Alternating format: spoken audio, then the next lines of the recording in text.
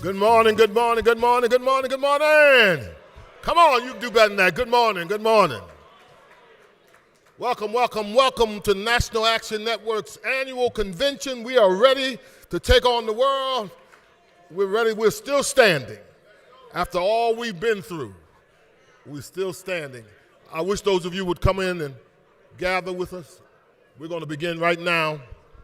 Those of you in the aisle standing, please find your seats. Please find your seats. Please find your seats. We're fortunate to be here today to launch what is our annual convention in a strategic time in global tension and tension within this nation, never higher than it has ever been. It is in that tension that we become creative and find our way to direct the tide to more accountability and be responsible to those people in our communities who are hurting and to block the advance of injustice that seems to be a wave of activities right before us now. We're facing difficult days, but we've been in difficult days before. Come on, let's say that. We've been in difficult days before. And we will prevail by the blood of our forefathers and mothers who sacrificed their lives and inconvenienced themselves to pass on to this generation the opportunity to climb the ladder. And so I want to, on behalf of the National Action Network, our board of directors, all of us, I want to welcome you to this annual session of the National Action Convention. I hope you will please invest your time. A lot of effort has gone into preparing for this week. We hope that we will answer some questions. More than importantly, we hope that we will help mobilize the communities across this country to show up in the election that is coming up. So let us understand that this is a preparation meeting. This is a meeting of us getting ready to do what we've got. This is not the end result. This is the beginning. We've got to march. We got to fight, and we got to get prepared in this session to understand who the enemy is and to understand those things that block our progress. And I'm sure that you are prepared to do that. I hope all those who come will join us in that objective to start the fight, to continue the fight that's already been started as we go forward. I want to welcome the members of our board to come up and join me. Jennifer Jones-Austin and Camille Joseph, Reverend David Jefferson, Dawn Jones, Howard Tisch, Dr. Johnny Green, Lamel McMorris, Lee Sanders, Luther Wynn, Phil Griffin, Reverend Dr. Ralph West, Rodney Ellis, Bishop Rudolph McKissick, and Reverend Steffi Bartley. If they're in, I ask you, as I've called your names, come please join us up here. Yeah. Come on, let's give the board some love. These are the navigators of our. That's right. Some of the board members are still in travel, but we are here. We're getting ready to start with the opening of the session, cutting of the ribbon, and I believe that Jenny. This is our vice chair right here, Jennifer Jones-Austin. Y'all give us some love.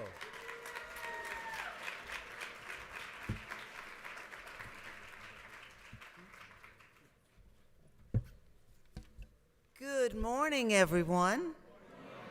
And happy first day of convention, National Action Network Convention 2026. Good to see all of you. We are in store for a tremendous conference. I want to begin this morning by just acknowledging all of you for being here and thanking you for being here. And now I need to give a shout out to some of our elected officials who are here with us as well. The Honorable Alvin Bragg, District Attorney for Manhattan. The Honorable Gail Brewer, Member of the New York City Council. The Honorable Darcel Clark, District Attorney, Bronx, New York. The Honorable Vanessa Gibson, Borough President of the Bronx. The Honorable Gerald Nadler, U.S. Representative. The Honorable Jemani Williams, Public Advocate for the City of New York. The Honorable Daniel S. Goldman, U.S. Representative. The Honorable Mark Levine, Comptroller for New York City. The Honorable Grace Ming, Member of the New York Congress. The Honorable Antonio Reynoso, Borough President of Brooklyn. The Honorable Julie Menon, our Speaker of the New York City Council. The Honorable Eric Botcher. Where is our friend? Okay. The Honorable Natasha Williams, Deputy Speaker of the New York City Council. The Honorable Nisha Smith, Deputy Borough President of Manhattan. And the Honorable Adriano Espayat, U.S. Congressperson. Now, there may have been some others who've joined us since the list was finalized. Oh, I think I see, is that Brianna Holman? Please stand up. Thank you. Sorry about that. And the Honorable Donovan Richards is with us? Excellent. Thank you all for being here, but as I said, we are all guests, special guests this morning. Oh, the Honorable Rita Joseph, who I waved at when I came on in here. Okay, this is a shout out now. And and I talked with him too, the Honorable Jordan Wright. Forgive me.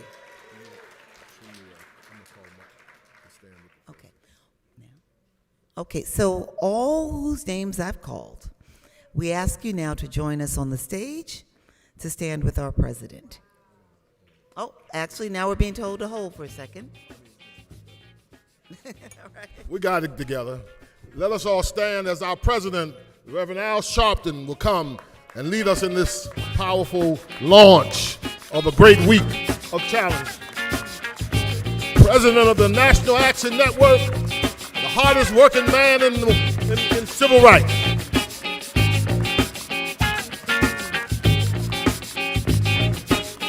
Come on, no justice, no justice, no justice. What do we want? What do we want? What do we want? When do we want it? When do we want it? When do we want it? All right, have a seat.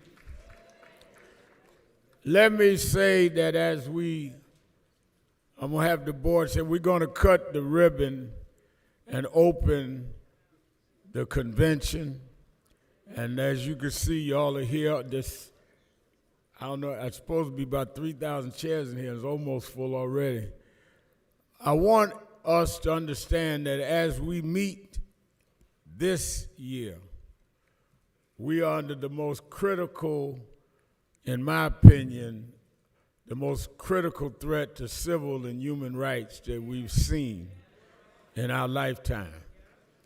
So this is, as we engage in hearing the speeches, we're going to do some fireside chats, then we're going to do some conferencing.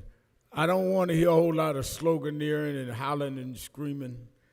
I want some real substance and a real plan to go back. So anybody that, want to showboat, you got the wrong convention. Because we're in trouble. We're dealing with a man that will defile people on Easter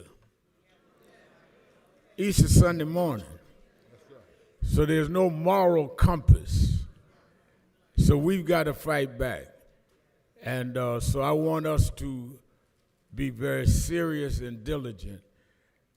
I want to bring, as we bring the elected officials to the stage to help us cut the ribbon, I want you to know I met a man, and as Dr. Richardson, our chairman, give a hand, our chairman of the board, Dr. Richardson. Our vice chairman, Attorney Jennifer Jones Austin. And you see he's brought out our board members. And of course, I give we're going to honor tonight Lee Saunders because he claims he's going to retire, which I'm not going to let him retire from us. And a special board member, I just came from doing Morning Joe. The one that brought me to mainstream media is on the board, Phil Griffin. I'll never, ever. He was president of MSNBC. He gave me a job, Congressman Nadler. He said that, I'll tell you the truth. He said, I went to him, Paula Walker worked for him, said, you should talk to him about seeing if you can do a talk show. So I didn't think he would think about it. I asked him, he said, let me think about it. He said, I'll tell you what. He said, this guy's going on vacation. Why don't you try it? Let me put you in there and see how you do. So I went, did the show 2 or 3 nights. He said, ratings held up all right. He says, this guy's going out Monday. Why don't you try that? So it was 6 o'clock, I tried it. Third one, I ain't heard nothing. I called him, I said, Phil, how are we doing? He said, come by my office. I came by. He said, how you like the 6 o'clock hour? I said, it's nice. He says, your show, that guy's not out. He's not on vacation. He's gone. He says, your show. And we negotiated.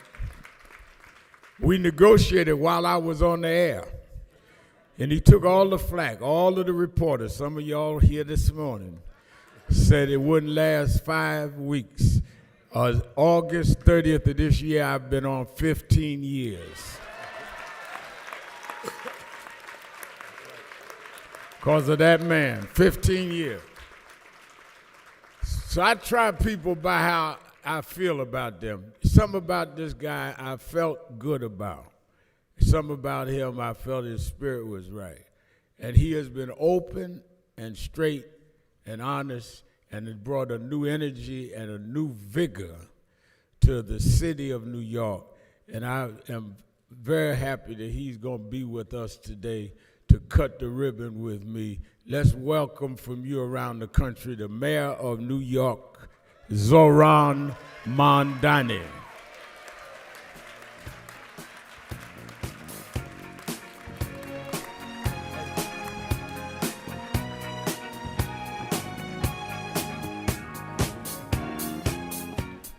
Good morning, New York City. It is such a pleasure to be here, and I had joked with the Reverend that I'm proud to announce that I am not running for president in 2028, which I know that some people may be considering when they come to this conference. It's a pleasure to be here because we are commemorating 35 years of the National Action Network. 35 years. And since 1991, NAN has stood at the very front of progress, of marches for justice, of the pursuit for a fairer New York City for each and every person who lives in it. And to the Rev, you are a New York institution, truly. You are as synonymous with our city as the Empire State Building or a folded slice of pizza.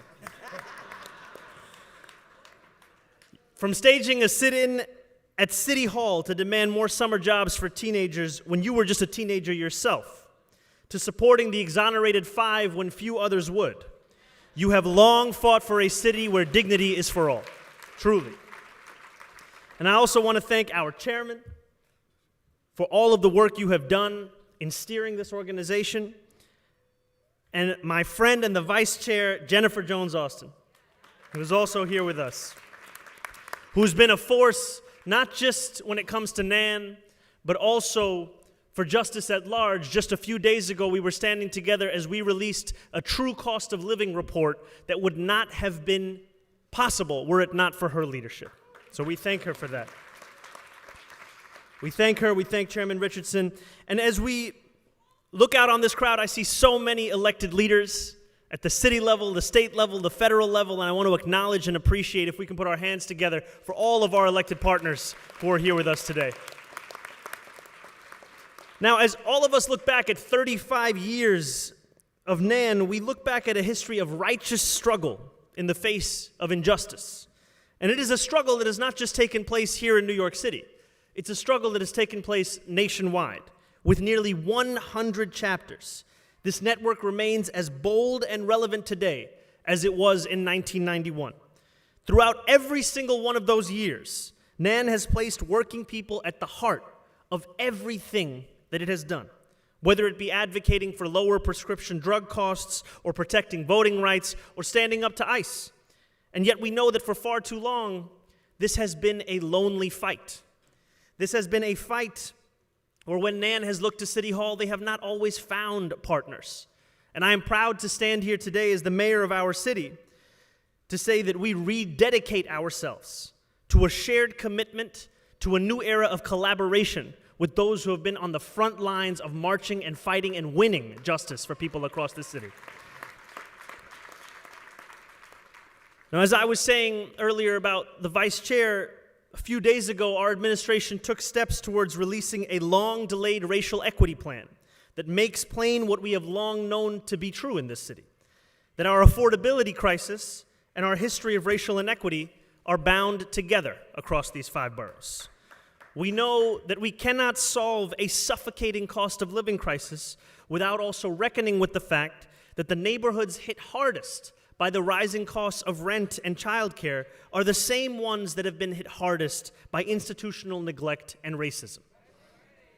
That is why when we secured $1.2 billion in partnership with the governor to place our city on a path to universal childcare, we made sure that we would begin our expansion of free childcare for 2-year-olds in the very neighborhoods that have so often been overlooked.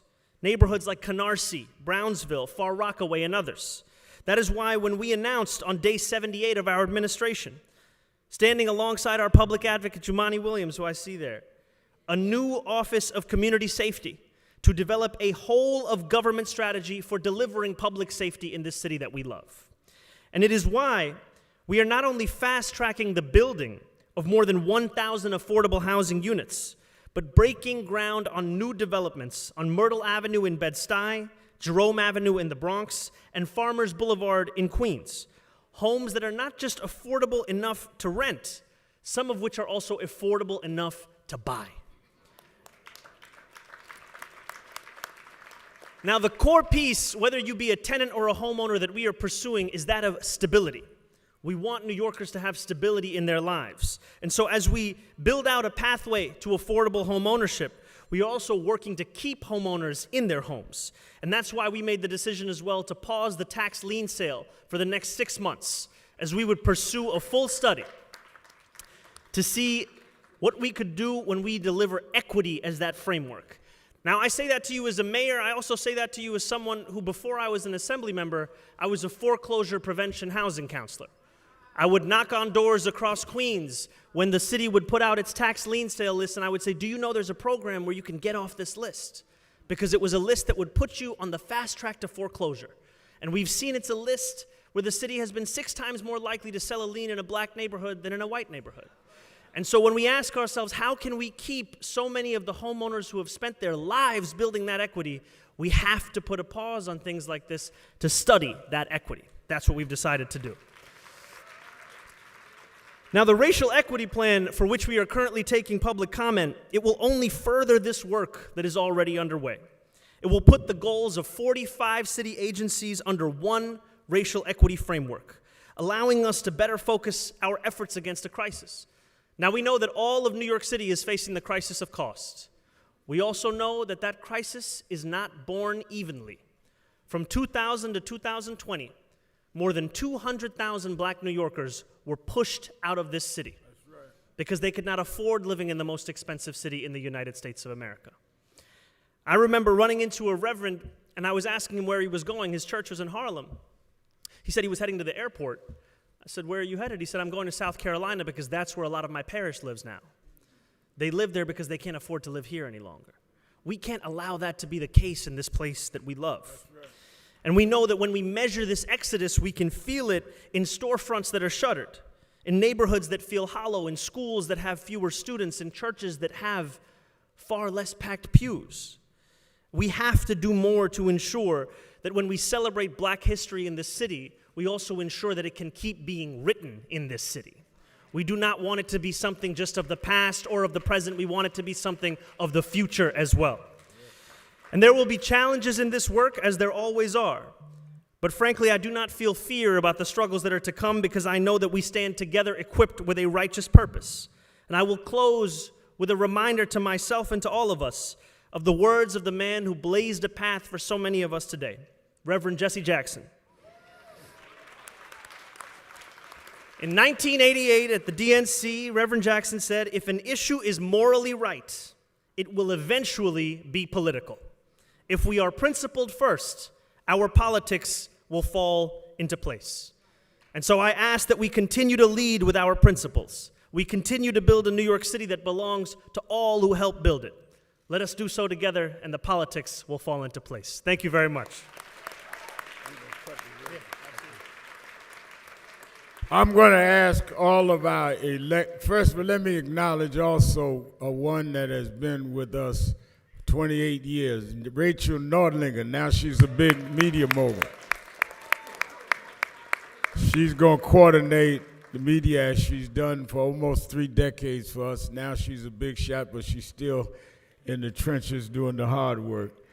And I want all of the electeds to come on this side to help us cut the ribbons, and I want them all to be able to give some remarks. Jemani Williams, our City Council President, Menon, all of them. My brother Reynoso is here. Jordan Wright. Mark Levine in the house, okay. Congressman Espayat, you know, we purchased our headquarters, but we're still in your district, so you got to speak. All right, we're gonna come around front, and we're gonna cut the ribbon. And I just want, now the fact that I'm coming around with the mayor and we getting ready to cut the ribbon, nobody take the scissors and try to take a cut at each other. Now this is to cut the ribbon.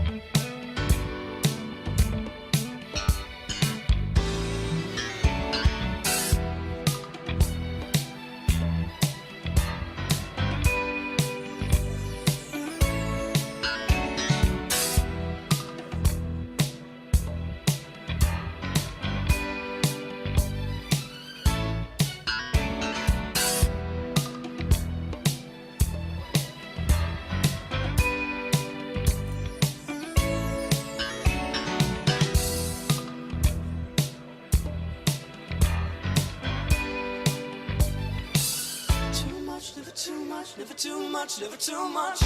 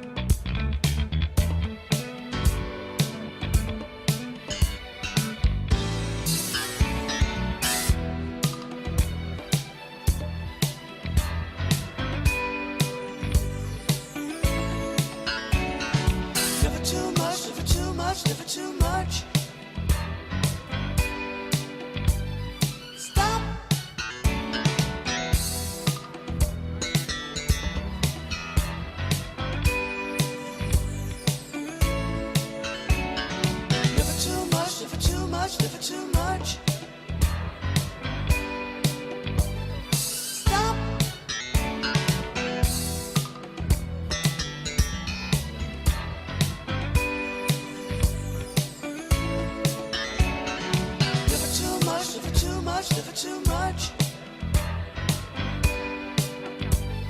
Stop.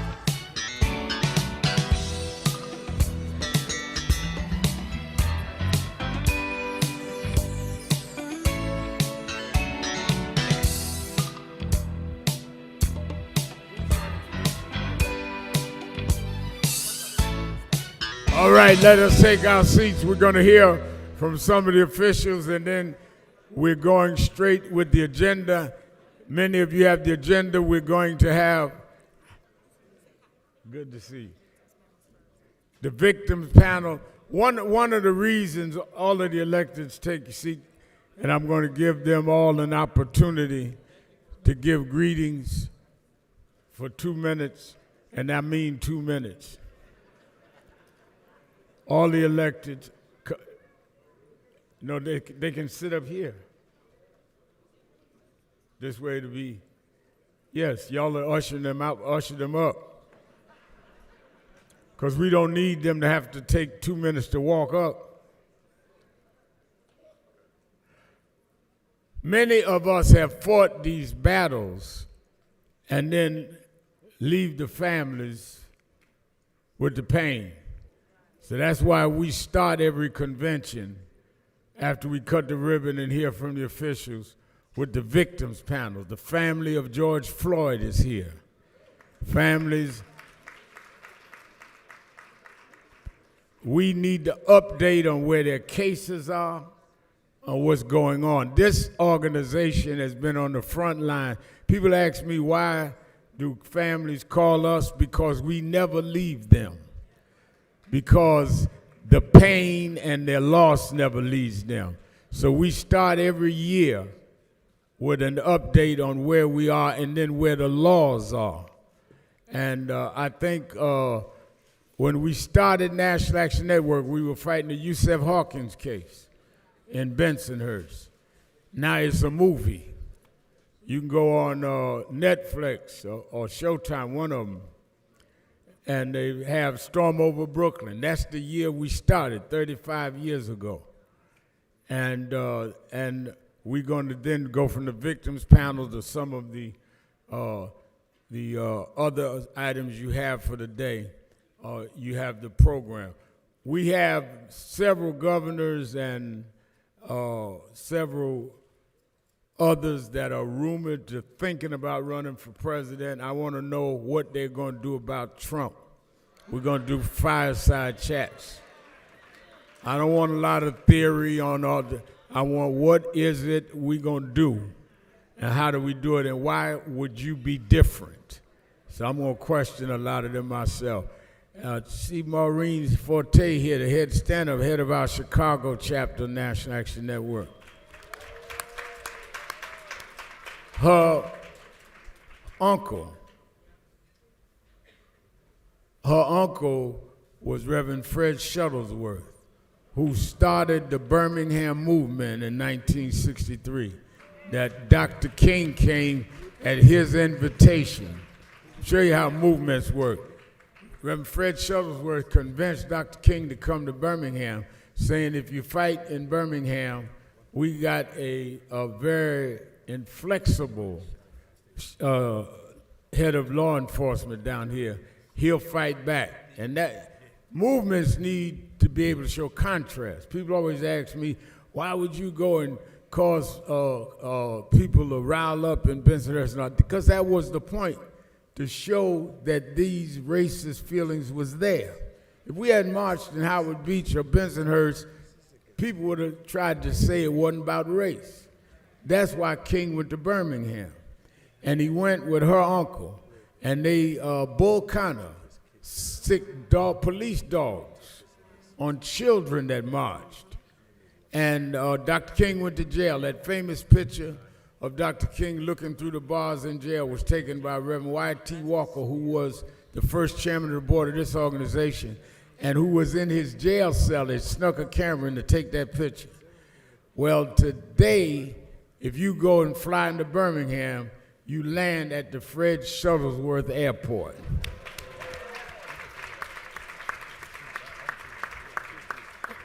Nobody named nothing after Bull Connor. but they named it after Fred Shuttlesworth. And I'm glad freedom fighters, people that has been true to the cause, are members of this organization. So Jennifer Jones-Austin, she's going to have our elected officials give greetings, and then we're going to start with our first panel. So I don't know what order you're going to put it in. I know that the second in line for mayor is the public advocate, so I'm going to bring on Jemani. Well, y'all keep acting like public advocate ain't what it is. If something happened, that's who the mayor is. And I'm on his good side, so I'm going to introduce him myself, because he's not only a public activist, a public advocate, he's a private activist. He's been on the front line a long time. You around the country don't know him. Everybody in town knows our brother, Jemani Williams.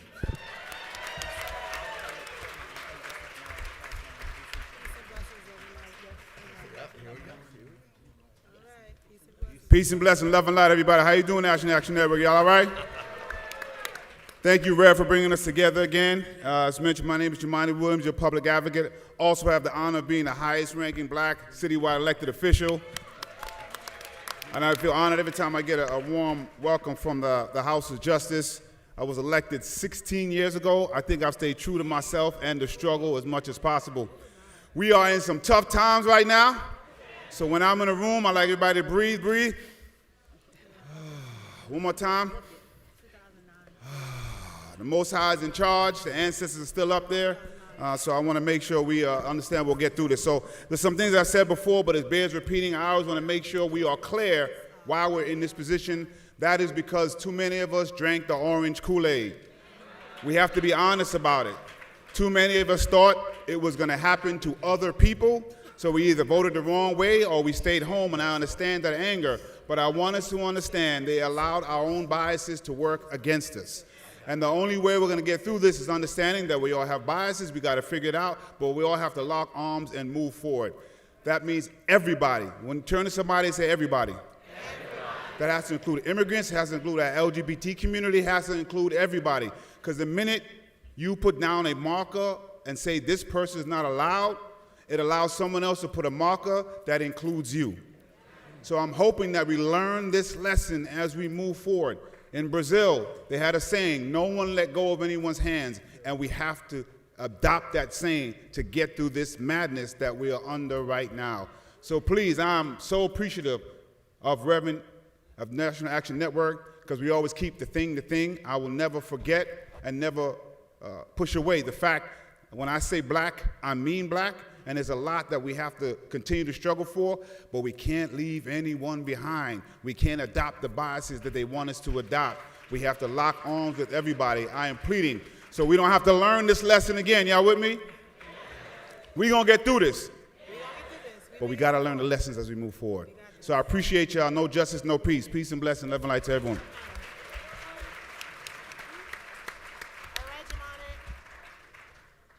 Thank you, Public Advocate. Next, we will hear from our City Council Speaker, Julie Menon.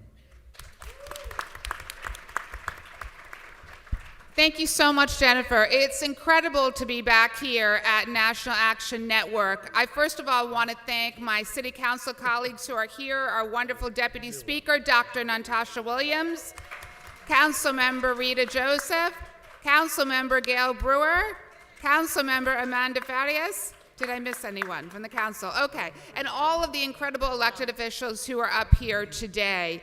So, Councilmember Yusuf Salam. So we need Reverend Sharpton and National Action Network now more than ever. We are facing a president who is not only attacking the black community, but is attacking women, control over our bodies, is attacking the gay community, attacking immigrant communities, and is basically attacking DEI. So let's call it what it is. I am really proud of the City Council. We have named the first ever equity officer for the City Council, Simone Jones, who's here today. Simone. And we're also focused in the City Council on making sure that we are protecting the Black community. And by doing that, I say we have said a hard no to raising property taxes 9.5%. That is unacceptable, because if we were to do that, we would be hurting Black communities across our city. We'd also be hurting small businesses. 5,000 small businesses, many of which are Black-owned, have closed last year. 5,000. 25,000 jobs have been lost, mainly in the Black community. So we in the City Council now are focused on what we can do, on Black home ownership, focused on MWBEs. We know that there are so many Black-owned businesses that are not getting the MWBEs that they deserve. And so that is something moving forward that we are going to do. And then lastly, I would say, this is a time for all communities to come together, to stand up against the hatred, to stand up against the intolerance, and to push back. And that is why I couldn't be more proud to be here once again, as I am every year, for this incredible National Action Network event, and I really look forward to the conference. Thank you so much.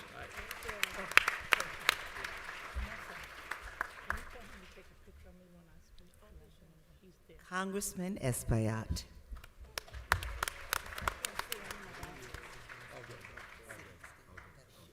Good morning, NAM. Good morning, NAM.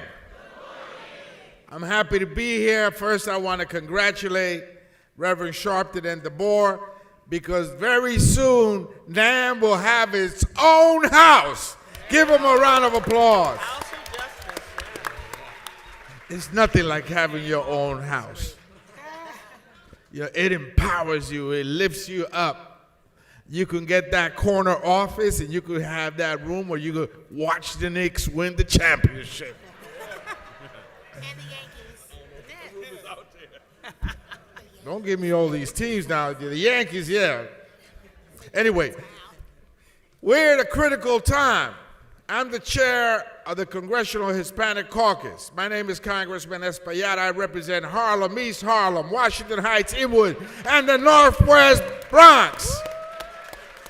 And we're at a crossroad in history as we see ICE agents masked with no first, no last name, anonymous, coming into houses of worship, to schools, to hospitals, being fueled by over $170 billion. Now imagine that.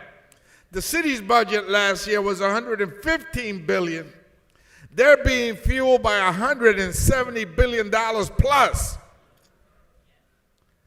And they're terrorizing America. They're not only arresting U.S. citizens, they're killing them. They're shooting them in the face. And this action, this illegal, aggressive action, is being fueled by the money. So let's take the money back. Let's unmask them. Let's make sure they respect sensitive locations. Let's make sure they don't engage in deadly force. Let's make sure that they are dismantled. Let's get rid of ICE, America. Let's get rid of it. And so today we're here with NAM, that has been at the forefront of civil rights, that has been at the forefront of defending immigrants, that has been at the forefront of defending women's rights, that has been at the forefront of pushing and lifting up those communities that have been traditionally excluded. The Black community in Harlem, the Dominican community in Washington Heights, the Puerto Rican community in East Harlem, the new African community in the Northwest Bronx. Yes, the Mexican community in East Harlem, the Senegalese on 116th Street. Yeah, that's what makes up our city. And NAM is at the center of lifting everybody up so that all votes rise with the same time. God bless you. And as the great late Adam Clayton Powell used to say, keep the faith, baby.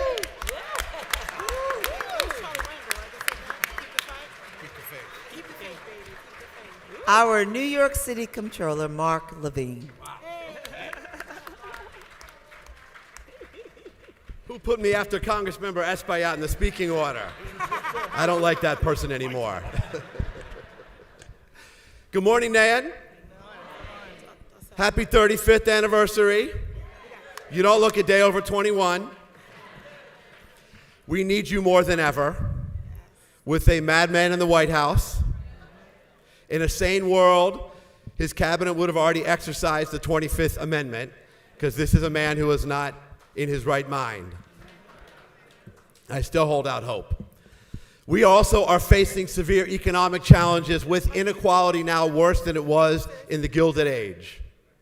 And what I know about Nan and Reverend Sharpton is while you have led in the fight for racial justice and social justice, you have been on the vanguard in fighting for economic justice.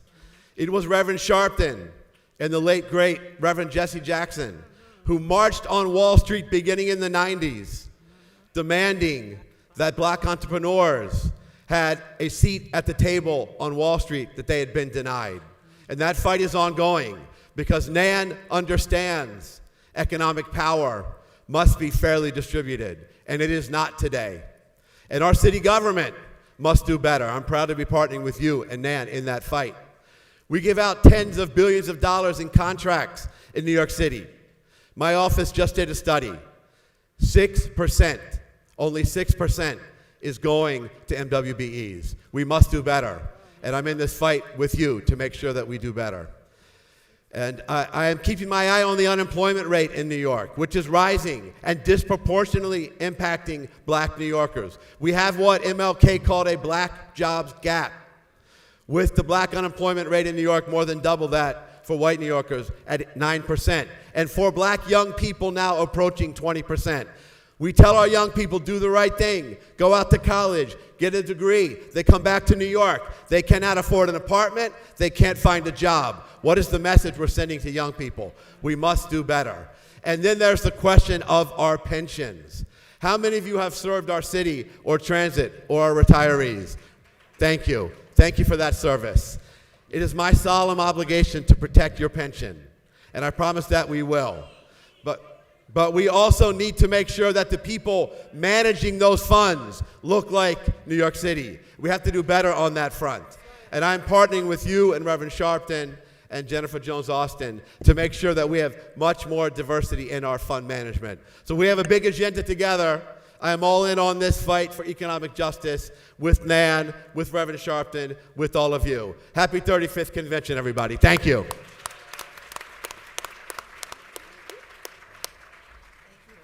Next, we will hear from our Manhattan District Attorney, Alvin Bragg. Good morning, Nan. I love Saturday morning on 145th Street, but this is great. We got the whole country here, and I specifically want to thank Jennifer Jones-Austin. She brokered the deal for the new house. I will be brief, and I want to just talk specifically about something that Reverend Sharpton talks all the time. Our communities require and demand both safety and fairness. You know, some people act like they can't coexist. They need each other, and Reverend Sharpton has lifted up that message now for 35 years, and a lot of what we're doing in the Manhattan District Attorney's Office is based on, you know, what we see Ashley and Dominique working with the Nan Youth Huddle, or Saturday mornings and lessons learned there. And so I'm happy to report, as you gather here in the middle of Manhattan, the safest big city in America, that at the same time, over the last 4 years, working with Nan, working with other electeds, working with our community leaders, shootings are down 70% in Manhattan. Yeah, we can clap for that, because those shootings are about us. In New York City, 95% of shooting victims are black and brown. That's where I want to go with that. And at the same time, we have doubled our referrals to mental health and drug treatment courts. So don't tell me they can't be done at the same time. And those are lessons learned on 145th Street at Nan. I thank you. Yeah. Let's keep marching onward. I wrote something down. Our Bronx District Attorney, Darcel Clark. Thank you. Good morning, Nan. It's wonderful to be here. Before I speak, I want to give greetings from our great Attorney General, Letitia James. She's here. You all know Tish would be here, but the Congressional Black Caucus is holding one of their conferences today. And you know, we love Tish because she belonged to us in New York, but she belonged to the whole country. So she's going out there representing all of us, and you know she is doing the good fight against the Trump administration and everybody that feels that they can disrespect our community. So let's give it up for Letitia James and the work that she's doing. All right. Y'all gonna give her bigger applause than me, but I'm glad I delivered that at least, right? But I'm Darcel Clark, the District Attorney of the Bronx, and happy to be in my 10th year as the District Attorney. Wow. Wouldn't be here without Nan and Reverend Sharpton and those of you who were able to vote for me to make sure that I became the first woman District Attorney in the Bronx and the first black woman elected DA in the state of New York. But I won't be the last, because you know what? Nan is the one that empowers people to better themselves. And as I do this work as a district attorney in the Bronx, and my colleague Alvin Bragg talked about, you know what? The victims of the crimes and those offenders of the crime look the same in my community, in the Bronx. And we can't wait for other people to come and save us.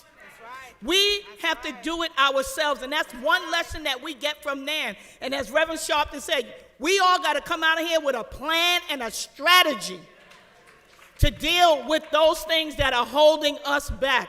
We have been here before. We're going to get through this, but we only get through it through the work that you all do each and every day in every place that you stand in this city and this country. So I'm happy to be a part of this movement. I'm happy to have Nan there when I need to help to deal with the struggles that we have in the Bronx. D.A. Bragg, I'm happy that your shootings are down, but when you look at the statistics of the city, unfortunately, all the bad things that are happening, most of them are happening in the Bronx. And that's because of the disinvestment that has happened in my county for years. But you know what? I got a good partner sitting right over there called the Borough President, Vanessa Gibson. And the two of us are helping to turn that around. And one of the problems that we're dealing with, and I spoke to Councilmember Joseph, we're talking about our young people. We need more of them in these rooms right here. And I know that Nan has a Youth Action Network, and you are doing your part. Christian, I see him here. He was one of the young people that I used to have in the Bronx doing the work, and look at him now. Our young people are full of promise. We need to do better. We can't have them taking over malls in Bay Plaza like they did last time, right? But we can't keep solving the symptoms without getting to the root cause of the problem. And one of the things I did because of that, because social media was the one that helped push that out, those efforts out. And you know what we did as a community, the electeds and the business community? We sent a letter to TikTok and Snapchat and all of those platforms to say, you know what? You got to do better to know not to push that things out. And yesterday, the borough president and I and other electeds sat down with TikTok. And guess what? We have a plan and a strategy now going forward. That's how we get this done. So I thank Nan for all you do. Thank you what you're going to continue to do. Happy 35th anniversary. No justice, no peace. Okay. Come on. All right, next we will hear from our Manhattan Borough President, Brad Hoylman-Segal. Good morning, Nan.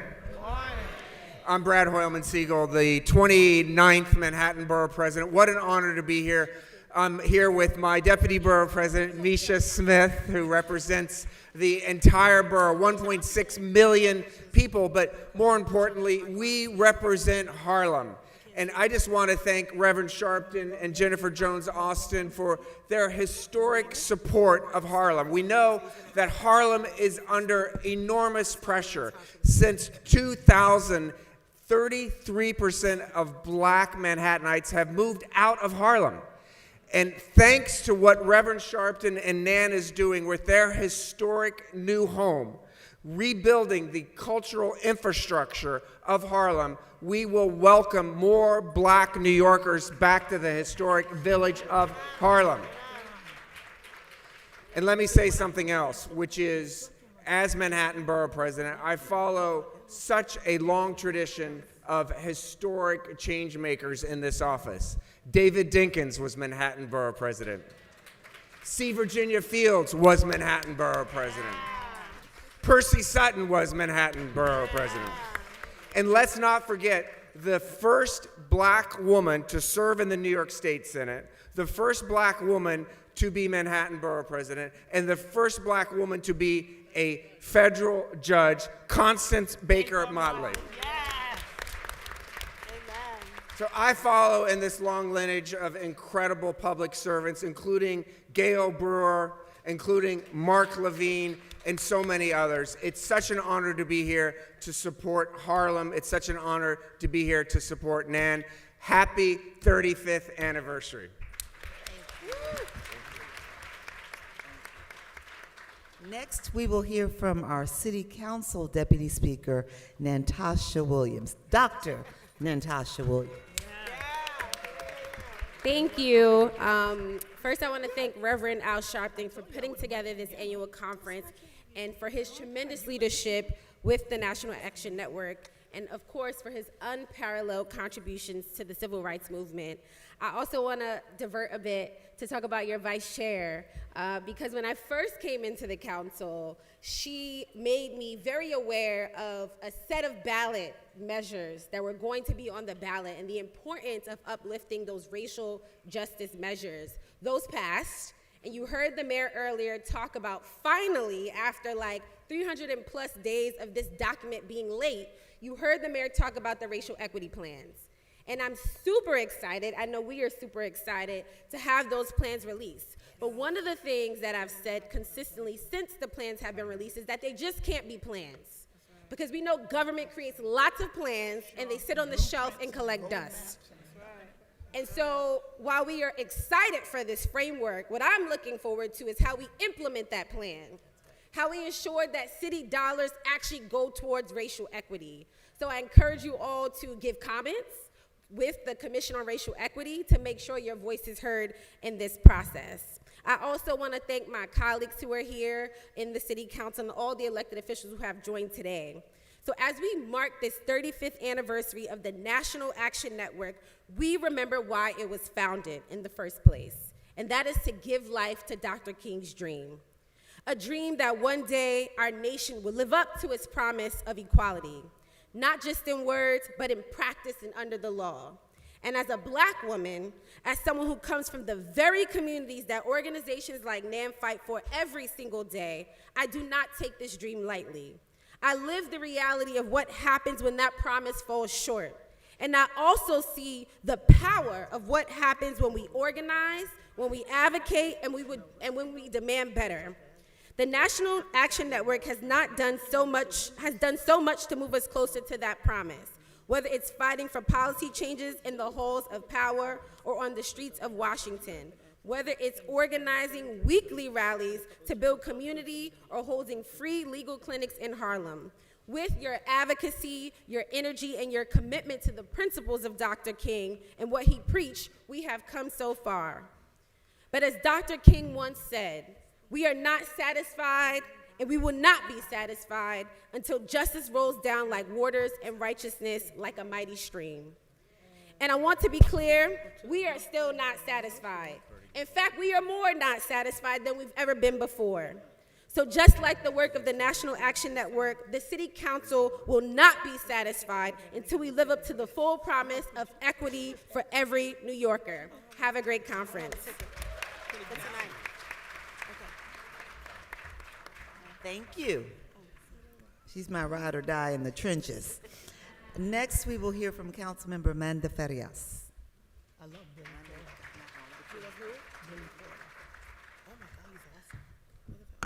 Good morning, everyone. I'm Councilmember Amanda Feras from the Boogie Down Bronx. Okay, I expected some cheers. I'm really honored to be here this morning with all of you, specifically National Action Network folks, for this historic 35th anniversary. Thank you again, as everyone has given thanks to Reverend Sharpton for decades of fearless leadership and unwavering commitment to justice. For 35 years, we know what y'all have been up to. NAN has been on the front lines, turning pain into policy and advocacy into action. From police accountability to voting rights, this movement has never wavered in centering the voices of our communities. This is one of the most important civil rights organizations in the country, and that impact is felt every single day. We gather at a time when our democracy is being tested, when civil rights, economic justice, and public trust are all on the line. That moment calls not just for reflection, but for action. In New York City, we see firsthand how these fights for us, for our communities, show up in housing, in education, public safety, and economic opportunity. The work NAN has led nationally continues to shape how we get to fight locally for equity and dignity. Power in action is not just a theme, it is a responsibility. The next 35 years demands bold leadership, collective action, and policy that delivers real change.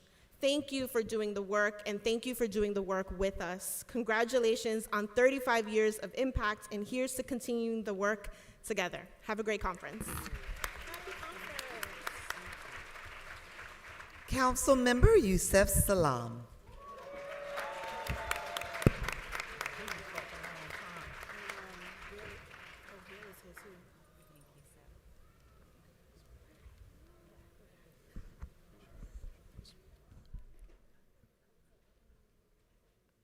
I begin with the name of Allah, the most gracious, the most merciful. May the peace, mercy, and blessings from the owner of all peace, mercy, and blessings be upon each and every one of you and your families. We are at war, the bulk of which will not be physical, the bulk of which is mental. Psychological warfare to make me accept you is better, like your ice is colder or your water is wetter. They're holding court in the streets. This time, court will be sweet. We will not accept defeat. The signal will be your very heartbeat. National Action Network has always been at the front lines of everything known and unknown. Our great dear Reverend Sharpton, I thank you for so much that you have done, will do, because it's not a moment, but in fact, this is a movement.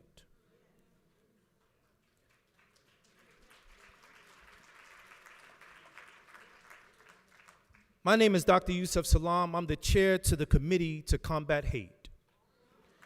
It is such an honor to be able to utilize the very thing that caused me and my good brother Corey Wise, who was in the audience.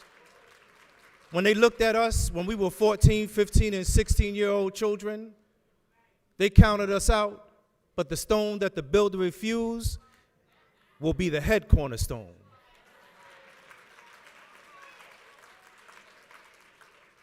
Oftentimes I would say I'm honored, but more than that, I'm actually thankful. I'm thankful to have survived with my right mind.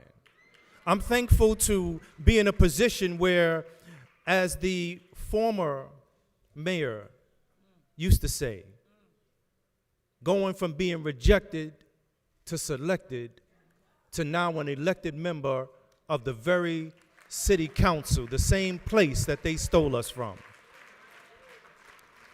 So what I want to remind you in my open remarks as I take my seat is that National Action Network has always been about action. It's not been about just thought, it's been about planning, it's been about making master chess moves so that in on to the future, the enemy won't even see you coming. You know, when Dr. Maya Angelou encouraged us, she said, you should be angry, but you must not be bitter. She said, bitterness is like a cancer, it eats upon the host. It doesn't do anything to the object of his displeasure. But this is the alchemy. She said, use that anger. You dance it. You march it. You vote it. She said, you talk it. Never stop talking it. Ladies and gentlemen, we got a midterm coming up. I need everybody to move with a sense of urgency, like your children's future depends on it.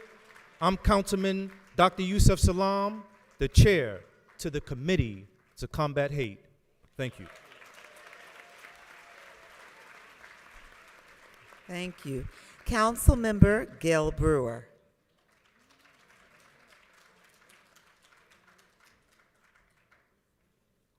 Thank you very much, Jennifer Jones Austin, and I also want to call out my friend Dawn Jones. I want to say a couple of things. I am Gail Brewer. I represent the Upper West Side of Manhattan. I've been in office since 2002, both as Borough President and City Council, and I feel I've been at not then every Saturday morning. I will say that the reason it's so important to be here today, that man in the White House wants to do so many horrible things. Obviously, war. Obviously, passed the SAVE Act, which would mean that 21 million Americans could not vote. We're not going to have that act, but even the thought that he would want to do it, he wants to cut all of SNAP and food stamps. In New York City, not only would we kill ourselves in terms of people who need food, but we would cut all the broadband that people get if they have SNAP. He also, of course, wants to cut transportation money. He wants to cut money for affordable housing. The list goes on and on. The great thing about Saturday mornings at NAN or wherever you are with NAN is you get information. You get information. There are forums on home ownership. I participate as head of Government Affairs Committee on forums on how to vote. We get forums on how to participate as women on Women's History Month, Black History Month, all part of what NAN does, because information in this city and this country is hard to come by. And NAN provides that every single day. So I'm here to say, in this crazy world where between government and community, there's often a challenge to make sure that the community comes first. It is NAN that makes sure, whether it is on Christmas giving out food, Thanksgiving giving out food, every single day making sure the Harlem community is taken care of no matter who you are. So I'm saying that is how we should structure our community and our city, how NAN does. So I'm here to say thank you not just to Reverend, but to all the team. You walk into that dilapidated looking place, you'll have a nice new one soon. And the welcome, the hospitality, and the warmth is there for everybody. And I want the rest of the world to understand that's how we should operate. Thank you very much. Amen. All right, and lastly, we will hear from our Bronx Borough President. I'm going to say my roller skating buddy, Vanessa Gibson. All right. Good morning, everyone. Truly giving honor to God, who is absolutely the head of my life. I am so thankful that he has brought us together for such a time as this. The 35th conference hosted by the National Action Network. Let's give a round of applause to our founder and president, the Reverend Dr. Al Sharpton. To Chairman Dr. Franklin Richardson, to my dear sister, our Vice Chair, Attorney Jennifer Jones Austin, to my dear sister, Rachel Norlinger, and my sister, Dominique Sharpton and Ashley Sharpton, to the NAN Youth Huddle members, and all of the board members of NAN, and each and every one of you, thank you for being here today. Folks, you've heard a lot of comments from elected officials. We know the work that must be done. We know our marching orders. And so this conference, Power in Action, 35 years of justice, of impact, and purpose. It reminds us that every day we must fulfill the destiny of our ancestors. I am proud to serve as the president of the great borough of the Boogie Down Bronx. And certainly to all of my colleagues in government, I want to say thank you because we are partners in this work. I am the first ever African American and woman to serve as Bronx Borough President. And I am honored to say that because for me, all of this work is about legacy and about footprints. It is about raising the standard of what leadership is all about. It is about reminding ourselves that we are blessed to be a blessing to others. It is about reminding us that we are better when we work together. It is a reminder that when we climb the ladder, we have to lift someone with us. It is a reminder that there is nothing greater that we can invest in than education. It is a reminder that our young children, our black boys and girls and our brown boys and girls, it is a reminder that every young person is ambitious and bold and creative and driven. And all we must do, folks, is invest in young people. We must make sure that some of the negativity we see among young people must be channeled and repurposed to something positive. Let us lift young people up in this moment. Let us recognize that in all of this work, it is about protecting black and brown communities that have often been left behind, ignored, denied opportunities.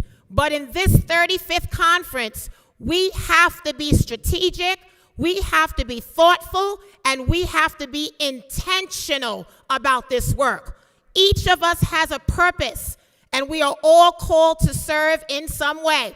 So I need all of our activists and advocates and parents and faith leaders and non-for-profits organizations. I need everyone in this moment to understand that this is a call to action and attention. This president, this White House is doing everything that they said they would do. And I am often reminded, in the words of our dear sister Maya Angelou, when people show you who they are, you believe them. So we can't be surprised by the actions of this president. We cannot be surprised at his tweets and his words. But what we must do is ensure that our communities are educated and empowered and encouraged and motivated to do something. To not be a bystander, but be an upstander of justice and fairness and equality.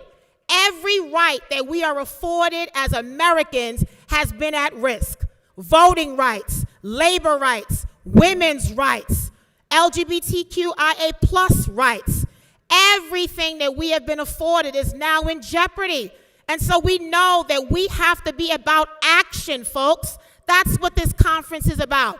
It is about coming together in such a way and talking about the issues and having community-driven solutions. So as the Bronx Borough President, I am proud to do this work in partnership with all of my elected officials because the Bronx is often counted out. And what I know about being counted out is when folks count you out, God will always count you in. As a winner representing excellence, we are kings and we are queens, and we cannot allow this Trump administration to treat us less than. We have the power. We have the rights, folks. All we have to do is execute them. That's what this conference is about. And so I am proud to work with all of you, to walk with all of you in this moment because leadership matters. And folks, guess what? You do not need a title in front of your name to be a part of changing your community. But guess what? If you do the work, the title will come. So I need everyone to be a part of this conference for this 35th year. And equally as important, I need all of you to take that information and bring it back to your community. Help someone, because there is so much happening in this world. It feels like a full-time job fighting against this administration. But what my faith tells me is every setback is preparation for a comeback. This is a comeback moment, folks. And so as I close, let me remind all of you that we are our ancestors' wildest dreams. Every hope and every aspiration that they fought and died for. Let us not lose sight of what this moment means. Let us be about action and attention, and let us do this work that we have all been called to do. And what I like to say in the Bronx is that we do this work and we serve our people, our community, our children, our veterans, our union members, our older adults. We do this work with passion and purpose. So keep fighting, Nan. Keep going. Keep encouraging. Keep motivating. Stay strong. Don't get distracted. Stay focused. Keep your eyes on the prize. Happy 35th Conference, Nan. God bless you, community, and thank you for the work that you do. Amen. Amen. Let's just give another round of applause to our elected officials. And now I present to you once again our president, Reverend Al Sharpton.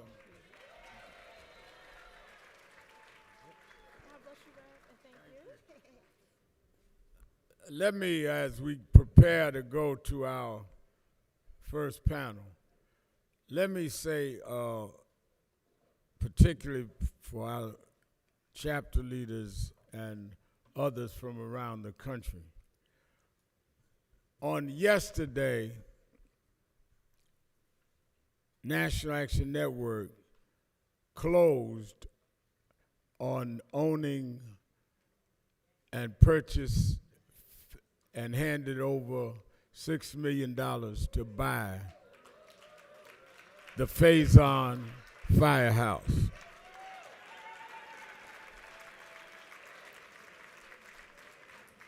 We're going to have to spend another $1 million doing some rehab.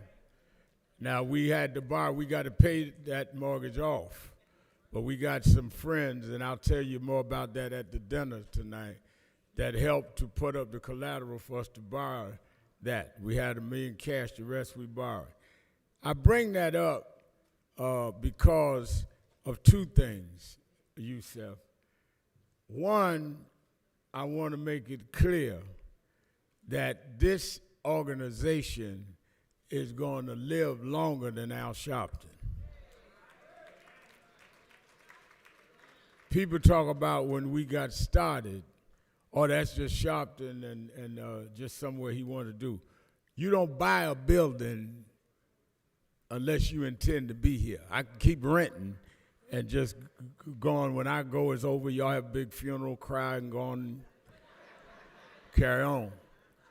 I want to establish the permanence of this organization. So that is why, as I go through my last couple of years as president, I wanted to buy something so the next president doesn't have to worry about paying rent, don't have to worry about anything, because we're going to give them equity because they'll own a building that they could always have equity to. So tell all my haters,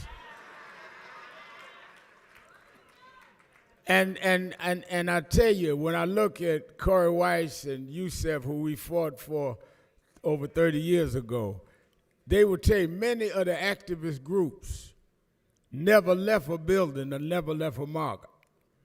Nan is one of the few that has been able to institutionalize, and I thank you and give you credit for that. Secondly, when we see Jennifer Jones Austin, where'd Jenny go? Okay, she's in the front row. Jennifer Jones Austin is the head of Protestant welfare agencies in New York. She is also the vice chairman of our national board. but she was raised in activism. Her father, Reverend Dr. William Augustus Jones Jr., was the head of Greater New York SCLC Operation Breadbasket under Dr. King, and then was appointed breadbasket under Reverend Jackson. She grew up in the house of an activist. When my mother was concerned about me becoming seemingly leaning toward politics or civil rights, I was a boy preacher, started in the Pentecostal church when I was 4 years old. Still got some Pentecostalism. Jamie Bland and me still shout every now and then. You put on the right tune, I'll cut a step now. We still. And when my father left and we had to move to the projects, I'd watch Adam Clayton Powell. My mother was scared. She wanted me to stay fundamentalist. And now fundamentalism got a bad name. They call it Christian nationalism, whatever that means. And anyway, she brought me to Bishop Washington, my pastor, who brought me and my mother across the street. He said, I know what to do with him. He can stay in the church and be active. And brought me to Jenny's father, Reverend William Jones. And he was the head of Breadbasket. He taught me, first time I picketed, we were picketing A&P, which was the path mark of that time, and made them give us contracts, made them put people on the board. So I was raised in this. I was 12 years old.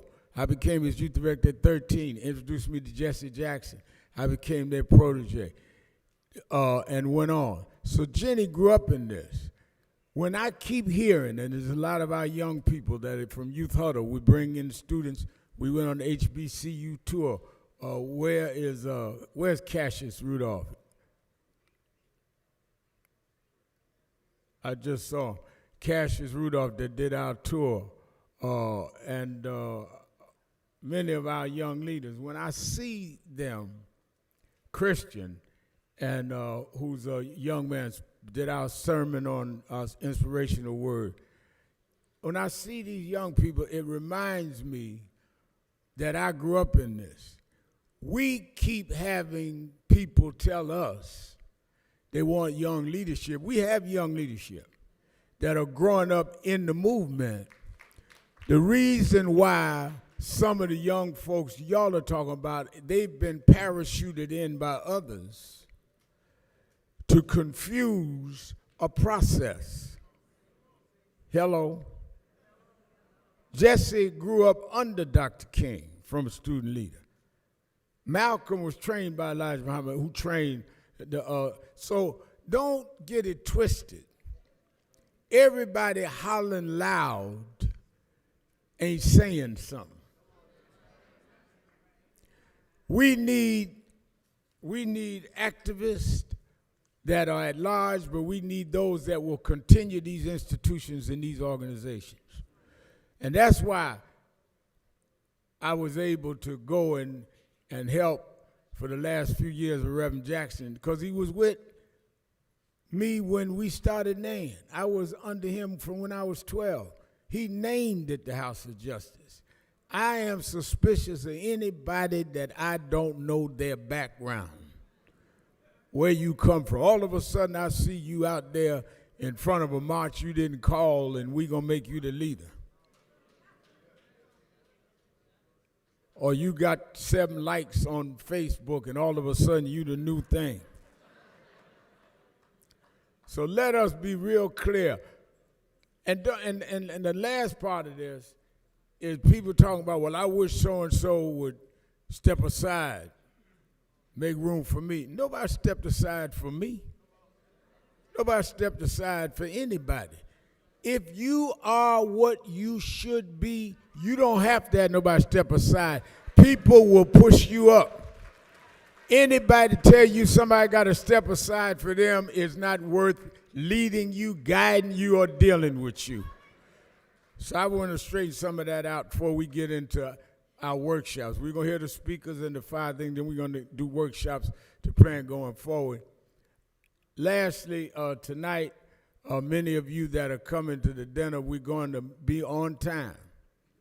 One thing about National Action Network in 35 years, Phil Griffin, we have our dinners that start and end on the same day.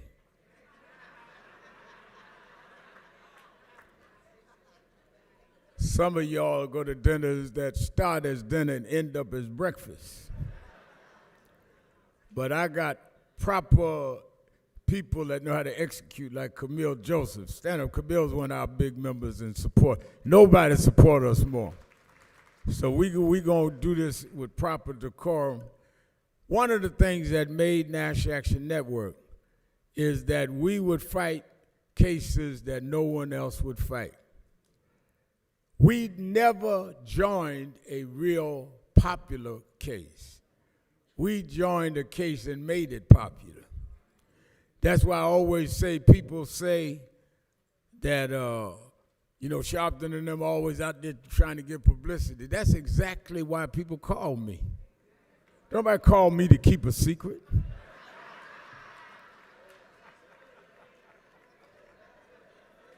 I mean, think about how crazy that is. Reverend Al, the police killed my son, but don't tell nobody. That's why they call us, to put a spotlight on where was dark places. That's why Dr. King had to come deal with Rosa Parks. We learned this. Spotlight is part of the strategy to make an issue happen. Oh, Reverend Al and them having their convention going to have a lot of press. That's the point. Because if we don't get the press, all you're going to have is crazy Trump talking nuts tonight, selling wolf tickets to Iran rather than dealing with the problems of affordability and the problems of affordable health care. So when people tell you about the media, tell them yes, guilty. And that's what we need to keep a spotlight on what's going on. And I'll tell you this, and I'll bring on the next panel. I didn't learn that, Yusef, in college. I dropped out of college. I didn't learn that in college. I learned it because when we had to move to the Albany projects, and then we moved in a tenement in Brooklyn, we had roaches. Now, I know some of you bourgeoisie don't know nothing about roaches. But we had roaches. And I don't care how much Raid we sprayed on them. Now I hear some murmurs, so some of y'all know about what Raid is. We couldn't get rid of the roaches.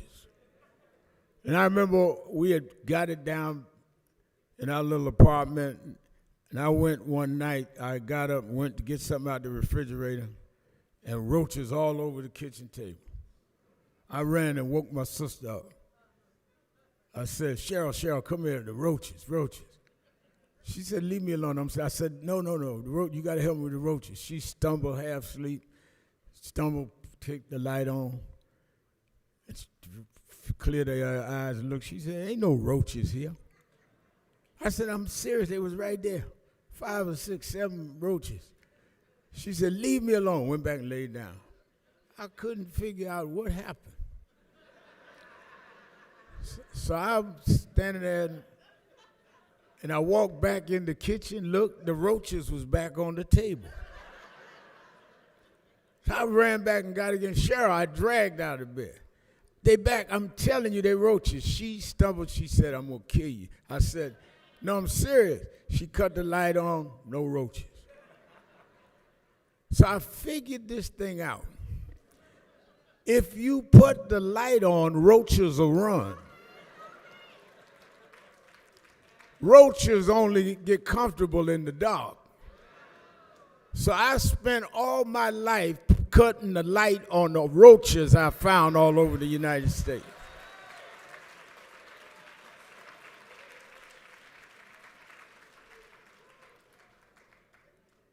Let me bring to the platform, let me first bring the moderator of this session.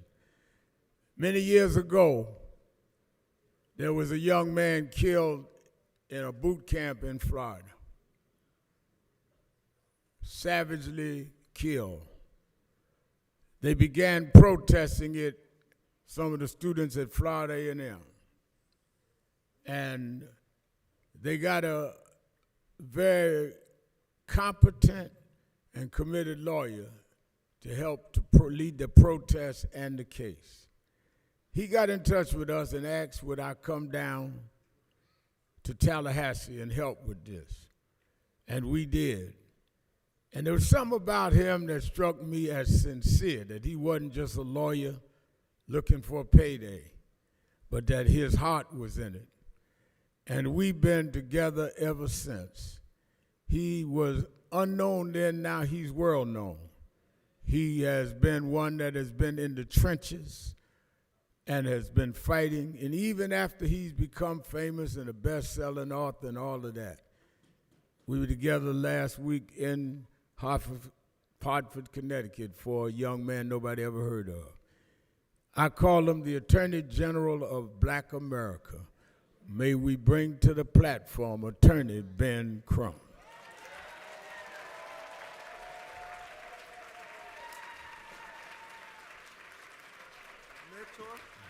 35 years. Good morning, Nan. Y'all give it up for my mentor, my co-counsel, a man who always answers the bell. He's been answering the bell for 35 years for Black America. Y'all give it up for our civil rights leader, the Reverend Sharpton. Y'all can do better than that.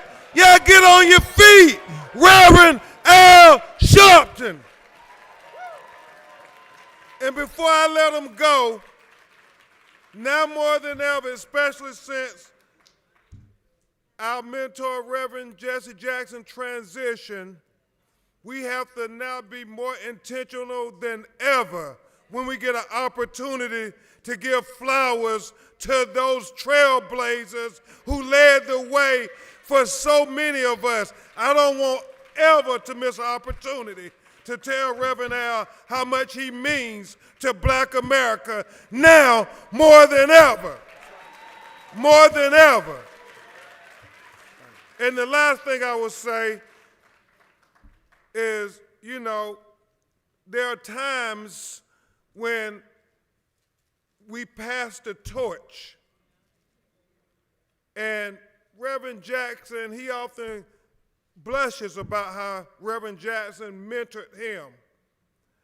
I have to believe, Reverend Al, that Reverend Jesse Jackson was awfully proud but awfully at peace knowing that there was somebody to pass the torch to a new civil rights leader for America for these times such as these. Y'all, again, let's thank Reverend Al for taking the torch and being our civil rights leader for the United States of America.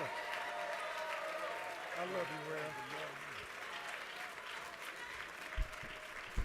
Rev. Amen. So, good morning, Nan. Y'all know it's that time where we bring out the people who turn their pain into power, turn tragedy into triumph, and refuse to accept injustice. You know, this young man on the stage is the epitome of transforming tragedy into triumph. I mean, when you think about a lie that tried to steal the freedom of a group of young black boys, immediately it comes to mind what happened here in New York City, especially when the person who occupies the White House took out a full-page ad trying to say that they should be sentenced to death, even though there was not a scintilla of truth about what happened to them. And he refused to lose, and I am so proud that God has made his test into a testimony. Y'all give it up for the New York City Councilman, Dr. Yusef Salam.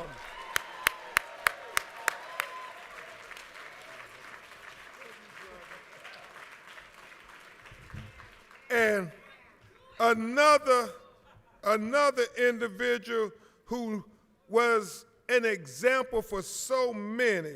She taught so many how to not only grieve publicly, but still advocate for justice when her 17-year-old son was profiled, pursued, and shot in his heart while he walked home from the 7-Eleven with a bag of Skittles and a can of iced tea and was talking on the cell phone to his high school friend, and this neighborhood watch volunteer with a 9mm gun killed him and then said that he was standing his ground. Well, thank God that she stood her ground. You all give it up for the mother of Trayvon Benjamin Martin, Miss Sabrina Fulton.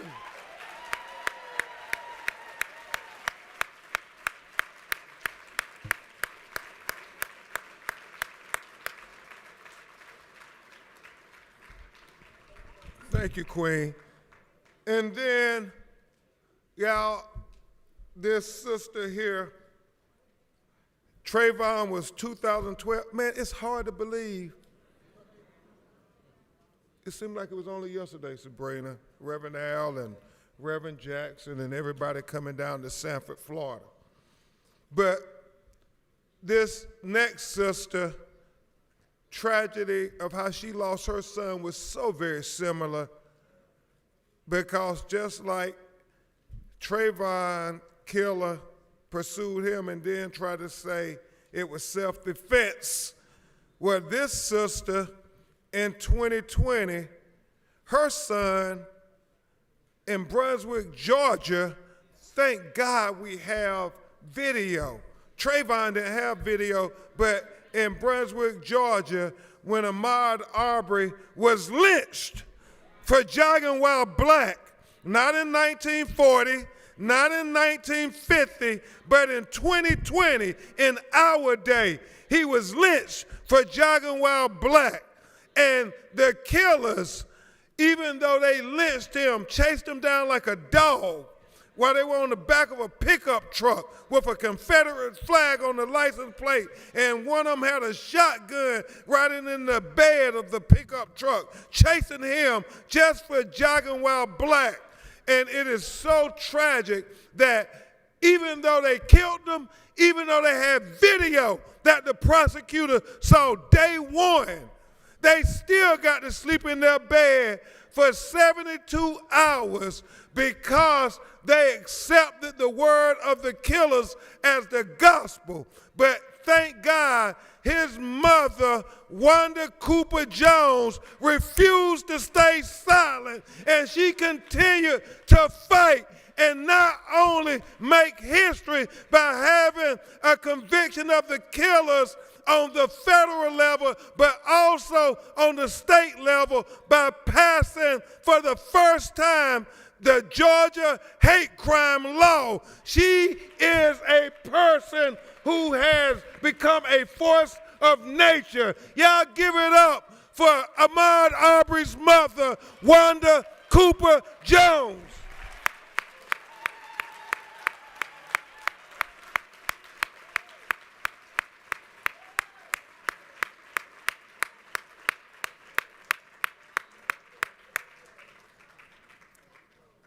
And she got a new look like Patti LaBelle from her head to her toe.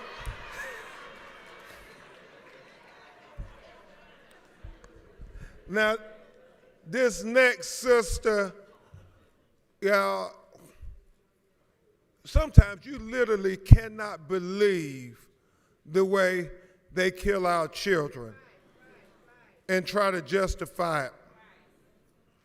I mean, Dr. Salam,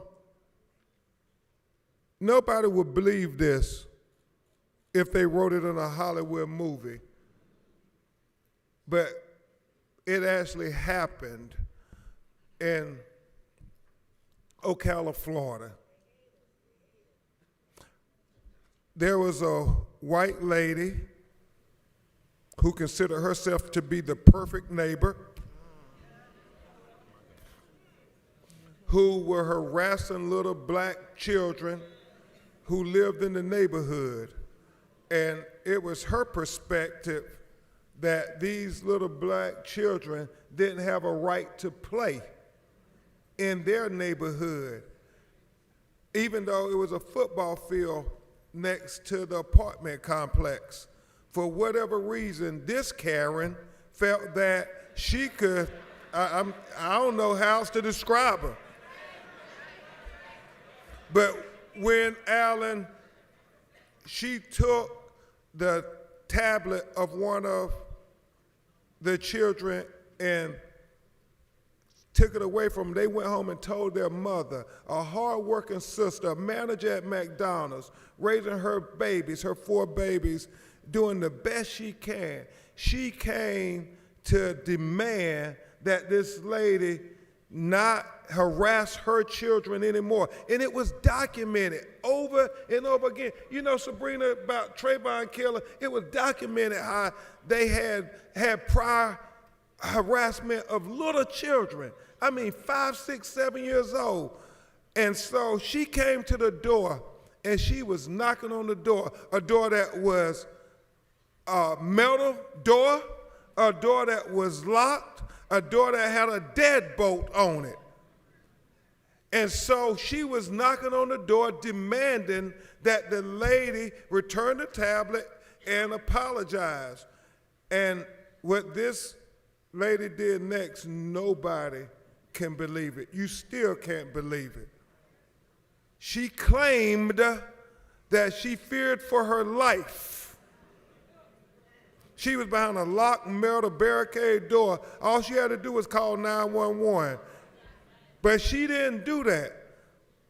She took a gun and with A.J. Owens' 2 little boys standing there by her side, she shot through that door, hitting their mother, and their mother fell to the ground dying. And one of the most heartbreaking things ever is when you see the video of those little boys knocking on the neighbors' doors saying, please help me. The lady shot my mama. She's lying on the ground. Please help me. And one of the big brothers trying to console the little brother who's crying uncontrollably. Well, thank God for the efforts of their grandmother, who had already raised her children. But she then, as so often, had to come, and the village, it takes all of us to raise her grandchildren, not only to raise her grandchildren, but to get justice. And in getting justice, she was the executive producer of an Oscar-nominated documentary. Some of you all may have seen it. Now it's been nominated for a Peabody Award. She won so many awards with this documentary. It is called The Perfect Neighbor. Give it up for the woman who made sure the perfect neighbor was arrested, convicted, and is in prison for manslaughter for killing her daughter, A.J. Owens. Y'all give it up for Miss Pamela Diaz.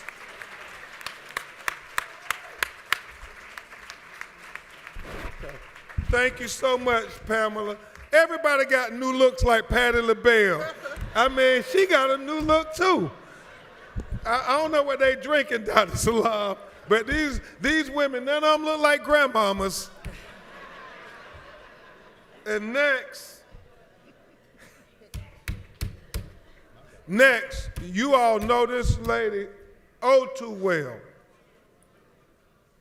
Because like Sabrina, she was one of the original mothers of the movement. I mean, before we started screaming, "I can't breathe" for George Floyd, we were screaming, "I can't breathe" for Eric Gardner once he was choked right here in Staten Island, New York, and they still never arrested and convicted any of the officers, but she refused to let them sweep it under the rug, and she made certain that in the city of New York, Dr. Salim, that they passed the Eric Gardner law to make sure that they outlaw the chokehold. Y'all give it up for the force of nature, Miss Gwen Crump.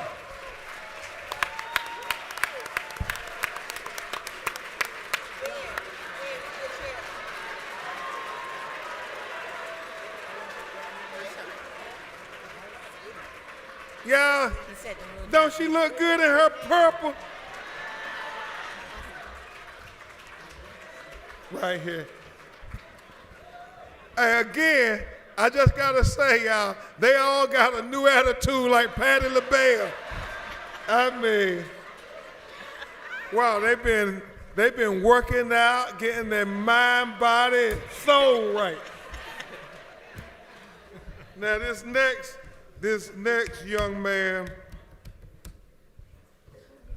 but time seems to just fly. It's hard to believe that it's been over 5 years since we all watched the torture video of George Perry Floyd in Minneapolis, Minnesota, where he said, "I can't breathe" 28 times while a police officer kept his knee on his neck for 9 minutes and 29 seconds. And once you see that video, you cannot unsee that video. And I remember, Sabrina, the first time he did an interview, he was crying, it was uncontrollable. I mean, you could tell that he was a person who grew up with his big brother as his hero.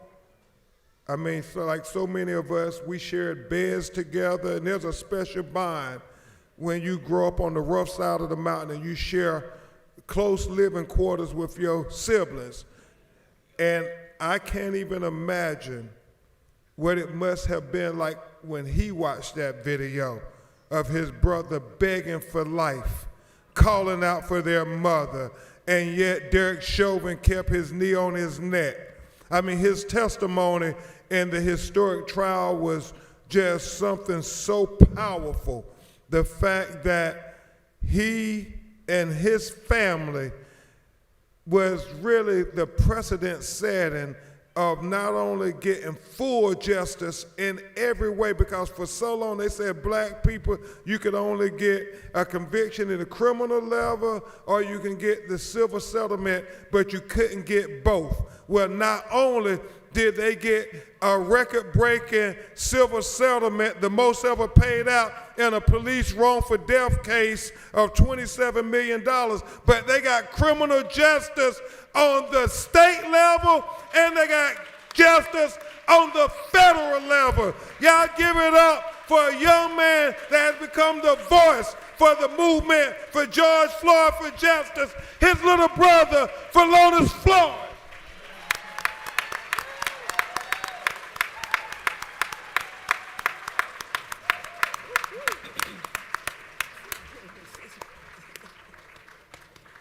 Hey, and again, Patti LaBelle, new attitude. Y'all see how he getting back to his fighting weight and lost all that weight? I'm saying, Miss Keita Floyd, keep doing whatever y'all doing. And then I think this next person, man, just like Dr. Yusef Salam, he was wrongfully accused and wrongfully convicted. And if you saw the masterpiece that Ava DuVernay put in the mini series, How They See Us, all you can do is applaud this brother every time you see him for making sure the Central Park 5 became the exonerated 5. You all stand to your feet for King Corey Wise. King Corey Wise.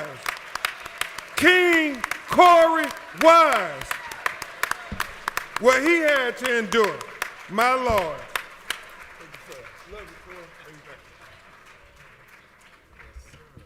And then last but not least, and it's so heavy on my heart right now because we see what this Trump administration is doing.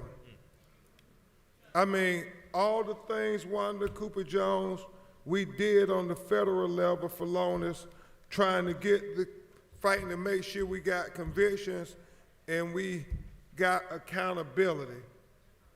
But then, just like our sister Breonna Taylor, you all saw last week in Louisville, Kentucky, where the Department of Justice petitioned the court to dismiss the charges against the police officers who kicked in her front door at 1 o'clock in the morning and unnecessarily, unjustifiably, and unconstitutionally mutilated this unarmed queen named Breonna Taylor with 8 bullet holes while she was practically naked in her nightgown.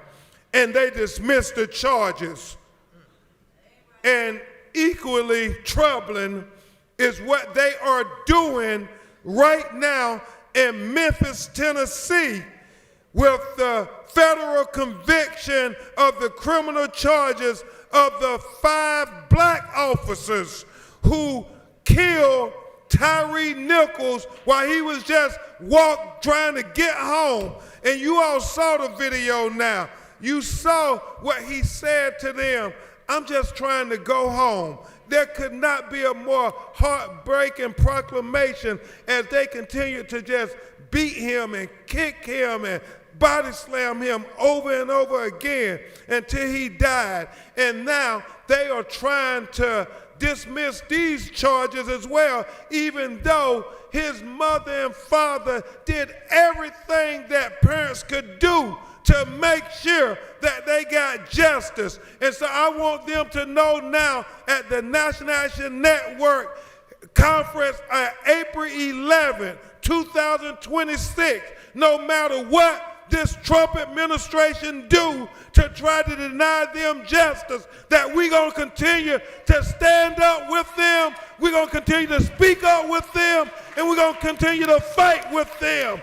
As long as we know that we got their back, they will get justice. Y'all give it up for the parents of Tyree Nichols, Rovon Wells, and Rodney Wells. We are standing with you. We know what you're going through. We know they're trying to have a miscarriage of justice. I mean, Miss Rovine, it's a shame before God what they're trying to do to y'all. I mean, this is going on right now. They're trying to petition the court to get rid of the charges. And so we are going to move fairly quickly today.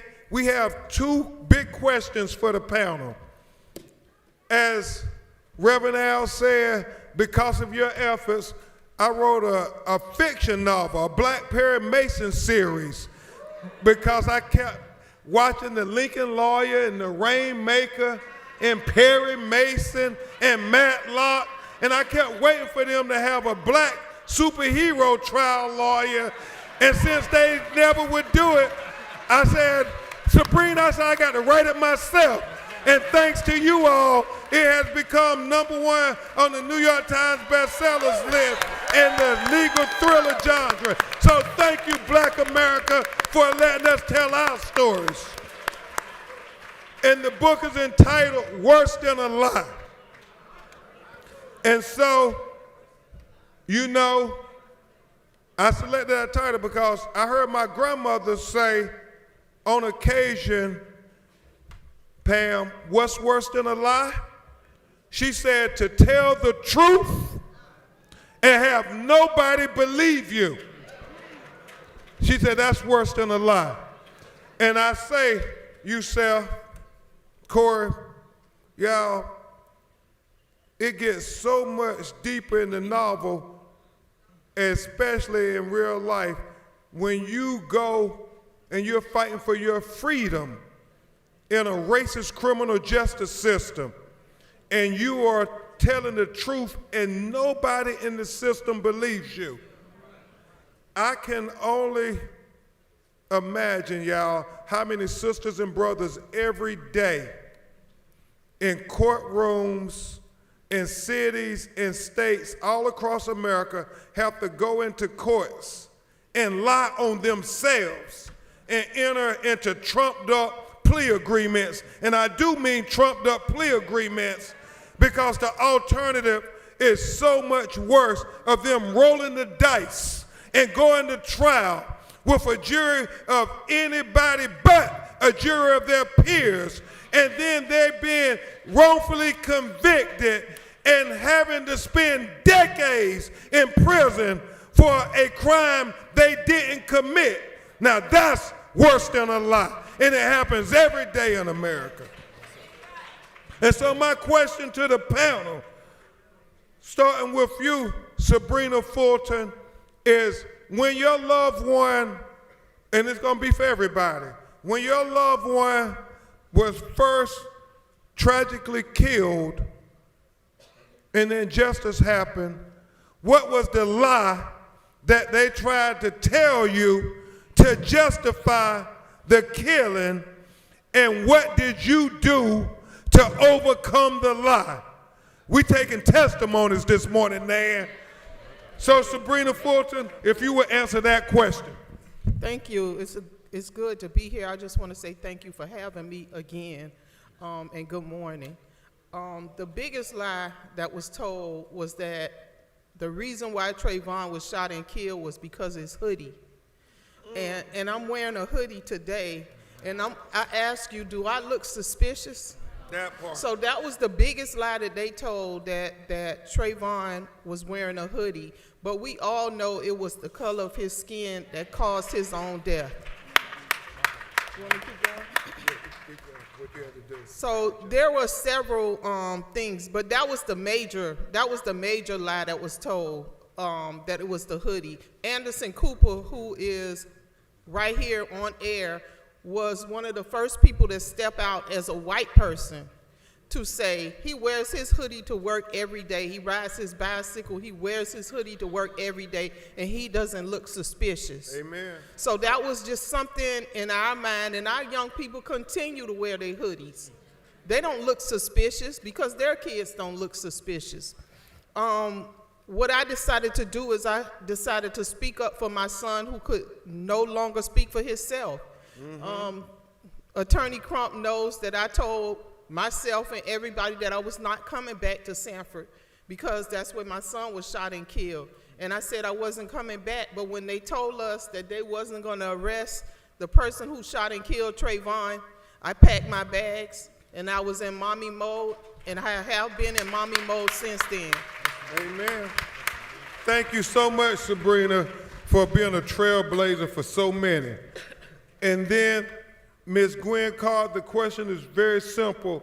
What was the lie they told you when they first killed your son, Eric Gardner, and what did you do to overcome the lie and get the truth out? Well, good morning, everyone. It's a pleasure to see all of you. But yes, the biggest lie that they told, they didn't know it was a video out yet. So they said that the police was talking to him and he had a heart attack. So, you know, if there wasn't a video, they would have stuck by that lie. And so after I actually found out what happened to my son, you know, I was in a dark place for a while. You know, I didn't even want to get up out of bed.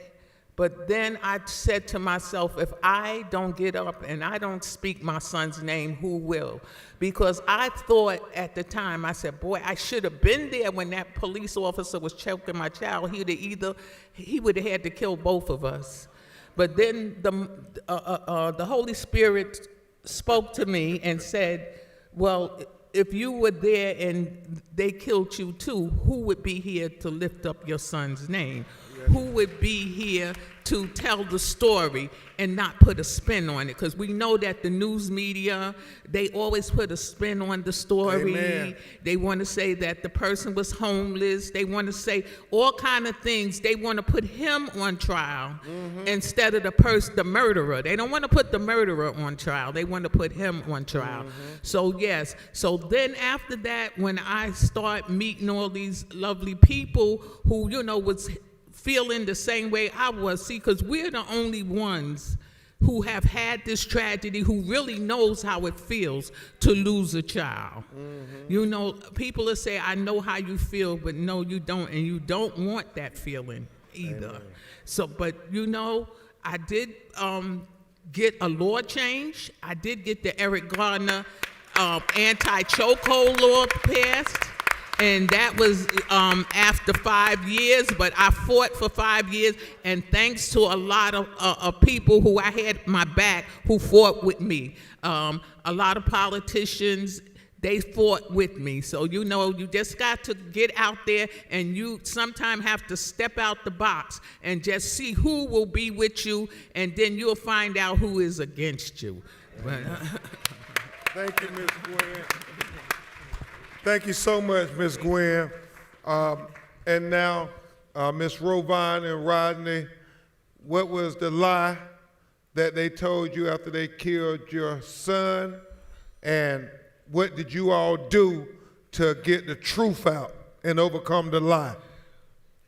Good morning, everyone. Thank you for having us. On January 7th, 2023, the Memphis police officers came to my door, and they told me my son was being arrested for a DUI. And it puzzled me because, first of all, my son don't drink. They told me that he was being transported to the hospital because he had got pepper sprayed. They also asked me, was he on some type of drug? And that confused me, because they said that he came out like he was the Hulk or some damn body.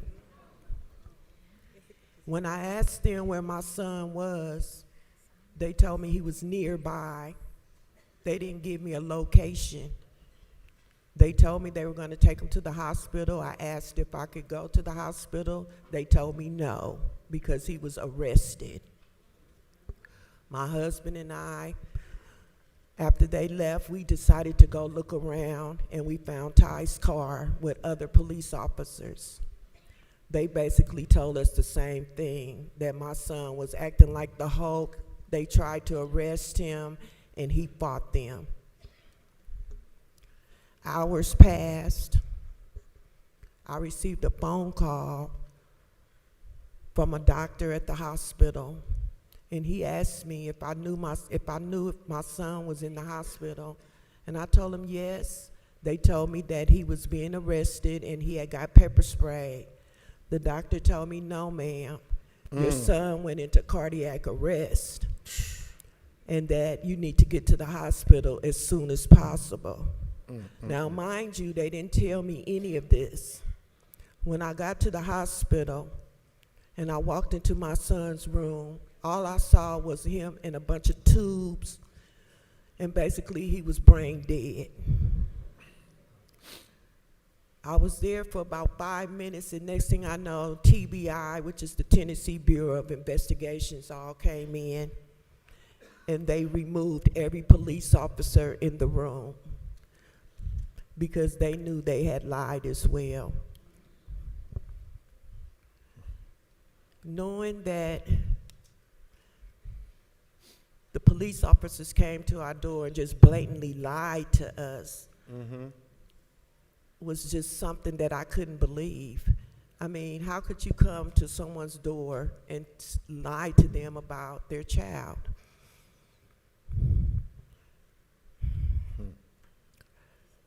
As the days went on, we found out that it was 5 Memphis police officers that beat my son to death. They kicked him. They kicked him in the head. They beat him, and for no reason. The reason was, well, after we found out that one of the officers had pepper sprayed himself, and so he got mad, and then he also said that he took out his anger on my son because the stop before him didn't pan out. So could you just imagine somebody trying to come home, minding their business, and a police officer is pissed off because the prior stop wasn't sufficient for them, so they decided to mess with your child and then lie about it. Yes, ma'am. And I'm gonna leave it at this because there's certain things I just can't say, and I don't want to keep talking. Thank you. Thank you, Ms. Rovan. Mr. Rodney, you have anything to add? Okay. Well, again, y'all, we know the lies that are swarming even now. As I've never seen it. You all watch Law and Order. Have you ever seen the prosecutor come and volunteer that we want to dismiss charges even after we got the conviction? They ain't do that with you, did they, yourself? Corey, did they ever come just volunteer, say, we want to dismiss the charges while y'all was sitting in prison? They didn't come and say they wanted to dismiss the charges to help y'all get out of jail, did they? Is it my turn? Not yet. Coming. We coming, Corey. We coming. All right. Felonis Floor. Felonis Floor. If you could tell National Action Network audience what was the lie when they killed your brother that they told you all to try to justify it, and how did you all what did you all do to get the truth out and make sure that the lie didn't live forever? Y'all can hear me? Yeah. Well, my brother, he was murdered May 25th, 2020 in Minneapolis at Cups Food, right across the street from Cups Food. He came out. They said he had a $20 counterfeit bill. And when the police came out to speak with him and put him in the car and things like that, the officers were, to him, the state that he was in, he didn't have an understanding. But with police, they have all the power. So they wanted to put him in the car.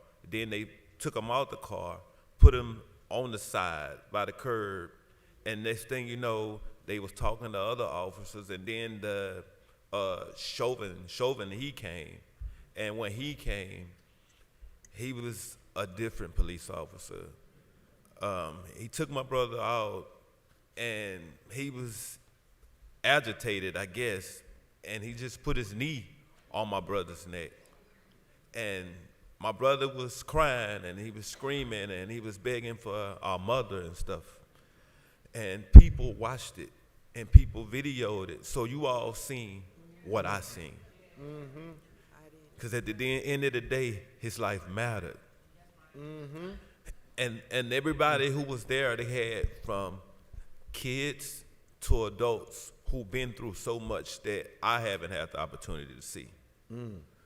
But with him crying for his mom, that's the thing that I think about a lot when I'm sitting there watching him, and I'm thinking about his daughter seeing that video. 9 minutes and 29 seconds for a man to have his life taken away. For that event that happened at the time, he became a catalyst for change. No matter who was there, they seen that video all around the world, and they had the opportunity to say, hey, y'all need to stop doing what you all doing, because we human. At the end of the day, my brother, he couldn't speak for himself, He screamed my mom's name out so many times. The video was harsh. I didn't have the opportunity to be there because I know I would have jumped and stopped a lot of this stuff because I just can't see a man go out like that. But the day before I spoke for the first time, I had the opportunity to speak to Miss Gwen Carr. And she was on the phone explaining to me how her son said he couldn't breathe, just like my brother said he couldn't breathe. So with me getting out, speaking about so much about him and his murder, it breaks me down every day. I get to, like, right now, it's in me. My brother, he hangs around me, but God lives inside of me.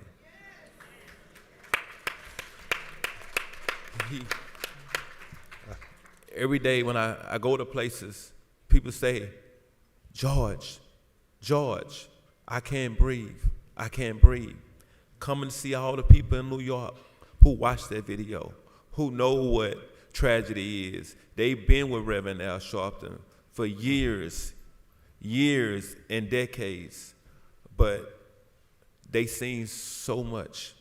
And when people had the opportunity to see what happened to George, it kind of made people realize that if he can't get justice, how anybody can get justice. Amen. All I can tell you this is, he put me in a position where I had no choice. It's like a squirrel getting cornered in the concrete in the corner in a wall. What he's gonna do, he's gonna come out fighting. Amen. And that's exactly what I did. I went to speaking for not just my brother, but speaking for others all across the country. Thank you. Thank you for Lonis, for fighting for all of us.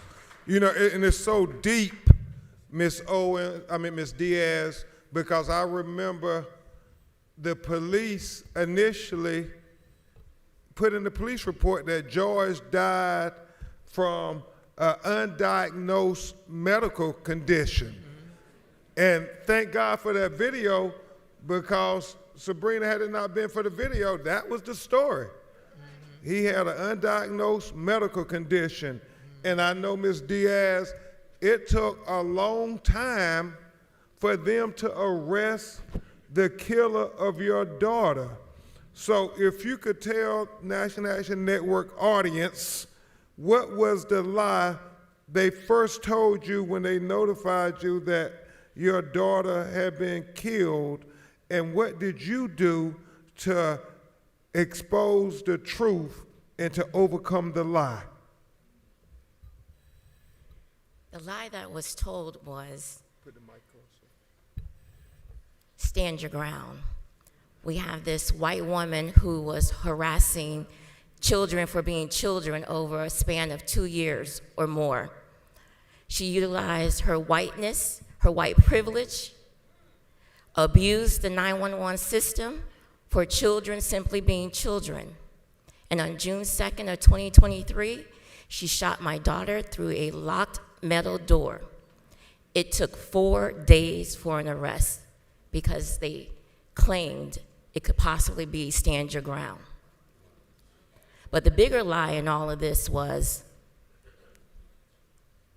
they didn't think that my daughter's life, my grandchildren's lives, and all black and brown lives mattered. That's why it took 4 days. My Lord. And then in order to get justice, because they had no plans on making an arrest, we had to call on Attorney General for Black America, Attorney Benjamin Crump. We were grateful that Reverend Sharpton and Joy Reid covered the story and brought national attention. And that's how we were able to get an arrest and ultimately seek justice. Amen. Amen. You know, as I listened to Ms. Diaz speak, I could only imagine if the roles would have been reversed.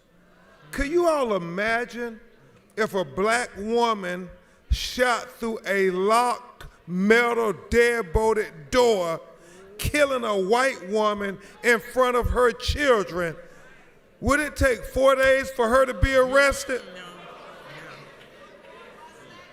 Even if she made it to the jailhouse.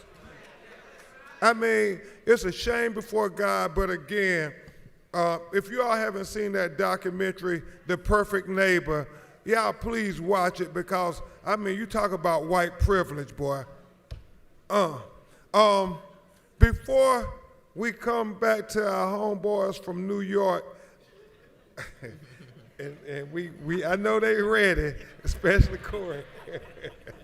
I want to hear from this sister who really, y'all, when they murdered her son, she just would not stop. She said, I'm going to get full justice.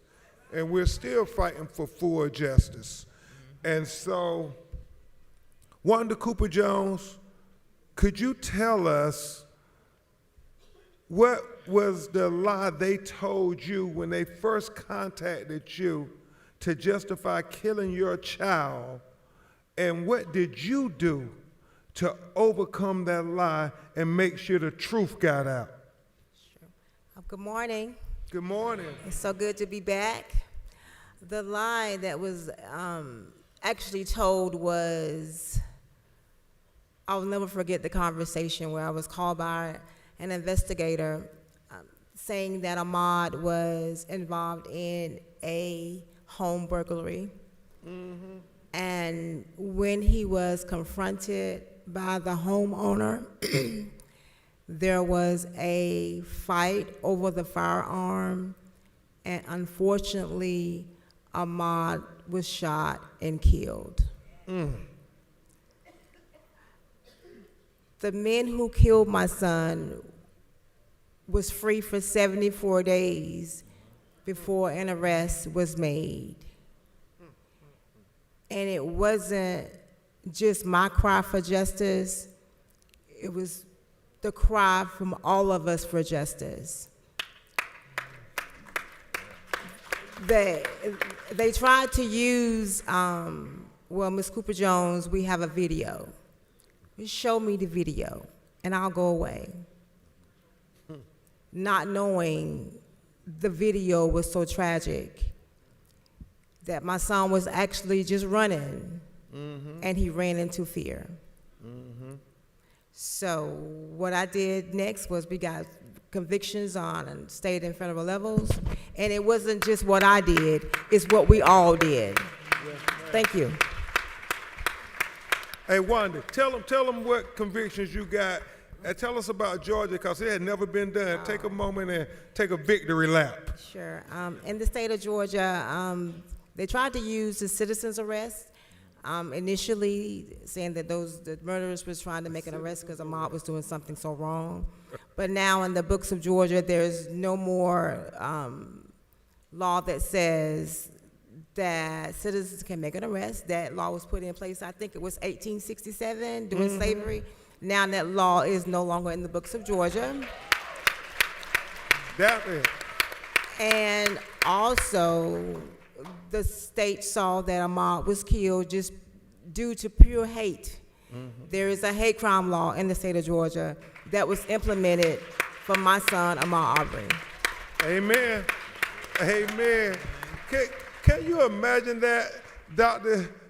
Yusef Salam? Can you imagine the audacity of these two white men saying, we're going to make a citizen's arrest and hunt him down like a dog? I mean, a law that was used in the 1860s that gave white people the authority to, at any point, if they thought that black people were doing something that they did not approve of, that they could make a citizen's arrest. And they tried to say that in 2020. I'm just saying, y'all, I'm just saying, there's a lot going on in America. And that's why I'm so proud of this next young leader. He represents the best our future has to offer. I mean, yeah, y'all give it up for y'all councilman as I pose the question to him. Every time he is up there articulating in such a way to make them feel what the black struggle is, because the struggle is real. Dr. Yusef Salam and Mr. Corey Wise, I'm going to have both of you address that question because it's so germane to everything that you all had to endure. What was the lie they told, and how did y'all overcome the lie? Yes, sir, King Corey Wise. No justice. No peace. No justice. No peace. I had to do that for Rev. I would like to say, under this moment, under this situation right about now, I would like to thank my Reyes Mateas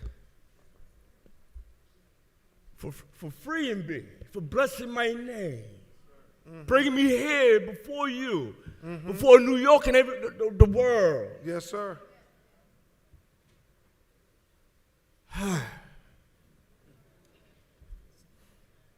We with you, Corey. We with you, Corey. We with you. When Reyes came before me, back in the yard, there's about 10,000 of us in the yard.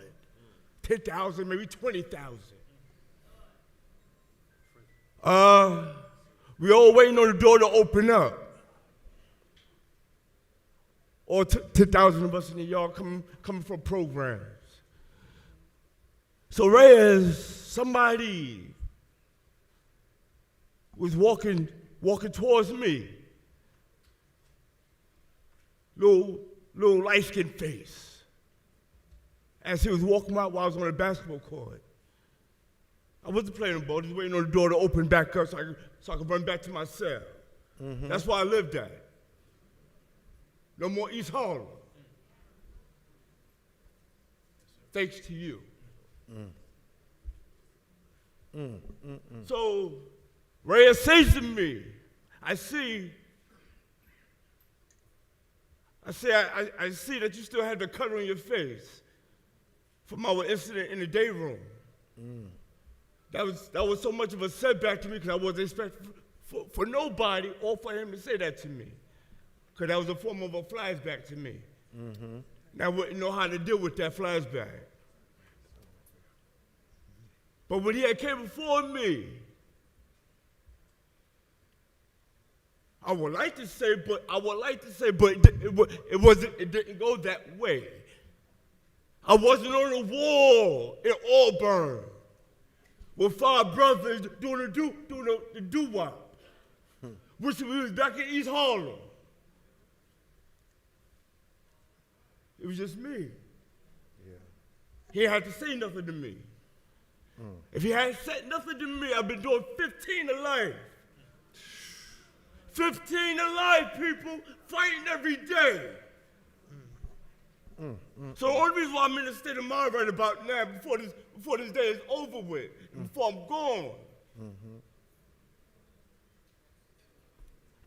I barely see this movie of ours. I barely see it because it tears me up. I already saw it probably one time. And I still felt like I was 10 years old when I watched it. My Lord, my Lord. So I'm going to ask. I'm going to ask my brother, I would like to call him my brother. But I have to call him my so-called brother because Mateus showed me that much love. When I was back at as I watched this movie, and I can't say it again no more unless I'm doing a Q&A. But that's like 20 years ahead of me. I ain't did a Q&A since I was born. But I'm gonna ask a question. I'm gonna ask a question to this man over here on the side of me. Cause he came up in Songbird. And right about now, he's not my Songbird brother. Because he left me in there to die.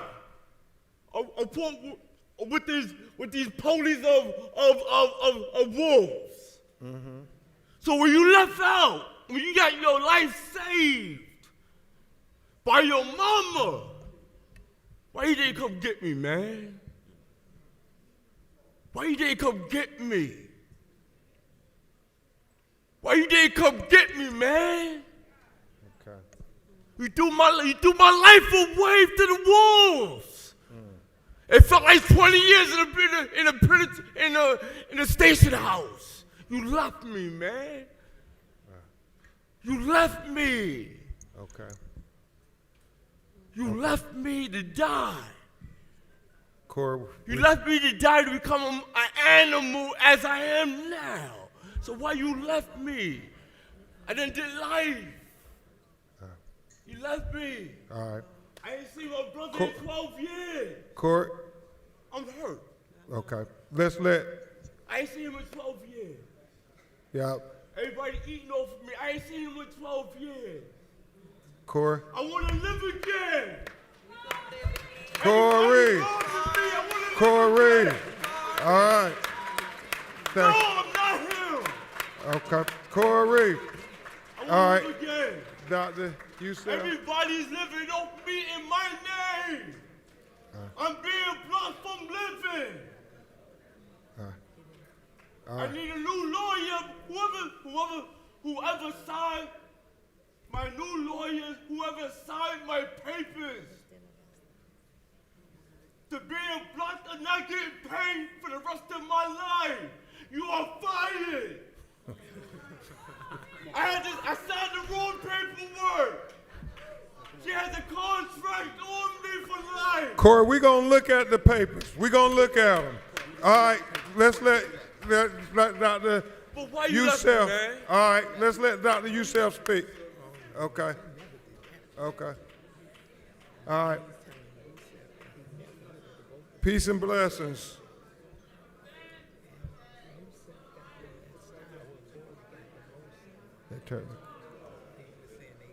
You can stand up yourself if you want to use this one.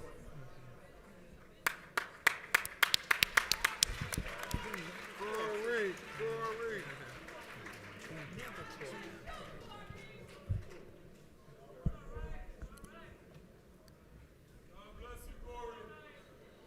God bless you, Corey. You know,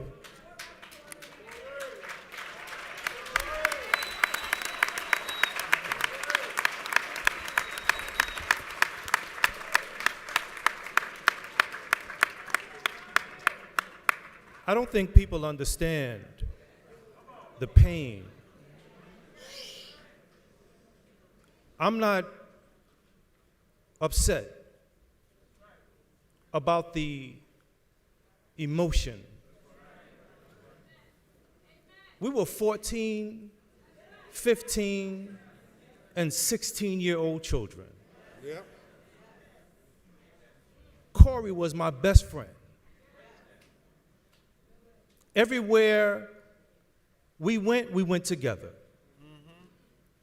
Corey, the reason why he's saying what he's saying, it is not a lie. Corey and I were together when they came looking for me. And they looked at me and they said, "What's your name?" I was about this tall with a flat top. I had the triple fat goose on with the fur on the collar, if you know what I'm talking about. And I said, "I'm Yusef Salam." They said, "You one of the guys we've been looking for." They looked at Corey and they said, "What's your name?" He said, "I'm Corey Wise." They said, "Your name is not on the list.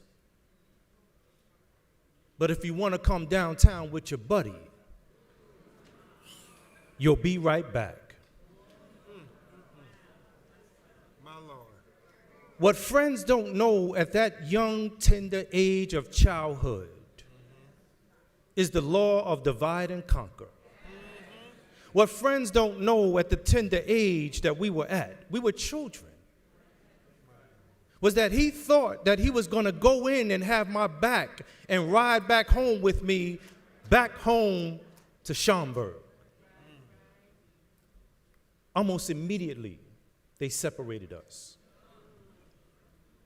He doesn't know that I was in the next room.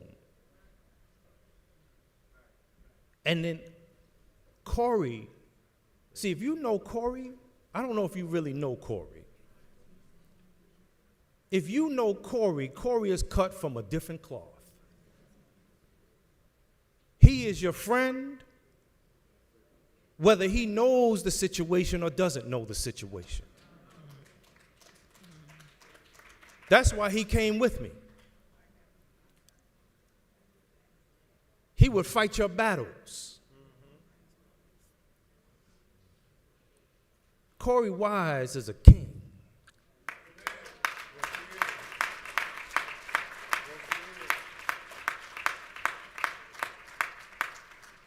I didn't leave him.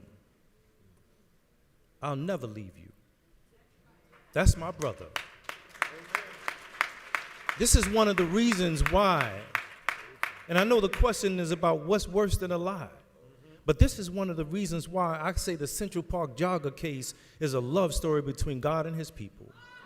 It's a story of a criminal system of injustice placed on trial in order to produce a miracle in modern times. It's a story of how a people can be brought low only to rise because the truth can never stay buried.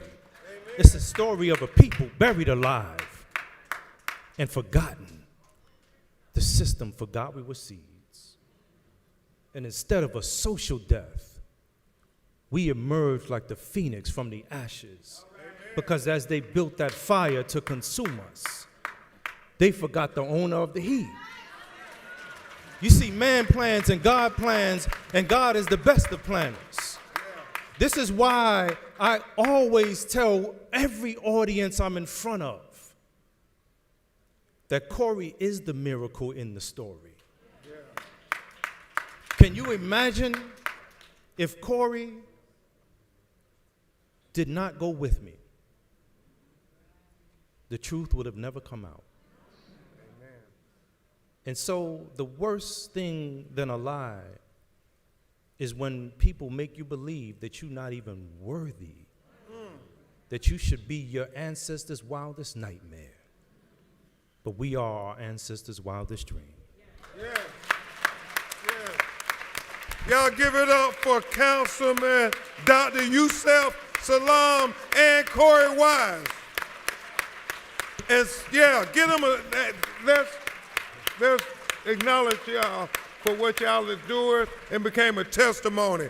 Sisters and brothers, I'll say this as we get ready to relinquish the panel. Let's remember this now more than ever. The future of black people will not depend on how white people treat us. The future of black people will not depend on how white people support us. The future of black people will not depend on how white people invest in us. But the future of black people will depend on how black people treat black people. The future of black people will depend on how black people support black people. The future of black people will depend on how black people invest in black people. So I thank Reverend Al Sharpton and National Action Network for investing in black people, supporting black people, and treating black people with the humanity that God meant for all his children. Thank you, thank you, thank you.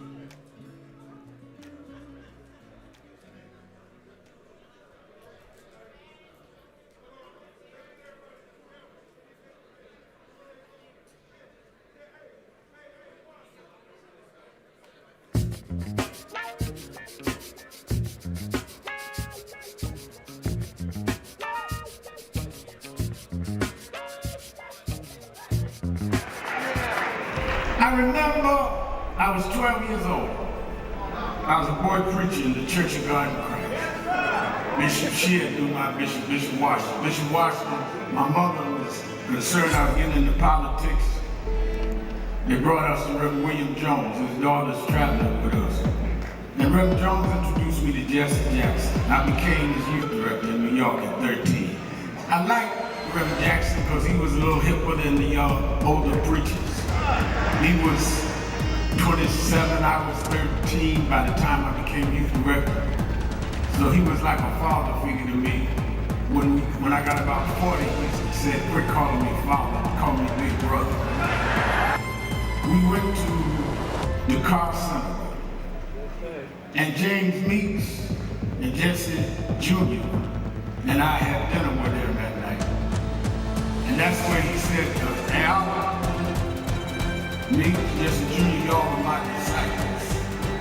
And we said, disciples?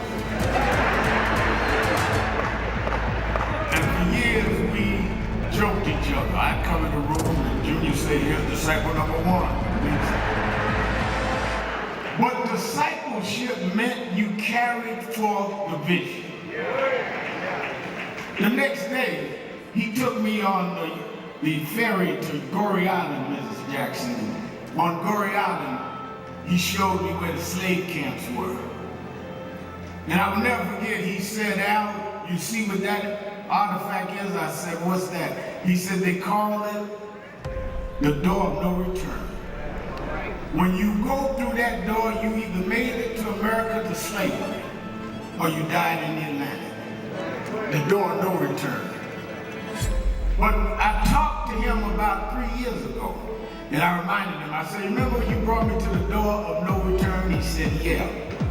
I said, well, we did return.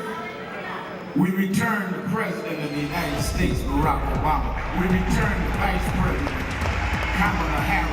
We returned with businessmen. They thought they sent us as slaves. We came back as global liberators. The problem is that too many of us did not join the movements that sponsored us. And there was a breakout in 2024 called Negro Amnesia, where you forgot where you came from and forgot how you got where you got. Therefore, they're trying to take back everything you had.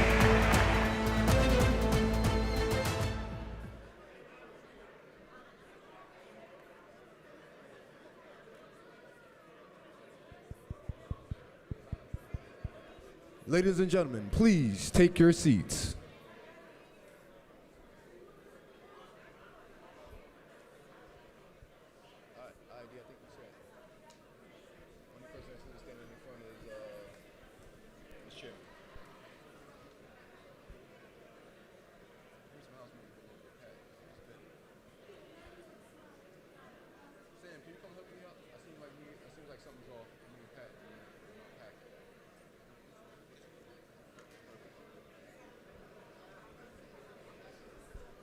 Ladies and gentlemen, please take your seats.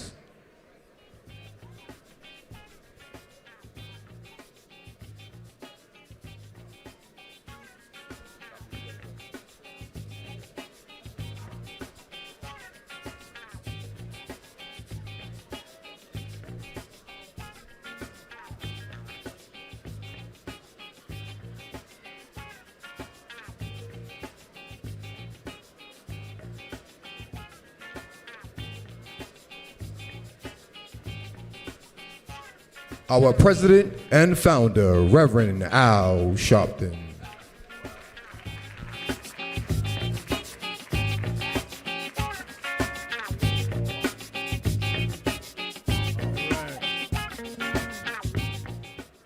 Well, everybody take your seats.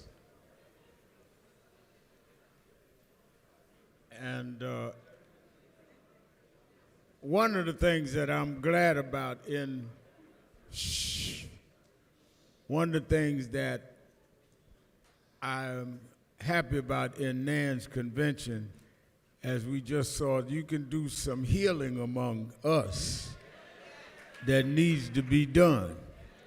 And I'm glad that we can heal and stand together. You must remember, no one ever volunteers to be a victim. And one of the reasons that National Action Network has been effective is that we will go and deal with people that others wouldn't touch. We don't look for elitists and people that got a clean background and all. Regular people are the ones that are victimized, and they bring whatever baggage they bring with them. All of us got something in us.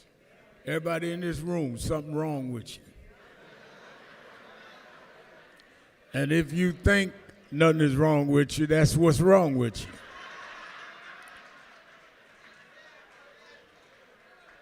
So the objective is to heal, and you can be a healer. I'm going to have 3 conversations that I'm going to ask questions that I want you to be attentive of. I think that sometimes we have speeches, sometimes I do questions, sometimes we go to the audience. We're going to do it all throughout the next 4 days. But before I bring out my first guest, I want, behind him will be the congressman from Texas who stood up to Mr. Trump during the State of the Union, Congressman Al Green. And then, of course, young congresswoman who's facing charges for standing up to ICE, Congresswoman Makya. I want to bring on, and many of our clergy and others have met and dealt with him and worked with him down through the years, our voter activists. And there are many people that are speculating what he may do in the future. But I want to talk about what is going on right now. Everybody talking about who may run for president. I want to first know what their vision is now and what they're doing now. So I've invited all of the people that could run if they decide, or maybe not, to tell me and you what they would do, particularly in areas of interest to us. So the first one that said, I would love to come and just talk about what I'm doing and how I see where we are in this country. And I want to bring him first, since he was the one that respected us so. He is the governor of Pennsylvania, 48th governor of Pennsylvania, former attorney general in Pennsylvania, and he spent years on the front line fighting about the right to vote. May you welcome to the stage the Governor Josh Shapiro.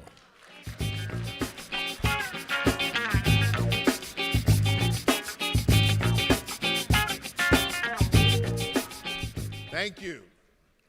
Governor, let me ask you, before I get into Pennsylvania, which you've been governor now, and some of the things you're doing there, how do you respond where we are as a country after the situation with Iran last night?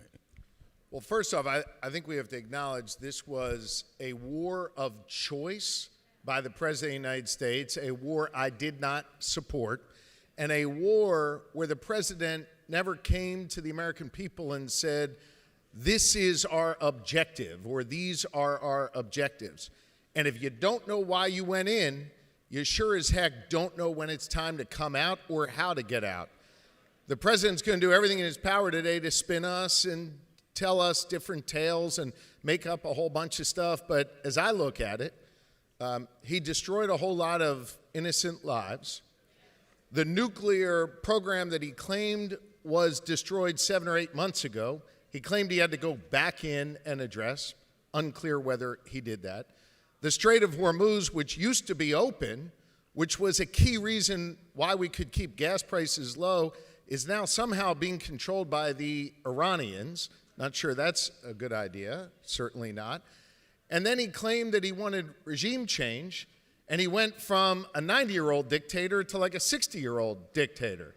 So I'm not sure how any of this is better for any of us. And what it is just the latest example of the kind of chaos Donald Trump brings to everything he touches. I view all of these issues through the prism of what is in the best interest of America's national security, and the manner in which the President of the United States has gone about this, I think, makes us less safe, not more safe. How, as governor and your fellow governors, how have you found working with the Trump administration in Washington when it comes to services, when it comes to the interaction that governors have had with other presidents? Look, I take an oath of office to uphold the Constitution of the United States and the Constitution of the Commonwealth of Pennsylvania. I serve 13 million people. And my job is to try and advance the ball down the field every day, make their lives a little bit better, their schools better, their safety better, more jobs and economic opportunity. If you go back to the Biden-Harris administration, on a bad day, it was neutral. And on most days, they were there to help us. On a normal day in the Trump administration, they are taking away people's rights. They are taking away billions of dollars of resources we depend on to educate our kids, to provide health care to people, especially in rural communities in my state.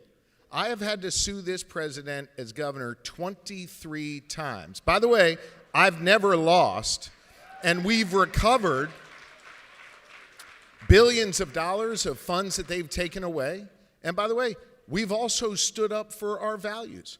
When the Trump administration ripped down signs at Independence Hall in Philadelphia telling our actual history, the story of slavery, trying to whitewash what happened in Philadelphia, we joined a lawsuit with our mayor in Philadelphia, Sherelle Parker. We won. Those signs are back up. So we will stand up for people's rights. We will bring back the dollars that are taken away from us, and I will never, ever, ever back down to a fight with this administration when it comes to standing up for the people of Pennsylvania. That brings me to the climate in the country is polarized, and I think that it is a dangerous environment with that kind of polarization. You and your family suffered a violent situation. First of all, your family, they're fine. Everybody. Thank God. Yes. Thank you. And how did we get here, and how do we come out of this? Because when we see open hostilities, racism, anti-Semitism, Islamophobia, all at a high pitch, and then you get a president that mocks Muslims on Easter Sunday on a social. I mean, this is unthinkable. I mean, Southern bigots in the 60s would be blushing at the stuff that he does. So let me address this in two ways. First, if I may, just from a personal perspective, and second, about where our country is today. First, on a personal level, we're a year from the attack on my family. We had just concluded our communal Passover Seder, just gotten the kids up to sleep, and that's when a person broke into our home, threw Molotov cocktails all throughout the governor's residence, blew up part of the residence, and then was hunting me down with a metal hammer trying to kill me. That person's in jail now for up to 50 years. And I want to just say on a personal note, I am a prayerful person. Faith has always been central in my life. And I'm not here to preach at anybody or tell you what to believe, but it has always been important to me. Until that moment, I never understood the power of prayer of others to heal me. When I had people reaching out of other faiths praying for me and my family, that actually connected me in a deeper way to my own faith. And there are people in this room who reached out. You reached out, others did, and I must say that that was healing for our family. We don't have the physical scars of political violence, but certainly it took an emotional toll on our family. And honestly, the hardest thing for me in that process was trying to be a father throughout. Not being a governor, but being a father to our 4 children. As it relates to how we got here, Rev, let me just say that part of the reason why tensions are so high why we're seeing more political violence. We've always had, sadly, political violence in our system, but why we're seeing more of it is because our leaders, in many cases, are failing us. I think the central role for a leader is to keep people safe. And one of the best ways to do that is to speak and act with moral clarity. When you attack people based on what they look like or where they come from, who they love, or who they pray to, everyone is less safe. You know, folks will say to me all the time, hey, Gov, you know, we're seeing a rise in anti-Semitism. And yes, we are, empirically. But you know, we're also seeing a rise in Islamophobia and racism and bigotry in all forms. And attacking one person because of what they look like or how they pray makes everyone less safe. The President of the United States has a responsibility to do better. When you tweet like that, not you, but what you referenced the other day, attacking Muslims, making fun of Islam, a beautiful religion, a wonderful faith, what you are really doing is saying those people are okay to attack. You are giving a pass to that. And when you give a pass to that, everyone is less safe. There's more chaos. There's more cruelty in our world. We should have a president of the United States, even if we disagree on health care policy or tax policy or whatever, we should at least at baseline have an honorable president of the United States. We do not have that right now. You have a motto, GSD, get stuff done. We say GSD in Harlem, but we use the S a little differently. But anyway. In Philly, I use a different S word, too. That's right. We got a few people from Philly here, obviously. There you go. So everybody from Pennsylvania, stand up. Oh, yeah, we go. have a lot of Pennsylvania in the house. All right, all right. That. That's my church. How about that? Pastor Mitchell.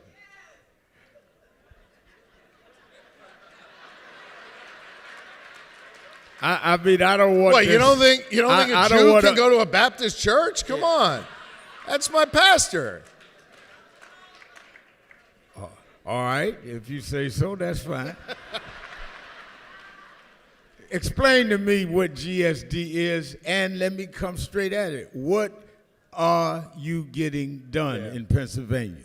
Look, GSD is get stuff done. My whole reason for being in this business is that I believe government can be a force for good in people's lives. I was also raised to understand that I have a responsibility to others. My mom, a Philadelphia school teacher, my dad, the local pediatrician, the local baby doc. And my faith teaches me to serve. Part of my scripture teaches me that no one is required to complete the task, but neither are we free to refrain from it. And I think in many ways that's universal. It means each of us has a responsibility to get off the sidelines, get in the game, and to do our part. So to me, government has to show tangible difference making in people's lives. Whether I'm in a rural community or I'm in Center City, Philly, or downtown Pittsburgh, folks kind of want the same four things, Rev. They want a good school for their kids and grandkids. They want a safe street for that kid to walk down. They want economic opportunity, which means a job in the neighborhood that they want to live in and a neighborhood they can afford to live in. And then fourth and finally, they may not articulate it this way, but they just want their freedoms and their rights protected. They don't want government reaching in and telling them what books their kids are allowed to read or how they are allowed to vote or whether, RFK is going to make healthcare decisions for their kids. I want to make healthcare decisions for my kids. And so that GSD mentality is how we approach things. It's why we completely changed the way we fund our public schools, not only increase funding by 30%, but for the first time ever, we drive those dollars out to schools that have been historically disadvantaged. It's a reason why, yes, we've invested in hiring 2,000 more police officers in Pennsylvania, but also $886 million in church groups and civic groups and other organizations working on violence prevention. And violent crime is down 13%. Fatal gun violence is down 43% in Pennsylvania. It's why we're investing in creating jobs. We have the only growing economy in the northeastern part of the United States, created more jobs than all but 2 states in the country. And I'm particularly proud that the jobs we're creating have been in large measure driven by our investments in historically disadvantaged businesses. We have increased our state procurement in black-owned businesses by 40% since I took office. That's helping drive our economy. And at the end of the day, we're also treating everyone with respect. We believe everyone deserves opportunity. The federal government is saying certain people don't count. We're putting everybody at the table and lifting up everybody and giving more people an opportunity to succeed. That's what GSD is, the freedom to chart your own course and the opportunity to succeed. Let me push you on that, because that's part of what National Action Network is about. When you talk about small businesses, clearly we need a lot of social programming, but we also need the ability to be able to do business. Our people in the financial industries, investment, people in private business. How are you working? You alluded to it, but give me a little detail on how you're working with small businesses and even larger businesses that have been excluded. I don't think we're asking for a favor. We're asking to stop the disfavor. It actually goes back to my campaign for governor. It was a priority to make sure that the entity with the most powerful purchasing power in Pennsylvania, the state government, did a better job of giving more people opportunities. It came up when I was interviewing folks to be my lieutenant governor. And I'm proud of the fact that I chose Austin Davis, who was a young state representative at the time and is now our Commonwealth's first black lieutenant governor. And by the way, he always tells me the youngest lieutenant governor in the country. He always rubs that in my face. But we both shared that priority. And then when it was time to govern, the first thing we did was go out to our small businesses, our small diverse businesses, and say, hey, how come you're not competing for this contract or that procurement? And you know what they'd say very honestly? We didn't even know it was happening. And so you would have, historically, government would say, well, we're going to set aside this many contracts for these small diverse businesses. And then they'd never bid on the work.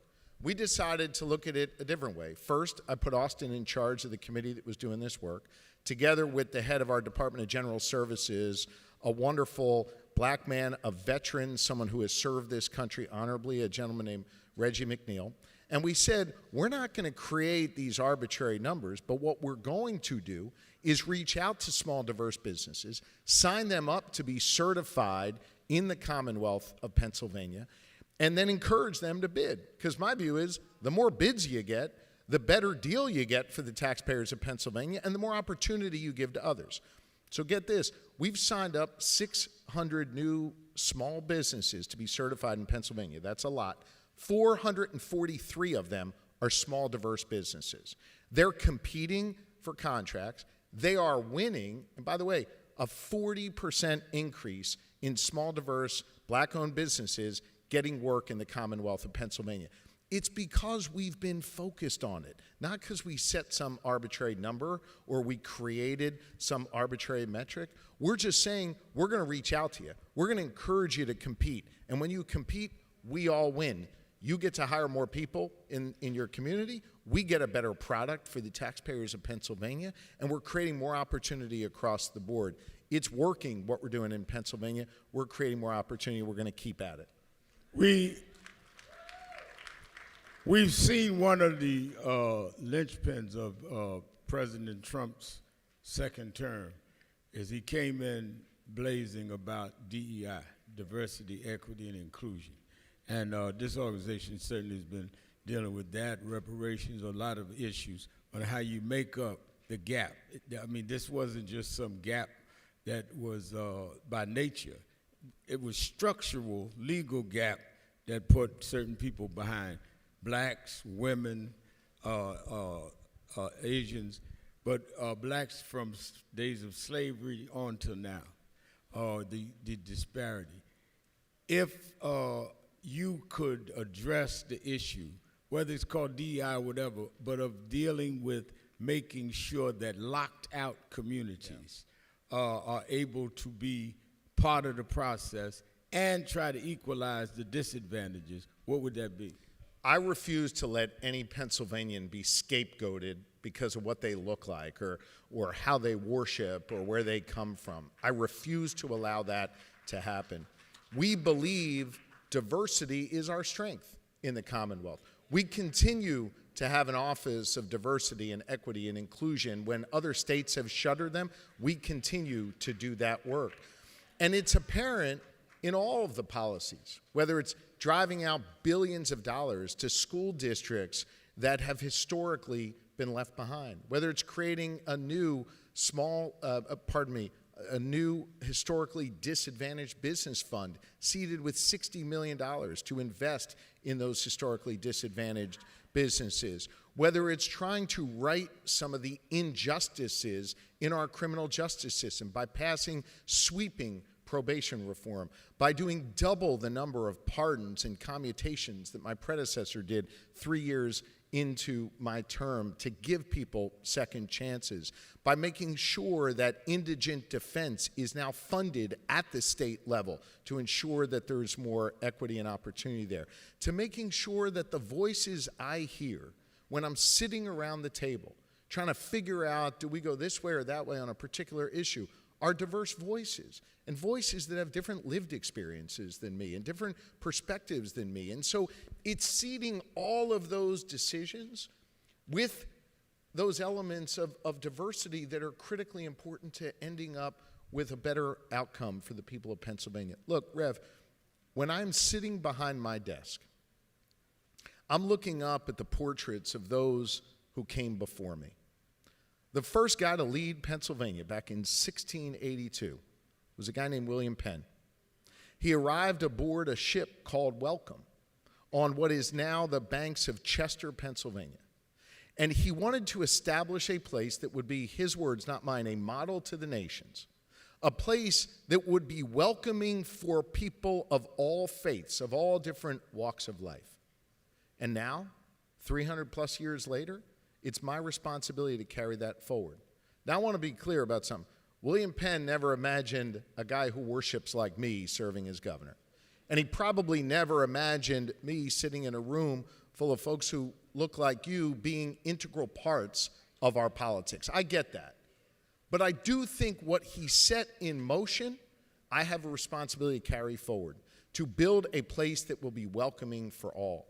What the President of the United States doesn't understand is when you try to shut certain people out, you make us all less safe, you make the American economy less competitive, and I think you make America less of a beacon of freedom and hope and opportunity to the world. And all three of those things are dangerous, and that's why we've got to reverse what this president is doing.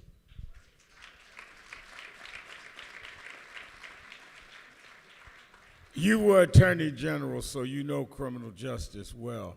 You also know some of the problems we've had in criminal justice. This organization has dealt, we just had victims on. What do you see as ways that we need to deal with the accountability of law enforcement, but at the same time keep crime going down, like you've talked about in Pennsylvania? Because I think people misconstrue that many of us that are questioning certain police tactics, that we're anti-police. No, we're anti-police brutality. So how do you see the policy that could really serve both? Because we don't want high crime. We don't want police not to police, because the high crime areas are in our areas. But at the same time, we don't want to have to run from the cops and the robbers. Yeah. No, and I think that's a great point. I think that's a great point. And I think it's a nuance that is lost if you're just scrolling through Twitter or you're just watching some news coverage. I've spent a lot of years listening not to some of that news coverage or watching Twitter, but actually sitting in the community, listening. And what folks tell me there is exactly what you just said, maybe not as artfully as you said it, but they want police in their community. They want constitutional policing in their community. They want police who look like the community, who understand the responsibility of getting out of their patrol car, walking the beat, and knowing the names of the children in the community. I've worked incredibly hard as Attorney General and as Governor to build that trust. We spent a lot of time, and I watched your commentary on NBC and elsewhere about what we saw playing out in Minnesota with ICE. One of the things that I spoke about as it relates to what they were doing, law enforcement was doing in Minnesota, is they were eviscerating the number one tool law enforcement has to keep a community safe. And that number one tool is not a gun, it's not a badge, it's not a radio or a patrol car, it's trust. Law enforcement has a responsibility to earn that trust. And when they do, it's the most powerful tool to be able to work with the community, as we've done in Pennsylvania, to reduce crime. At the same time, if a law enforcement official does something wrong, they got to be held to account. And we've changed our laws in Pennsylvania to have different review commissions and other steps needed to hold police accountable. And when you talk to police chiefs who are responsible, they also want to be held accountable. They want more training. They want to make sure that there's more opportunities to build that trust with the community. And I've always prided myself on being a bridge between a community that wants to be safe and also free, and with law enforcement who want to go out and do a dangerous job every day, get home to their families, and do it in a way that models exemplary behavior. And when those things don't work, we've got to make sure that there's accountability. And we've done that in Pennsylvania. I know we're out of time, but let me ask you this. What do you think that the midterm elections that we're looking at this year, what do you think that the Democratic Party has to do better to appeal to Americans to come out and turn this country away from the kind of presidency that we're dealing with now? At least if the midterms go Democrats' way, they have a stopgate with the House if they get it. What should the Democrats be doing more? So I woke up this morning in Pennsylvania. In a few hours, I'll be back there. Pennsylvania is the ultimate swing state, the swingiest of all swing states, right? The toughest state to win in, and a heck of a tough state to govern in. We've got a divided congressional delegation. I've got a state Senate led by Republicans by 2 seats, and a state House led by Democrats by 1 seat, one of the only governors in the country with a divided legislature. In these midterms, we've got 4 competitive U.S. congressional races that I'm going all in on so we can make Hakeem Jeffries the Speaker of the House. And by the way, for those of you in Pennsylvania, I'm running for re-election as governor this year. And I think what we need, not just in competitive swing states, but all across America, Rev, we need a national referendum on Donald Trump and on what is happening in Washington, D.C. If you don't like what you see on TV, if you are upset and angered, rightfully so, by the chaos and the cruelty and the corruption that we see every day, well, you got to get out and vote. And even in a state that is a foregone conclusion on how their politics are, they're overwhelmingly Democrat or overwhelmingly Republican, imagine how different it is if instead of 50 or 60% of the public coming out to vote, 90% come out and send a message and shock the nation about some of these races I believe we are poised to win. We need a national referendum. To the other part of your question, as it relates to Democrats, I'll tell you what I'm going to do. I'm going to run on that GSD agenda. I'm going to run on how we've made people's lives better, their schools, their safety, their economic opportunity, how we've defended our freedom, and how we've defended all people in our state and still managed to create more opportunity, showing that our diversity is a strength, not a weakness, as Donald Trump thinks. I believe that GSD approach, showing people that government can make their lives a little bit better, whether they're going down to the DMV or whether they're trying to get their kid the health care services that they need.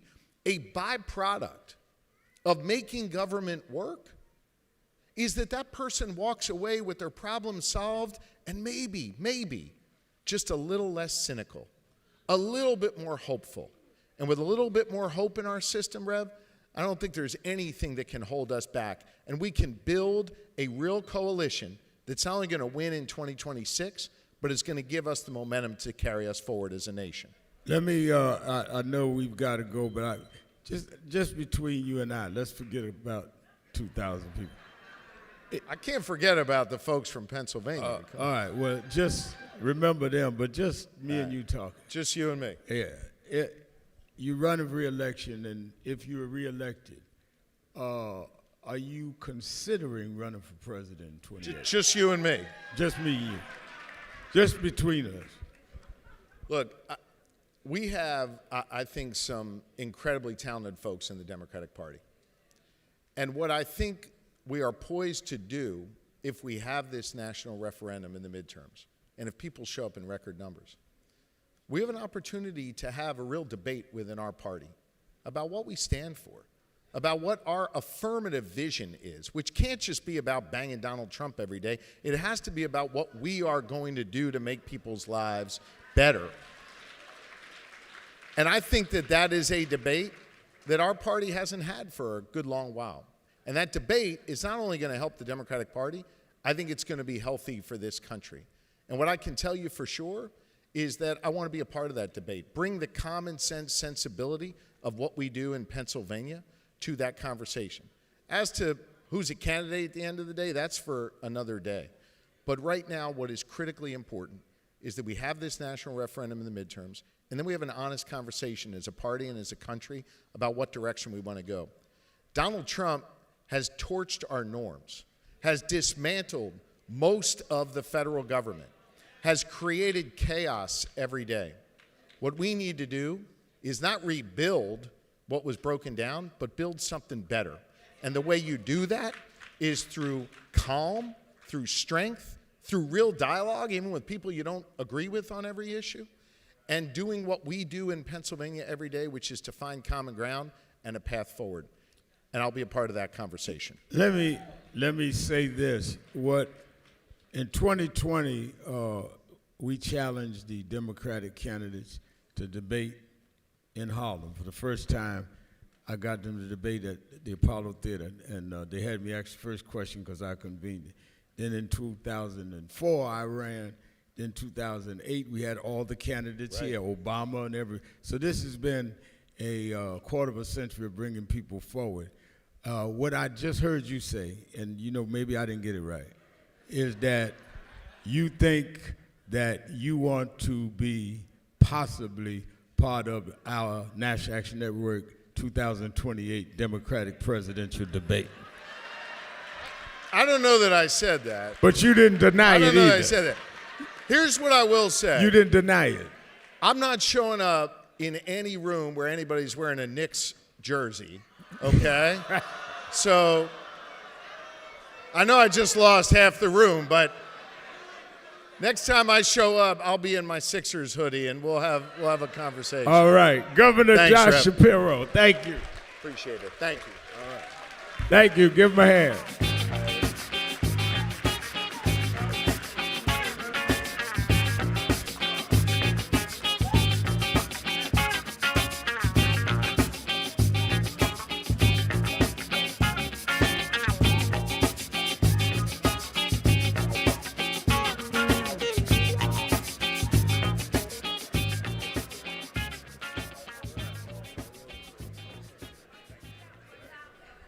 All right, keep your seats. We'll be back in 2 minutes with Congressman Al Green from Texas.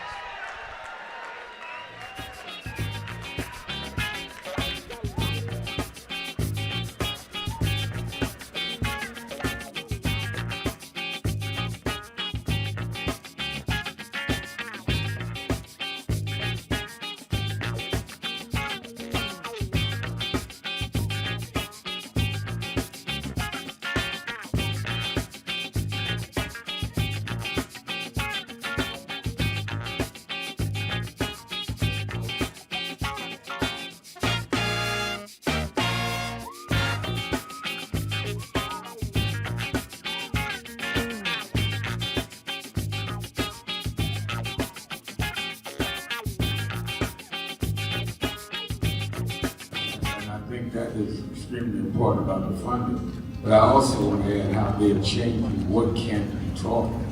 You have states outright saying you can't teach Black history and you can't teach certain other histories and the curriculum.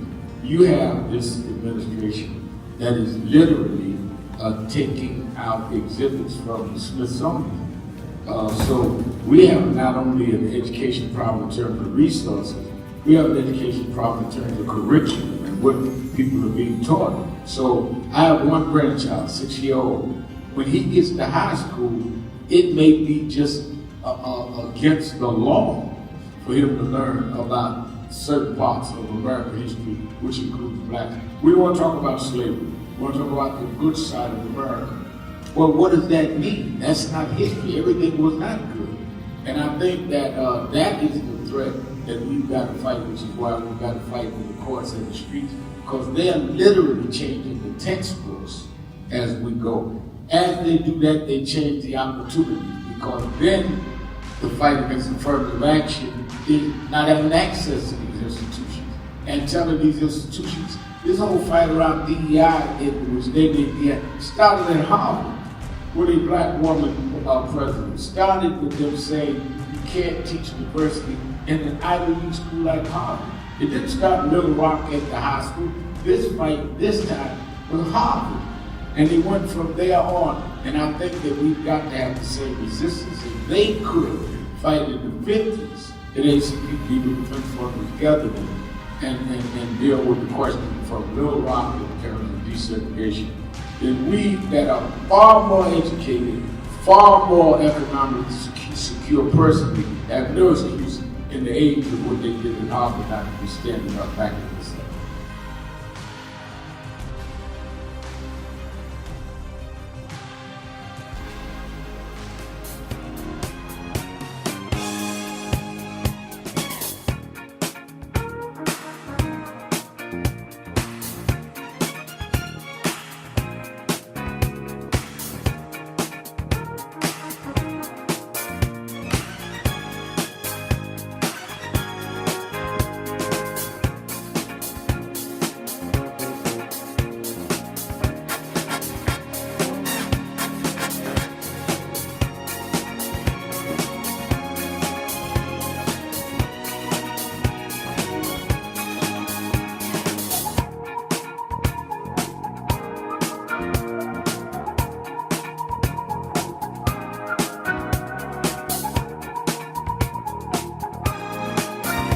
One, two. All right. There have been, in American history, we have probably more now, clearly more now, blacks in the U.S. Congress than we ever had. What a lot of us don't realize is that we've not been in Congress nearly as long as other communities.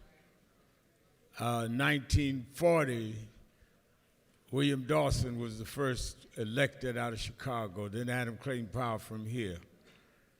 And we've had those that have been in Congress and used it different ways.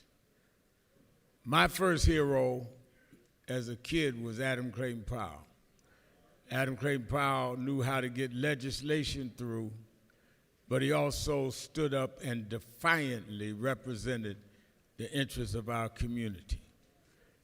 And there have been some that have followed in that tradition, and then there's been some that have played being inside and doing it in that way. A man that I felt has mastered what I admired in Adam Powell has been one that would legislate and get stuff done for his district and therefore the country, but one that would agitate and say what needed to be said when it needed to be said. And that is the congressman from Houston, Texas, Congressman Al Green.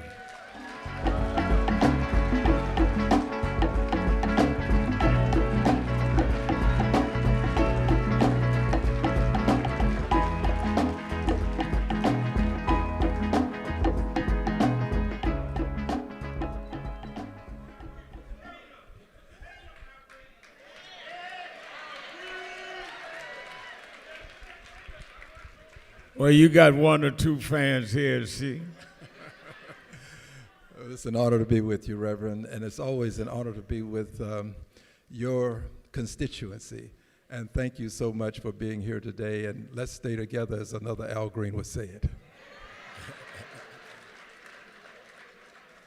You know, earlier in your political career, people would say, Al Green, I thought they was talking about the singer. Now they see Al Green at his church and they say, oh, I thought you was talking about Congressman Al Green. Well, Reverend, for the good times. Oh. Oh.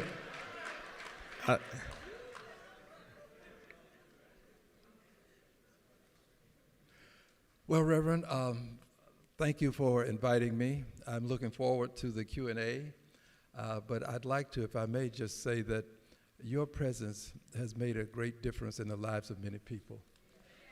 And I don't know that we'll ever be able to thank you enough, but I would just ask that since I'm here today and I would like to thank you, would you join me in thanking the Reverend for all that he's done? Some of you might want to give him a real big New York expression of appreciation for what he does and continues to do. Thank you, Reverend. Thank you. Love you back. Thank you very much. Let me, I want, before we get into policy, and I do want to get into policy, someone sent me a question saying that I was probably not going to ask you, so I'm going to ask you. That's the best way to get me to ask a question. As you sat in the well that day, that evening, and watched President Trump make, history says, the longest or next to the longest speech made at State of the Union. And it was done in the height of the ICE killings in Houston, killing of DEI and all. What was going through your mind that made you take the stand you made, knowing you were going to be denounced, because you'd been censored or attempted to be censored the last time, knowing there was going to be punishment, knowing you might be bodily removed, what you were, but what made you stand up and do what you had to do? I mean, you'd already made a national reputation. You didn't need to do anything. You were going to be on the talk shows anyway. What was going through Al Green's mind? Well, Reverend, thank you for the question. The first time was spontaneity. He was talking about how he was going to use his mandate. And of course, I said, you don't have a mandate to cut Medicaid, Medicare, Social Security. But the second time was not with spontaneity, it was with intentionality. I went there the second time to confront the president. And I wanted to confront the president. I wanted him to know that he demeaned all people of color when he decided that he would portray a former president of the United States of America and a former first lady as apes. So I went there to confront him. And Reverend, I have my confrontation here. May I just display it? Yeah. That's your what? This is what I confronted the president with. And some of you have seen this, but it was important for him to know that black people are not apes. So I wanted to show this to him, and I actually did. And then my colleagues became very aggressive, and they decided that this was inappropriate as they saw the world. And so I continued with it, and of course I was thrown out again. I can't seem to stay through an entire State of the Union. But I'm going to work on it, okay? You're working on it, right? Let me ask you this. Not only is his depiction of President and Mrs. Barack Obama as apes, but his policies. Explain what his policies have done to the black community, because I think that we heard a lot of people saying that he's not that bad for blacks, and some people talking about what do we have to lose. Explain as a congressman, senior member of Congress, specifically the impact that we've had in these less than 2 years already under Trump 2. Thank you, Reverend. Let me start with this. We had the House, the Senate, and the presidency, and we did not do what we should have done, which was pass George Floyd Justice and Policing, pass John Lewis Voting Rights Advancement Act. Those were two things that we should have passed, but we did not. And when we did not do these things, I think we left the door open for him to then come back into office. I think that they would have made a difference had we passed those two things. And his coming back to office brought with him the immediate notion that diversity, equity, and inclusion was somehow invidious discrimination against people who were Anglos. And he has gone out of his way, Reverend, to destroy the whole concept of inclusion. And quite frankly, he started with a collision between an airplane and a helicopter, and immediately said this was DEI without any investigation. So he has put himself in a position with the aid of many people in this country such that he can now demean us in ways that we should not be demeaned, obviously, but demean us and do it such that it is almost normalized now. There is a normalization of invidious discrimination against people of color. He promoted this. He promulgates this. And when he does this, it then spills over into the workplace. There are people who have reported to me that the atmosphere at their job has changed immensely, that people are not as respectful as they used to be, that people are saying things that they shouldn't say. He has made it somewhat difficult for us to have normal lives in this country. And he's going beyond that now. He seems to believe that for whatever reasons, he can roll back the hands of time. There seems to be this effort, Reverend, to push us back to a time when we were no longer persons who were to be respected as human beings, but to be respected as servants. We are not here to serve him. We are here to serve each other, but we have to make it clear that we will not allow the hands of time to be rolled back. We're going to stand our ground. We're going to fight. We're going to protest. We will litigate when we have to, negotiate when allowed to, but never give up the right to protest, because we are not going back. What are the critical legislative agendas that you want to see as the priority in this midterm election? Because too often we've reduced politics now to personality and who looks a certain way, or who's older or younger, or who's this or that. What are the priorities that you see that we ought to policy-wise drive voters out in this midterm election? I'm going to start with the most important thing first. Without question, reservation, or hesitation, this is the most important. In this country, people of color, especially black people, have difficulty acquiring bootstraps. Bootstraps are found in banks. We have difficulty acquiring the capitalization necessary to start businesses, to get homes, borrowing money. I served as the chairperson of Oversight and Investigations for the Financial Services Subcommittee. And as such, we had the big banks to come in, the big insurance companies. And we found that invidious discrimination exists in lending as it relates to black people. How do you know? Well, you do something called testing. You send out 3 people with an African American who is more qualified than the others. And if that person does not get a loan, then we know that there's a problem. But many times the African American would have to pay more in points, have terms that were more onerous, and get less money. Now, these are things that we can validate. Well, we have legislation to deal with that under the leadership of the Honorable Maxine Waters, who is the chairperson. And by the way, we'll be the chairperson again when we take back the House. Under her leadership, we had a piece of legislation, H.R. 166, fair lending for all. Currently, if you defraud the bank, you can go to prison and you can be fined up to $1 million. But if the bank defrauds you, denies you a loan that you're entitled to, there's not a similar remedy. Well, we made it a crime to discriminate in lending. A crime to discriminate in lending. And it passed the House of Representatives.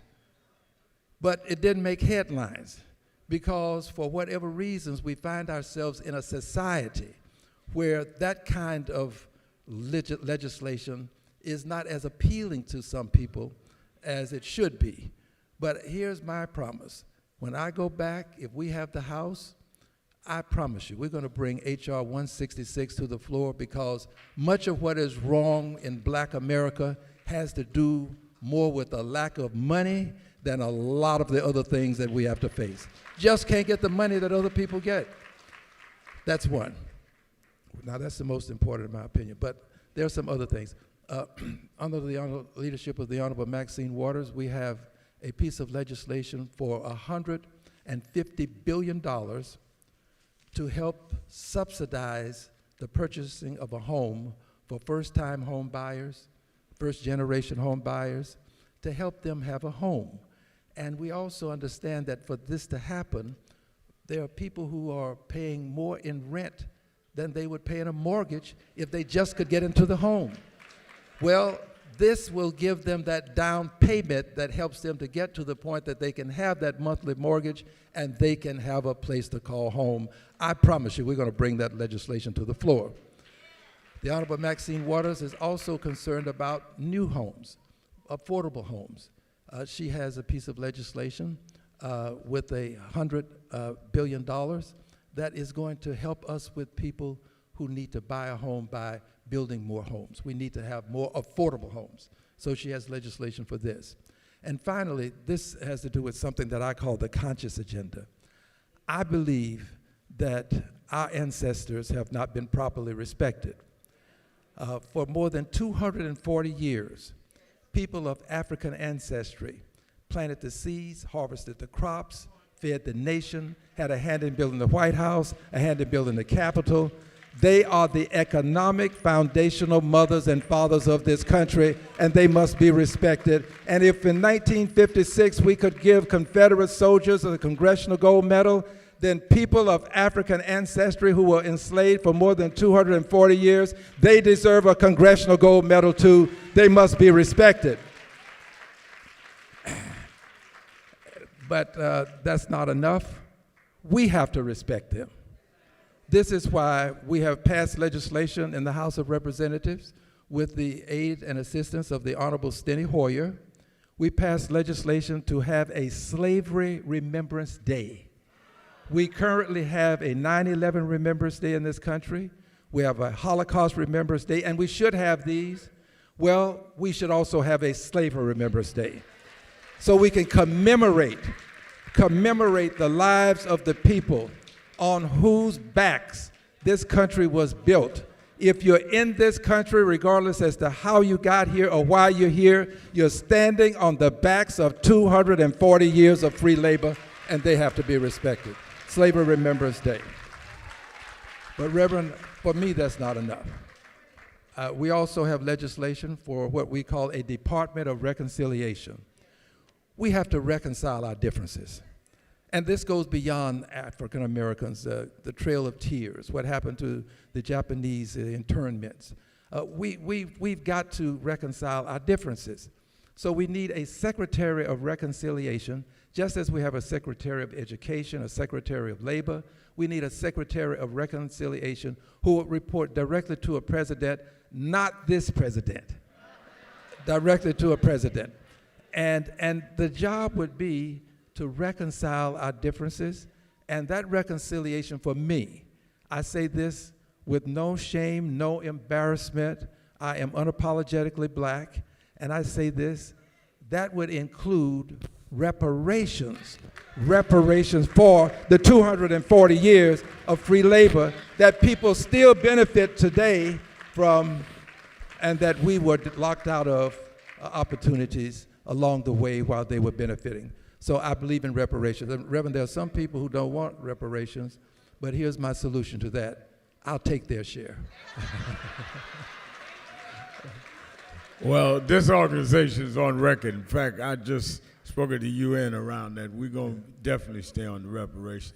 But let me on that particular point, the question of DEI, where the president has really in many ways forced a lot of the private sector that if you want to make a merger, you have to get rid of DEI, or we're going to block your mergers, or if you want to continue federal funds, and even colleges and universities. We have National Action Network New York chapter has been marching over a year now on Bill Ackman, who was one of the architects of ending it in Harvard. Is there legislation that you would like to see, if the Democrats you referred to, if the Democrats take the House back, that could make law that would protect diversity, equity, and inclusion? Because we are not saying we need it because we're less than able. We're saying it that we've been barred from just having a fair, even playing field. That's right. And how do we catch up? You know, it's almost like somebody starts a 100-yard dash, and you spot somebody 40 yards, me back here, 40 back, and then say go, and then you wonder why I can't catch up, because you cheated in the first place. And how do we close that gap? Is there a legislative way that you'd like to see Democrats do? Well, Reverend, diversity, equity, and inclusion was not unconstitutional. Right. We just had a president who decided that he would eviscerate it, and he went about the business of doing it not only, as you have articulated, but also in institutions of higher education. Took on institutions and literally demanded they eliminate all of these departments that were in any way associated with diversity, equity, and inclusion, and the policies as well. I think that we have to have something that separated Dr. King from all of the great orators of his time, that separated him from the intellectuals of his time, and that thing was courage. We have to have the courage to say that we will reinstate what he eviscerated, and do it with no shame. I believe that diversity, equity, and inclusion should be there, not to guarantee us anything, but to at least let us be at the table, at least be considered. Right now, we don't get any consideration. And if you probably have noticed that there's this movement afoot now in the National Football League to take away the notion that you just have a person of color in the pool of candidates. You don't have to select them. Well, I think that we go back. And the Honorable Joyce Beatty is a person who was championing that DEI. So I want to give her full credit along with the Honorable Maxine Waters. I think we go back to that, but I think we can go beyond that. I believe, Reverend, that and I believe this will happen, you will have one from your state as a Speaker of the House of Representatives. And when he becomes Speaker of the House, he's a bold brother. I believe that we can go so far as to decide that we will pass the legislation that I talked about, H.R. 166, deal with the DEI question, but also, Reverend, make it very clear to people that we have these obligations because when the land was free, all you had to do was squat and you could have it. When the people came back from the war and there was a GI Bill, all you had to do was be a GI and you could get loans, and we didn't get those loans as readily as other people. I think we have to decide that we are going to move forward on the reparations question. I don't think this is something that we should put off to some distant point in time when we think we'll have the best opportunity. The best opportunity is when we have 218 votes in the House of Representatives. And let's move forward with reparations. Let's move forward with it. Absolutely. And I might add that he had advocated this for some time. He had me speak at the caucus weekend one year about that. He had a whole committee on that. And like I said, we just did, Ben Crump and I just spoke at the UN on this. Let me bring you to another issue. Our voting rights. Yes. We are sitting at a time that we do not know where the Supreme Court may rule on Section 2 of the Voting Rights Act. The Supreme Court in the past has already weakened Section 7 and 8. And I remember sitting in the courtroom in the hearing in the Supreme Court. I was sitting there, John Lewis, Reverend Jesse Jackson, and I all together. And John Lewis and Jesse gone now. And here we're sitting with the possibility that they will take out the last of the Voting Rights Act in our generation. That's why a lot of this bickering and arguing with each other, they're dismantling everything that the generation ahead of us got us, and we fight each other rather than fighting those that are disenfranchised at all. They've also, in the interim of dealing with the Supreme Court, started the redistricting. And the Selma of that, the Selma of today was Texas.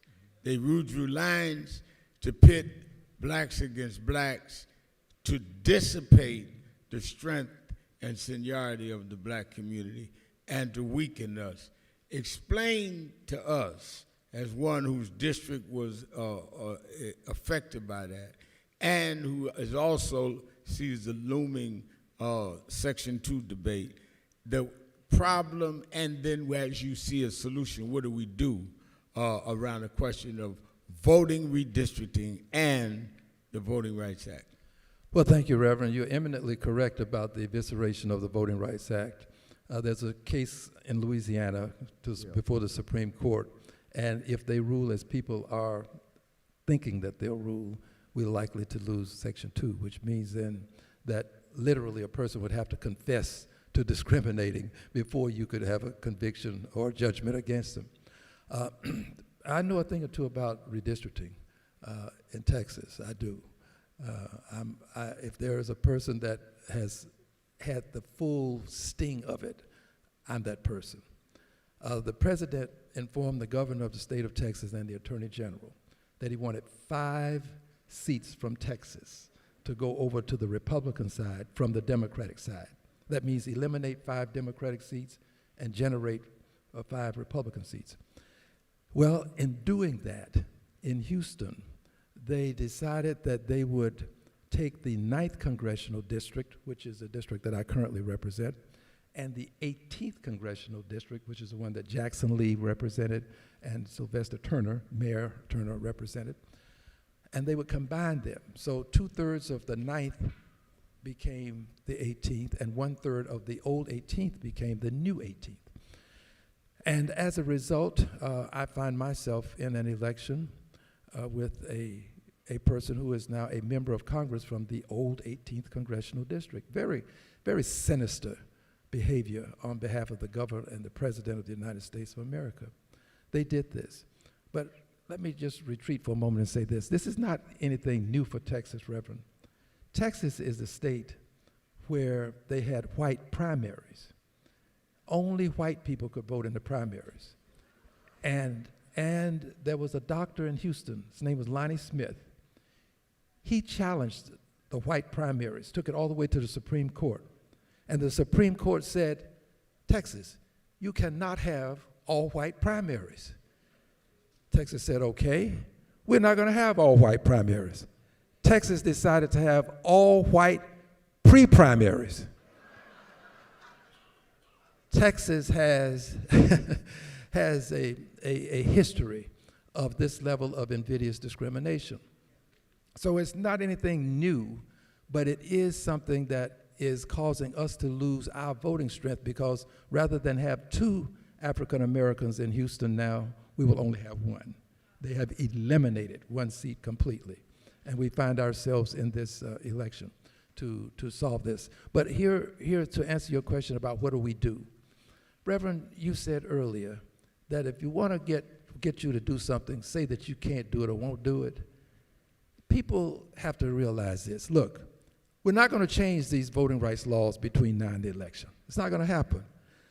I think that the mere fact that people are trying to prevent us from getting to the polls and voting, that ought to be reason enough for us to fight our way to the polls and vote.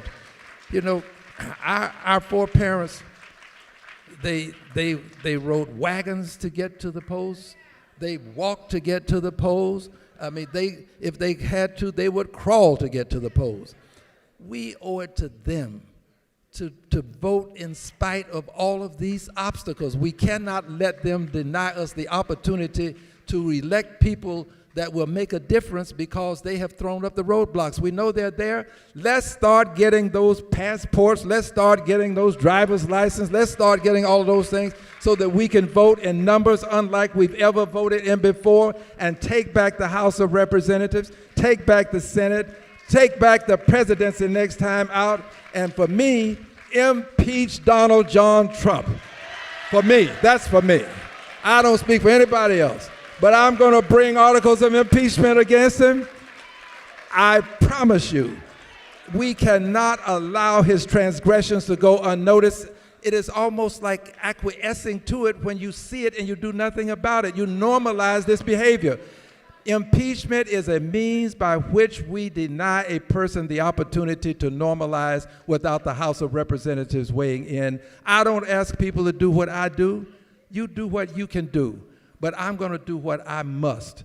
I will not sit by and watch him eviscerate the Constitution without putting up a fight.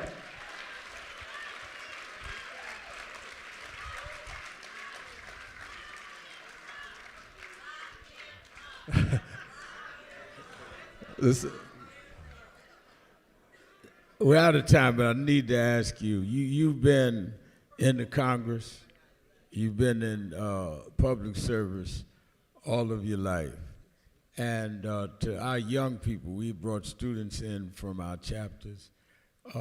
What would you advise someone that is beginning to get involved in public service, whether they're going to run for office, whether they're going to be an activist? What would advice you give them along the way? One of the things that I think a lot about is growing up in the movement, as I did. It just started making sense in later years with Reverend Jackson, and Reverend Jones would tell me when I was a teenager and thought I knew it all. And I was youth director of Bread Bears, but I thought I was smarter than them. But then you hit certain traps and certain walls, and you say, oh, this is what Jesse was talking about. And what advice would you give to some of them, young or old? Because some people are older when they decide to get in the movement. You're never too old to get in. There is no age limit in reforming and recovering from being an Uncle Tom. There's no age limit. You can get healed at any age.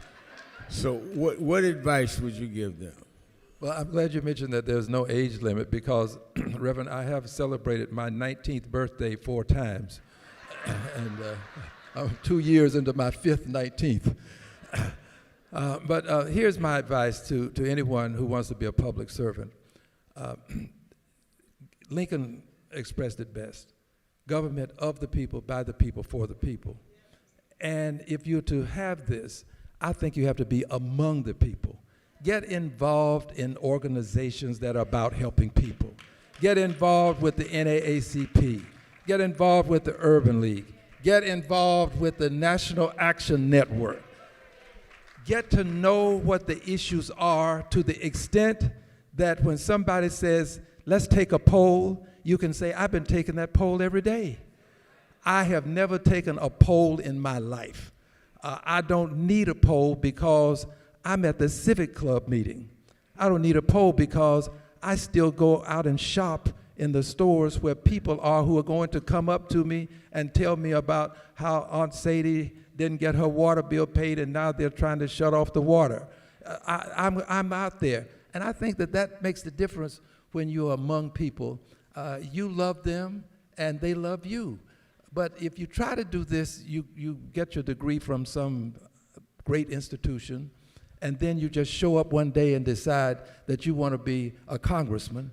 Well, people are kind of suspect of that. And I don't blame them. I'm suspect of that.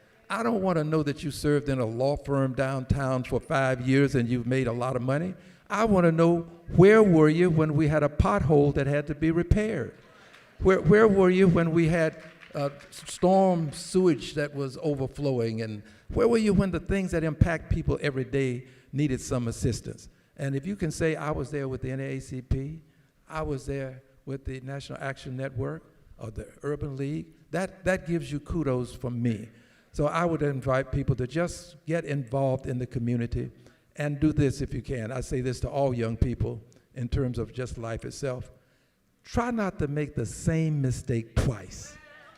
You are going to make mistakes, but try not to make the same mistake over and over again. One time is enough, and then go on and make some other mistakes. Congressman Al Green, give him a hand. Thank you. Thank you, Reverend. Congressman Al Green.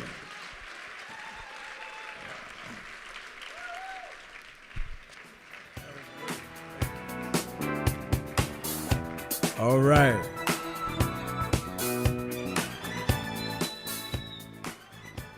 We'll be back with Congresswoman Makya.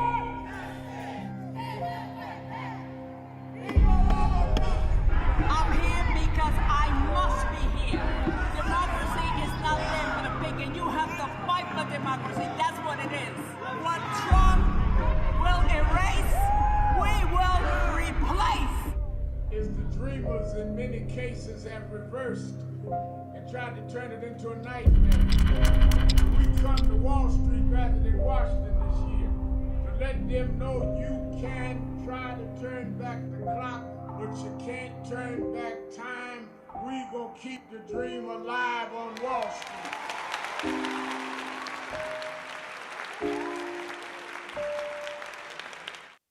It's been a long time coming, but I know 1968, Dr. Martin Luther King was killed in Memphis, Tennessee. And it has been the commitment of National Action Network to always, in the month he was killed, to let them know they killed the dreamer. I have a dream today. They can't kill the dreamer.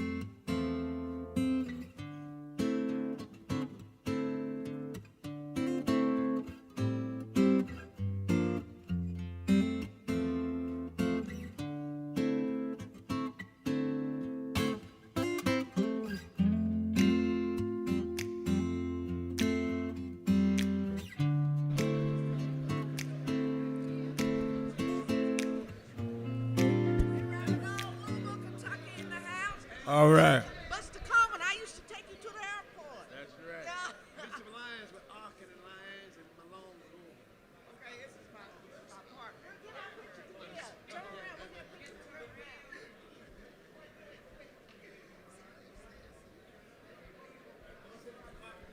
Make sure.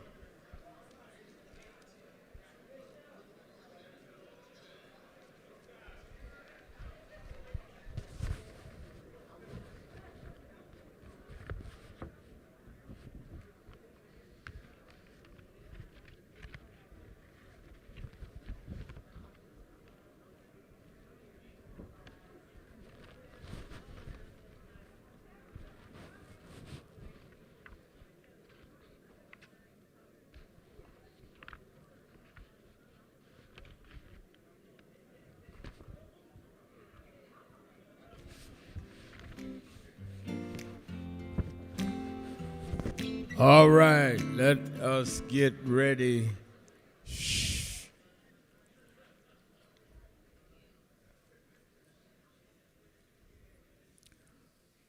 I know that I just saw some of our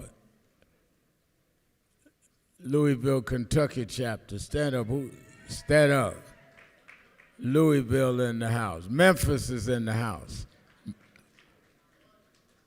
Who else? Detroit in the house. Chicago in the house. Atlanta, Georgia's in the house. Cleveland, Ohio's in the house. Marcia McCoy, Greater Cleveland chapter. All right, we got folk coming from all over the country, and they're already here, and this is the first day, and that's why I'm so happy that people understand it's going to have to be a ground effort on the ground, and that all of us, that's why I wanted you to hear from people.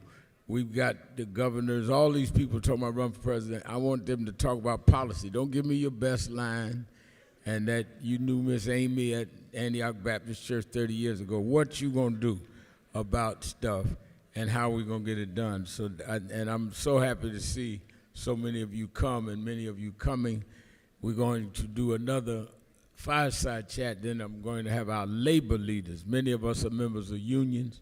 Our labor leaders come on and talk, and then our economic program. We'll be out in time for y'all to get dressed for the dinner tonight. I know y'all want to put on your Broadway best since you're down Times Square and show out tonight. So thank you for coming. Thank you for coming.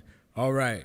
Let me also remind you that these sessions start early. 9 o'clock is 9 o'clock in Nan. Not guy just wobbled up to me talking about, I missed the thing this morning. Well, you need to get up. I'm not going to wait for you to go.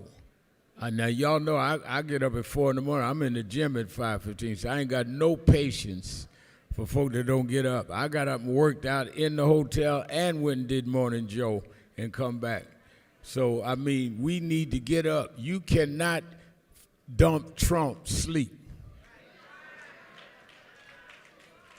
It's going to take some work and take some effort, so let us all be serious about that.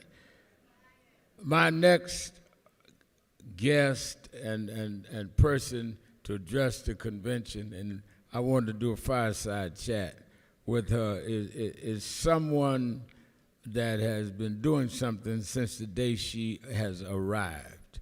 She has been a tireless champion for justice, and really a powerful, unapologetic voice for the people of New Jersey's 10th Congressional District. She stands in some giant shoes, and she stood there. She has been doing that. She's holding the line as leader of the House Committee on Small Business and House Committee on Homeland Security, as ranking member of the Subcommittee on Emergency Management and Technology. She's making sure that when we talk national security, we're talking about the security of our streets, the safety of our children, and the protection of our future. She's a daughter of Newark, New Jersey, servant of the people. Let's greet our Congresswoman, LaMonica Makya. Come on, Congresswoman Makya.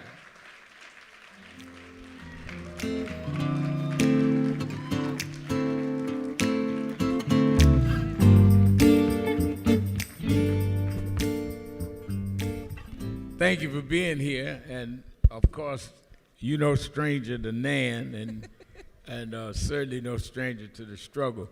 Tell me at this present time, as we sit here 4 days after the 58th anniversary of the assassination of Martin Luther King, we sit here less than 30 days after we funeralized Jesse Jackson. How do you, as one sitting in Washington, see the state of our race and what we need as a race to do about it? Well, first of all, thank you so much for having me. It's great to be here with you all, and shout out to New Jersey who's in the house. You know,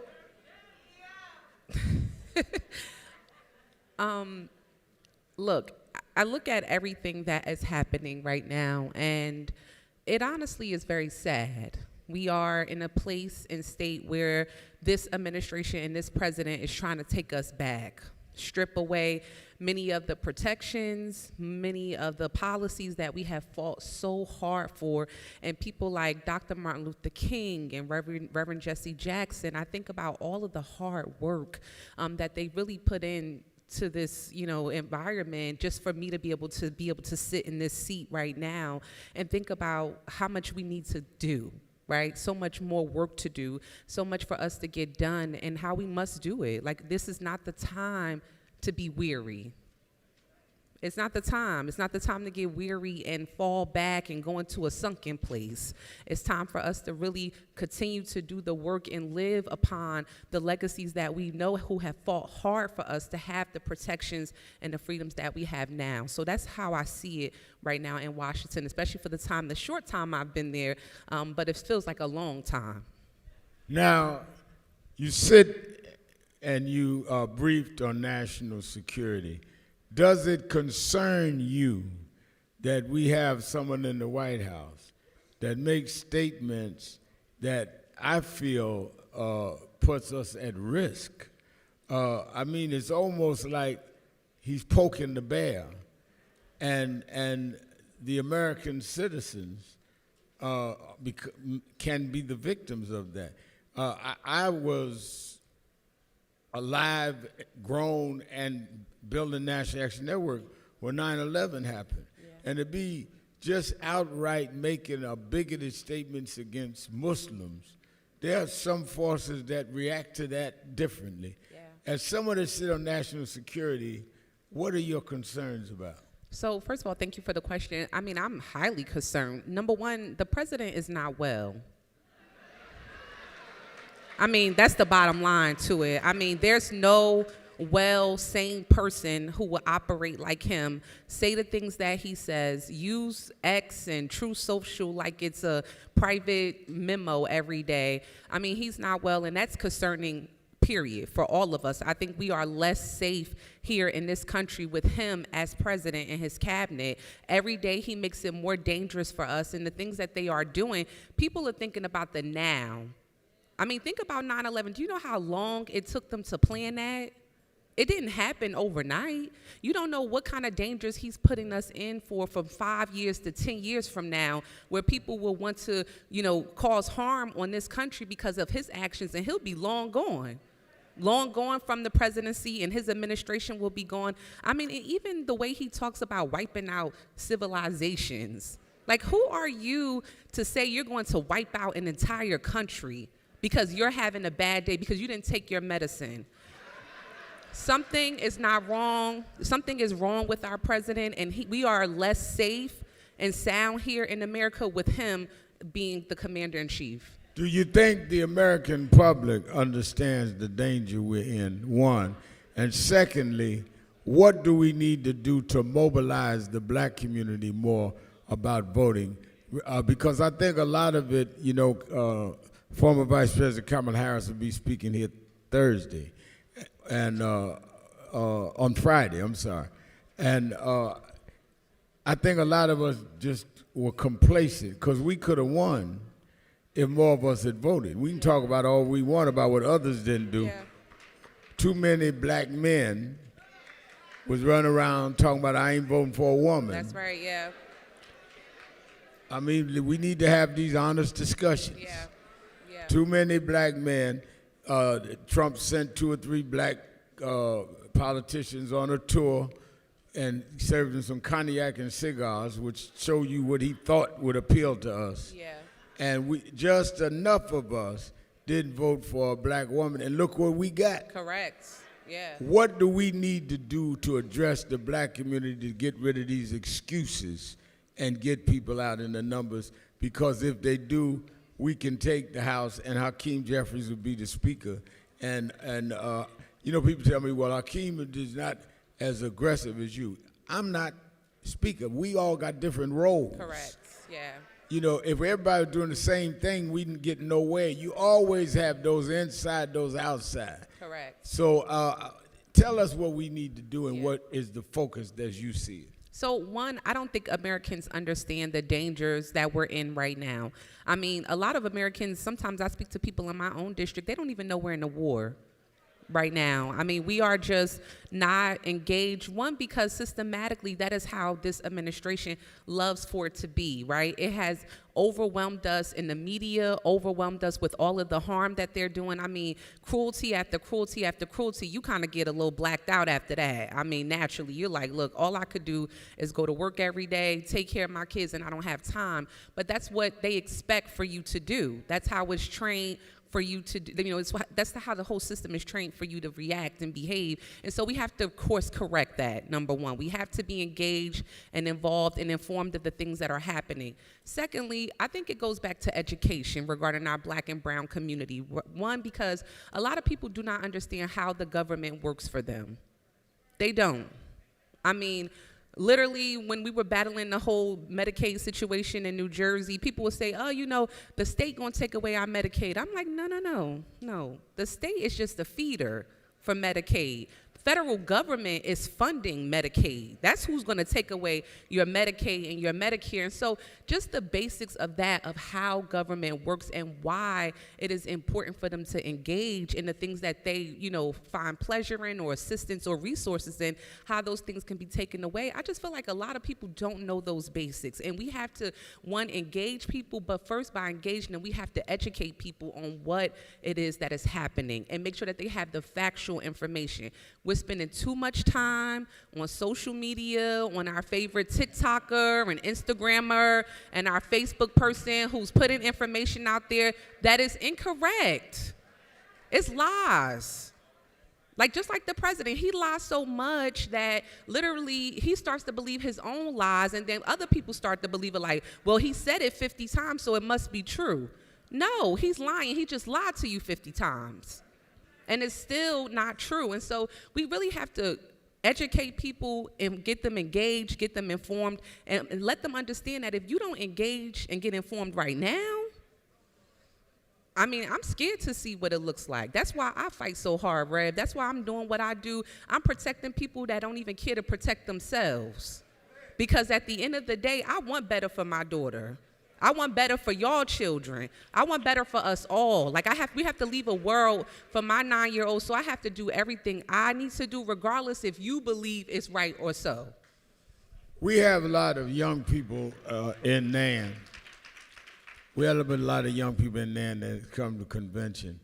What could you go back, you don't have to go back that far because you're not that old, but what motivated you to get involved in public service and in politics? What made McIver McIver? Yeah, so I'm happy you asked that. So a lot of people ask, hey, how did you get involved? I got involved in politics when I was 10 years old. I had a teacher who was running for office at the time. I was in the 5th grade. He was our English teacher, and he was cool and hip. And we like, you running for office? What that mean? And he really gave us a crash course, not just me, but other young people in the class. And he like, look, we need better for our city. We have to get this. We have to get that. This is how we make laws in our city and do all of these things. And literally, I mean, I didn't know that at 10 years old. A lot of 10-year-olds don't know that. And so he said, if you want to see more, come to the campaign office. It's right up the street from the school. You can walk up, help us pass out flyers. We're going to get people registered to vote. I said, well, that sounds like fun. Let me go on up there. I could tell some grown people what to do. That's right up my alley. Let's go and do that. And so I went and started volunteering and really got involved in GOTV and voter registration right in my own community. And really it helped me learn basically what community was about, what it means to love thy neighbor, what it means to be civically involved and engaged. And that teacher was actually Ras Baraka, who is our mayor in the city of Newark.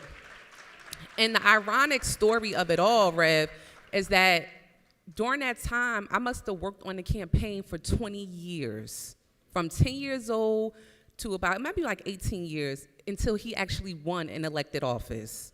Like, he ran all of that time. I remember. Oh, yeah. Persistent, coming back, building in the community, doing food drives, clothing drives, doing all these different activities leading up to a point where he can actually win. Well, you mean a council he didn't seat. go to one rally, jump in front of one camera, it was, and become mayor? It was a long, I mean, keep and telling folk that. And he came from a prominent family, Right. a family well known in the city of Newark, but still, I mean, back then it was just the, older guard of the, elected politics in the city of Newark that really was hard for a young person to break into. And so that's how I got engaged and started doing the work that I did, and loved working behind the scenes and doing what I did until the time where I had the opportunity to actually run for elected office.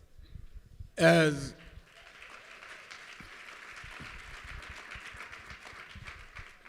we're in the midterm elections, because you have people here from all over the country in our different chapters, what are the critical top 3 issues that you think we ought to be focusing on talking about when everyone goes home, that these are the things that they need to talk about, that people will really decide they're voting or not voting based on whether we're talking to them? Because I think one of the things that I think has been very much detrimental is that people in certain circles, leadership circles, whether it be political or civil rights or faith, are talking to each other and not talking to people. Yeah. So your message doesn't stimulate anybody because you haven't, it's like if you start answering your cell phone before it rings, people start thinking something wrong with you. We're not ringing people's bells,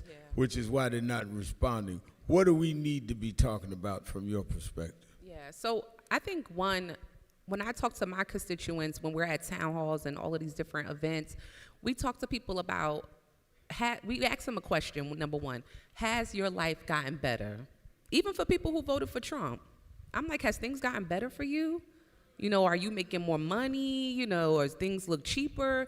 And folks are like, no, it's not. And my kid lost their job and this and X, Y, and Z. And I'm like, okay, well, that answers your question on how things are not working out underneath this president who told you he was going to focus on the economy and things were going to be so grand and great, and they haven't been there yet. So that's number one. Number two, we give them the facts. The facts is millions of people are going to be kicked off of Medicaid right after the midterm election. They're so savvy that they put it in effect in the big, beautiful, ugly bill that they passed, that Medicaid, folks will be kicked off their Medicaid and Medicare right after the midterm election. So they hope that you go out and you go to sleep and you don't go vote so that all of this can take effect. That's number one. There was major cuts to SNAP benefits. A lot of cuts. Many people don't know that. That is something that we have to remind people. But the healthcare, SNAP benefits, the resources, I think just around affordability is really the message, right? Because so many people are struggling. No matter how much you're making, no matter where you live, to my most wealthiest cities in New Jersey's 10th, to my most urban, more poverty-bound cities, people are struggling. They are struggling. You could be making $75,000, $80,000 today, and it's like making 20, because that's how expensive things are. Childcare is expensive. Literally, rent is taking up people's whole paycheck. And so I think that is the message around affordability, talking to people about, look, we need to make our lives better. And then, look, I'm not saying this, Rev, because I'm trying to get Dems off the hook either. After we get them out, right, we flip the House, Dems have to actually do what they said they were going to do. That's number two to it. Because sometimes, you know, we've been hearing all these stories for years. We can't do this. We can't do that. That'll take too long. We can't get Medicare for all. We can't stop this. I don't want to hear any more of that. Because we saw this president, Rev, come in, wake up in the middle of the night, still waking up in the middle of the night, signing executive orders, doing whatever he want to do, right? And happening overnight. And so we have to have that same kind of mentality a little bit to get things done for the people that need it the most. And so that is what we really have to focus on, and the story we need to be telling and educating people on for this midterm election coming up.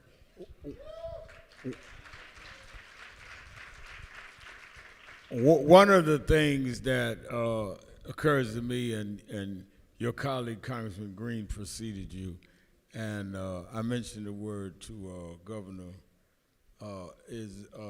Shapiro, is that the history that our people, I'm talking about African Americans now, have had should not be distorted, and it, in many ways, in my opinion, should give us a charge of responsibility. They're going to celebrate the 250th anniversary of the country July 4th, but that's not our celebration. We were slaves then, and they celebrate signing the Declaration of Independence 1776. We were not even emancipated until 1863. So I don't know what everybody getting ready for a celebration. You know, that it seems crazy for me to have on the birthday hat at your birthday party. That ain't my party. In fact, I'm thinking Saturday when I do my address to the convention, calling for something on July 4th, like Frederick Douglass did. Why should we be celebrating that? We may need to do our own rally in Philly or somewhere that day, because that's not our background. How much of it is, in your opinion, is of importance is it that our children from a young age know our history, because it gives us more of a responsibility. Because a lot of, you know, when I talk to a lot of young people, we just did several campuses, a lot of them act in certain ways because they don't know what's expected of them. And when we tell them, do you realize we had to fight even to get in some of these colleges? They're like, word? They didn't know that. Yeah. You can't expect people to know what you never told them. Yeah. And that may be some of why Trump and DeSantis is trying to get black studies out of the schools, because they don't know, and white kids don't know. So when white kids hear us talking about reparations or affirmative action, they think it's an attack because they don't know what their granddaddy did to us.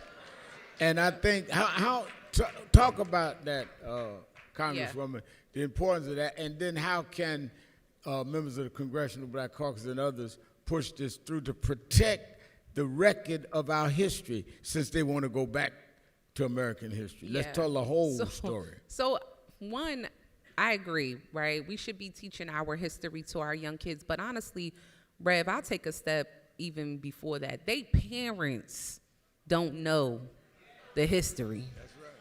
So we are generations behind of black folks not knowing our own history. And so these young people today under 18, I mean, they live in households where no one can teach them the history. And that is why it's so important. We have to take steps back in educating an entire generation about our history, because that's why folks are so lost, you know, or you have so many older people who tell you, I mean, when I say older people, I mean like under 40, who are like, oh, you know, I ain't going out to vote. I'm good.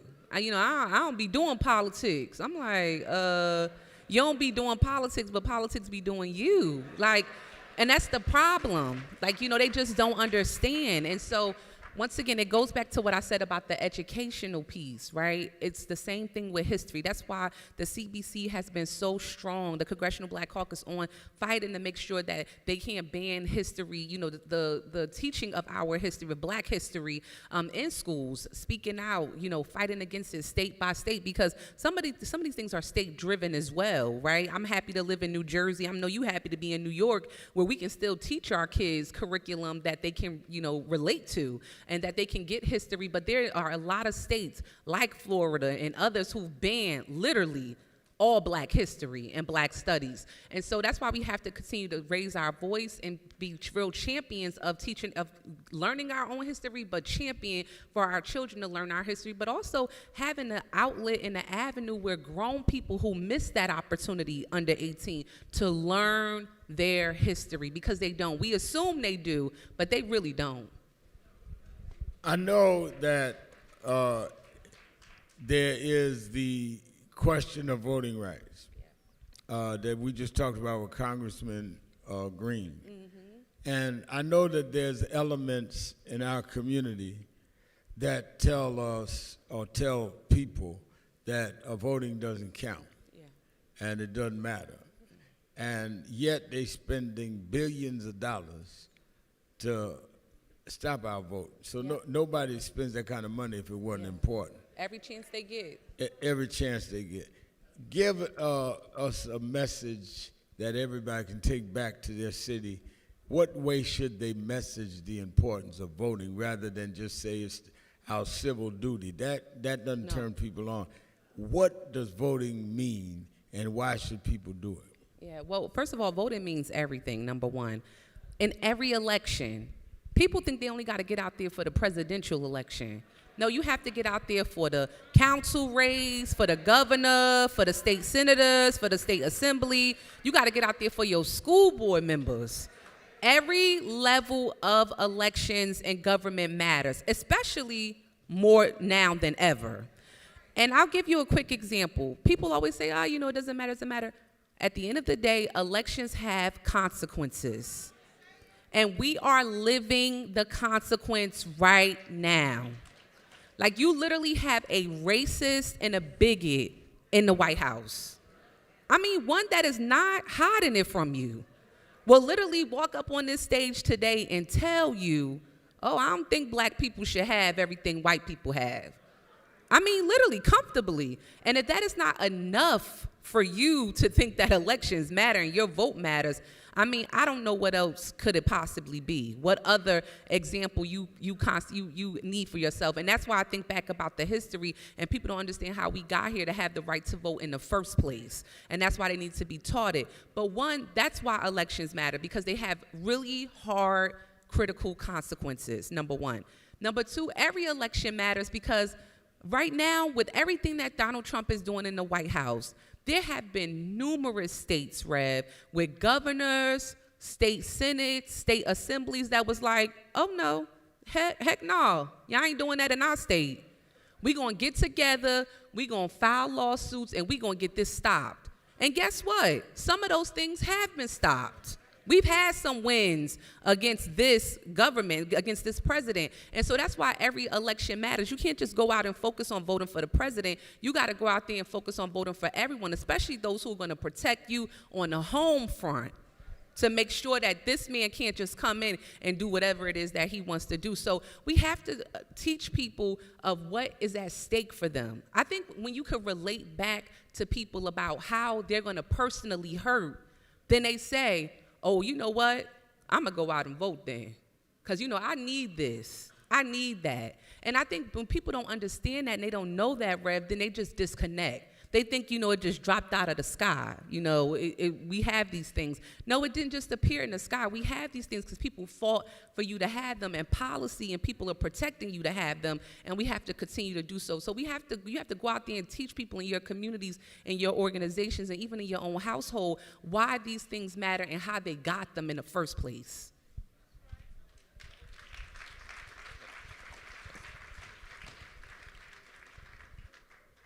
Let me raise this issue.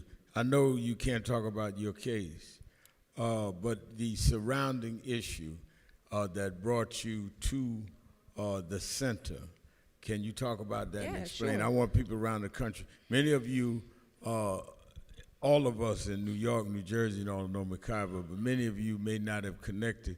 She's the congresswoman that just went to the ICE Center, and they arrested her, assaulted the mayor, and have refused to drop the charges on her. A congresswoman in national security going to see a facility that was being held by the federal government. And I think if there's been a more blatant case than her case in terms of what is this administration is about. So to the degree you can address the circumstances, please. Thanks for that, Reverend. Thank you for your support and for everything that National Action Network has done for me. I shout out Pastor Bartley in the audience from New Jersey. So everybody knows I'm the congresswoman that Donald Trump is trying to send to jail for 17 years just for simply showing up to do my job and inspect an ICE facility in my district. You know, we went there to go with two other my colleagues to inspect this ICE detention center that we were getting complaints about, that was being ran horribly. People are not able to see their loved ones. Folks don't have access to legal attorneys there. And so we went there to do an inspection, which we have done before in New Jersey.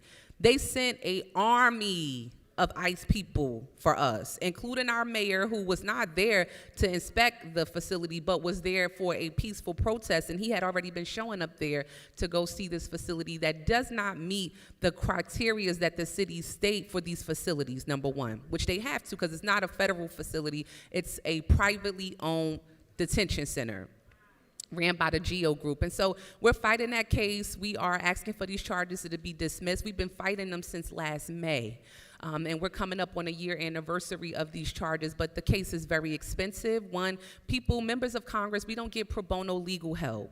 The ethics laws do not allow us to. So we have to pay, I have to pay for this, you know, for my own legal defense, which is costing me up into $1 million of fighting this. Yes, somebody say, yep, yes. It costs a lot of money to try to fight this Department of Justice that Trump has weaponized to be his own personal army against people who do not agree with them. And so we're in the second stretch of that. We just filed briefs to the Third Circuit Court, which we're asking for dismissal based off my legislative immunity, because I am allowed to show up to any ICE detention center without an appointment, show up and expect it, because it is literally a federal agency that is running this department. And so any member of Congress can do so, and so that's what we're fighting for, but also vindictive prosecution, because that's what this is about as well. This president does not want his critics to go out there and, you know, disagree with them or talk bad about what they're doing, and then everything that they're trying to hide in these facilities too.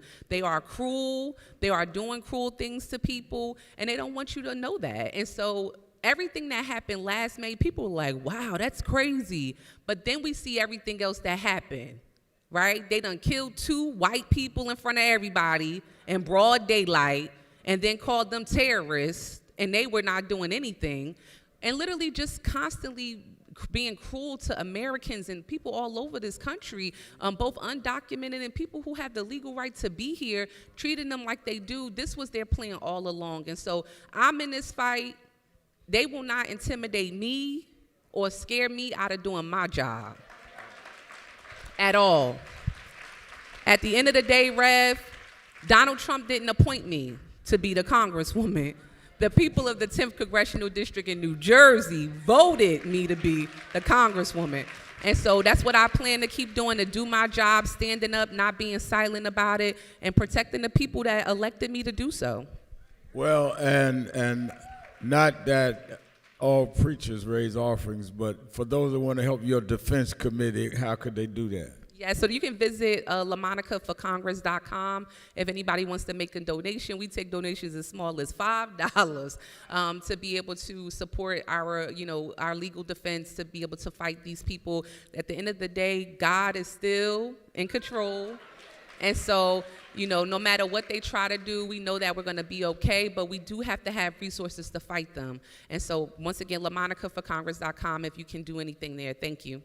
All right, Congresswoman LaMonica Makya, give her a hand.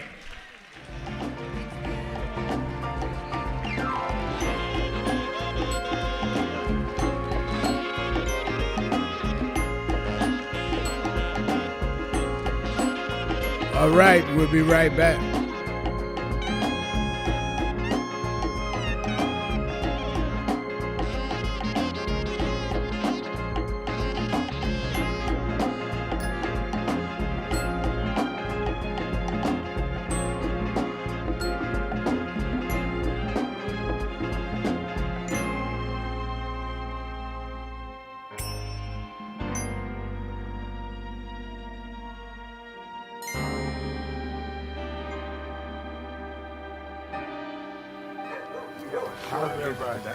So we just wanted to greet you all and thank you for allowing us in. Yes, sir.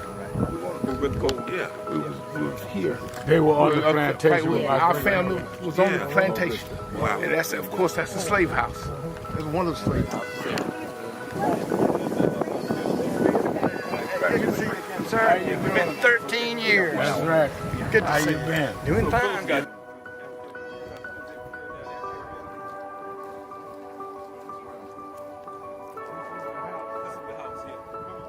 Right, last time. And we, Alexander Sharpton.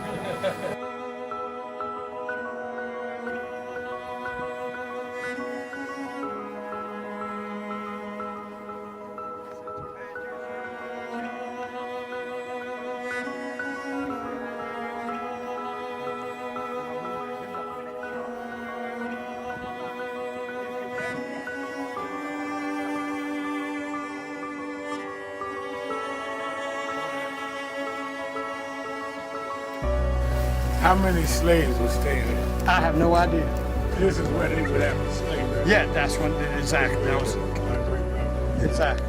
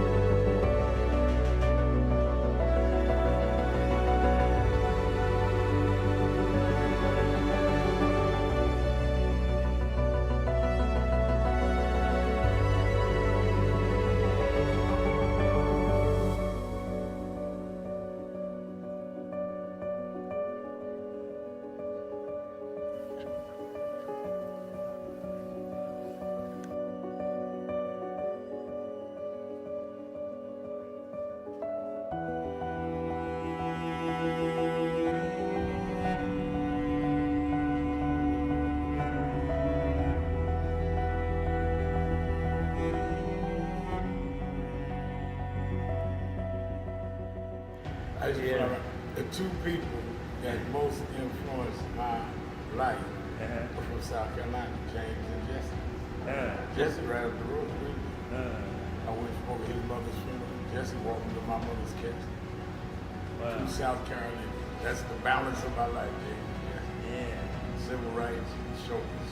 But also where your people come too. Literally. Yeah, right. And when I knew Jesse was from James, I started President. Yeah. And James had died before I knew about him in South Carolina. Oh, really? Yeah. James died December 25th. He died Christmas Day, 06. And they came to do the story for February of 07. They came to me in January. His daughter swear that was his daddy and him pushing the information out. Wow. And I called Jesse and told me, you know that my great-grandfather was a slave about 45, because Greenville right up to I-20. He said, I told you we was connected. That's why you gotta listen to me. But nah. Hello, New Orleans. Let me tell you straight. They did not think we could come and be here tonight They cut budgets and advertising, but one black man, Rich Newton, has said, I don't care. My families come together every 4th of July weekend, and Essence will happen, because that's who we are. Give a big hand to Rich New Dennis for bringing us back.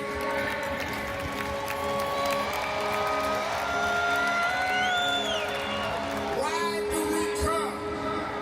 Because the essence of who we are is essential to what made this nation. We built this nation. We made this nation. We created the essential dollars that this nation lives off of. We don't care what bill they pass. We will not back up. We will not back down. We will not give in. We will not be chased out. We don't care who's in the White House. We will organize our house by house.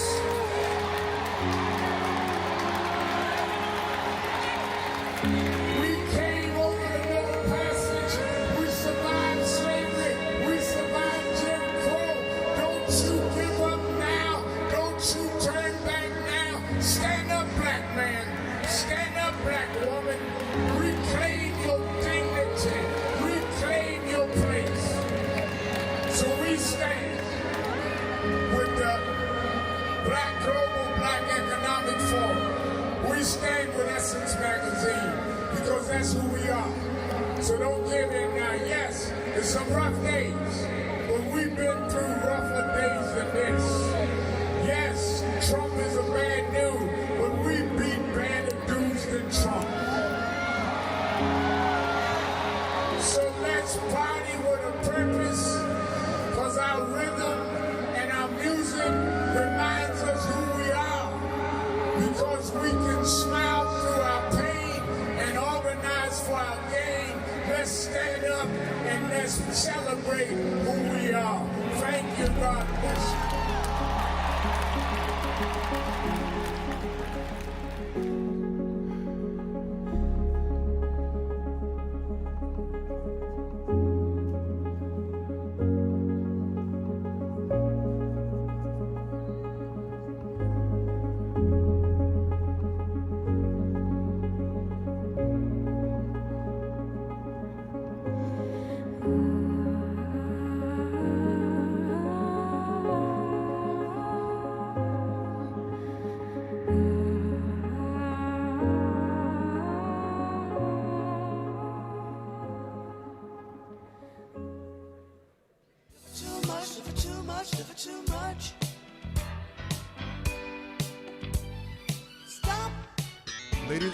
Ladies and gentlemen, our founder and president, Reverend Sharpton.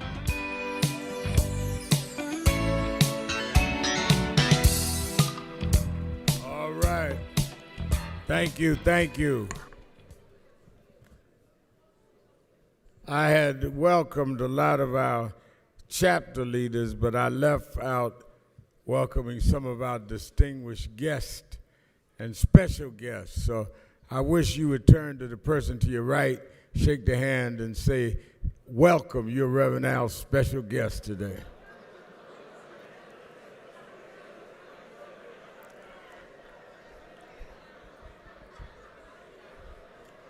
All right.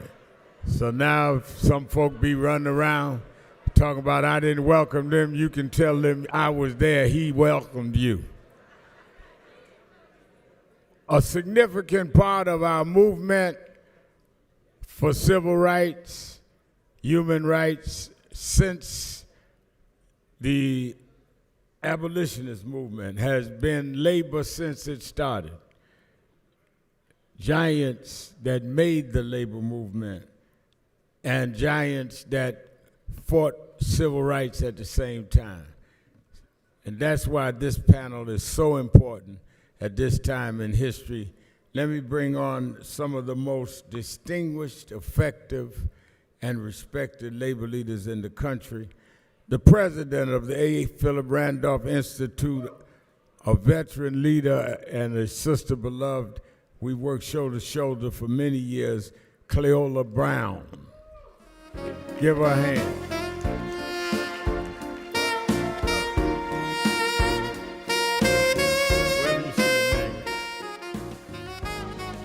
National Secretary Treasurer of the American Federation of Government Employees, who've been really having to stand up for their workers, Eric Bunn Sr.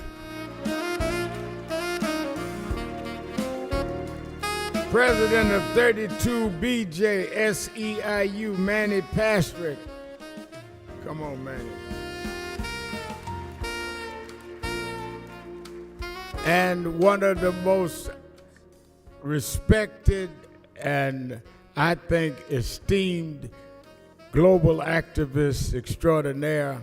We've worked shoulder to shoulder for the last 3 decades, and she knows that if she calls me, I'm gonna be there. I know if I call her, she gonna be there. She'll show up and ask me when we get to starting the march. Now, what are we here for, Al? All she can do is I told her to be there.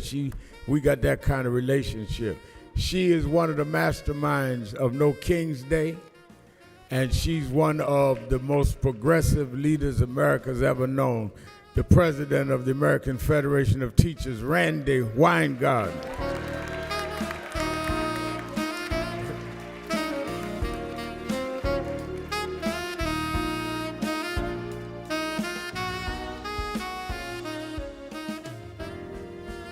And last but never least, he has been a leader, a friend. He's a member of the National Board of National Action Network, and he is certainly personified how you can speak softly but carry a big stick.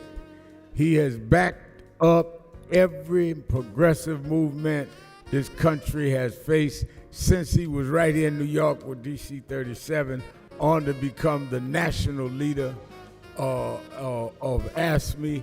He has more fire in his belly than most folks can ever muster. And we're honoring him tonight because he's honored us with his life. The president of the American Federation of State, County, and Municipal Employees, Brother Lee Saunders.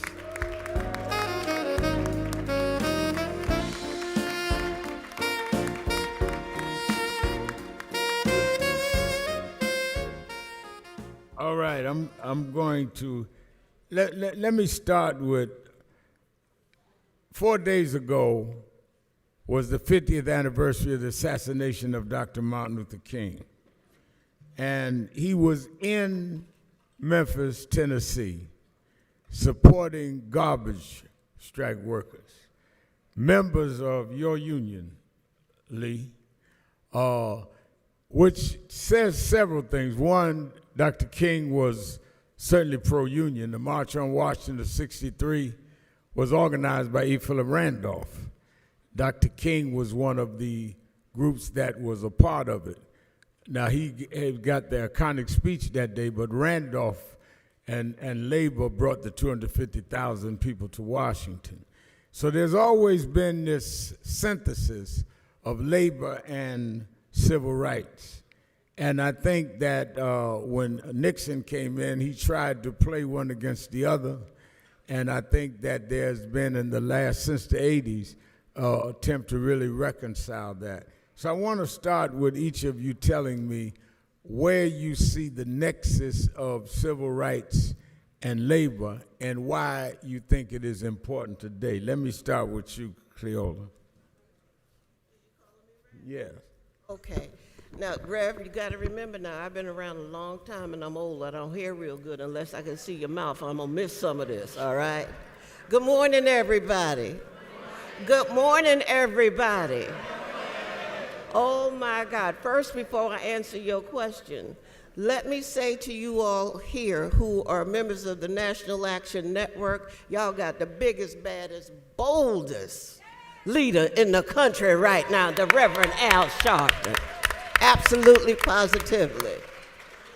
But when I had an opportunity to sneak in and tried to go over there incognito to listen to what the previous speakers were going to say, I got a chance to hear another dynamic sister, the Congresswoman from New Jersey. Oh my God.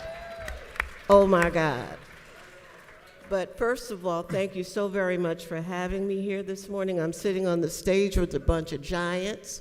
I may be a little bitty OP from South Carolina, but I'm gonna do my best to say some stuff that makes some sense here this morning with y'all this afternoon. I heard the question, and I remember the day that Rev started with, the March on Washington. I was about 15 years old, actually, and sneaked off from home, lived in Philadelphia with my uncle for a little while, and decided I was grown enough at 15 to make a decision on my own, like leave the house and don't tell nobody and go from Philly to Washington on the Greyhound bus, all for $2.41, so you know that was a long time ago. I didn't know that you had to have a pass and all the rest of that, but I was going anyway. But my mama told me, she says, if you ever get in a place where you're hungry, look for them sisters with the greasy bags.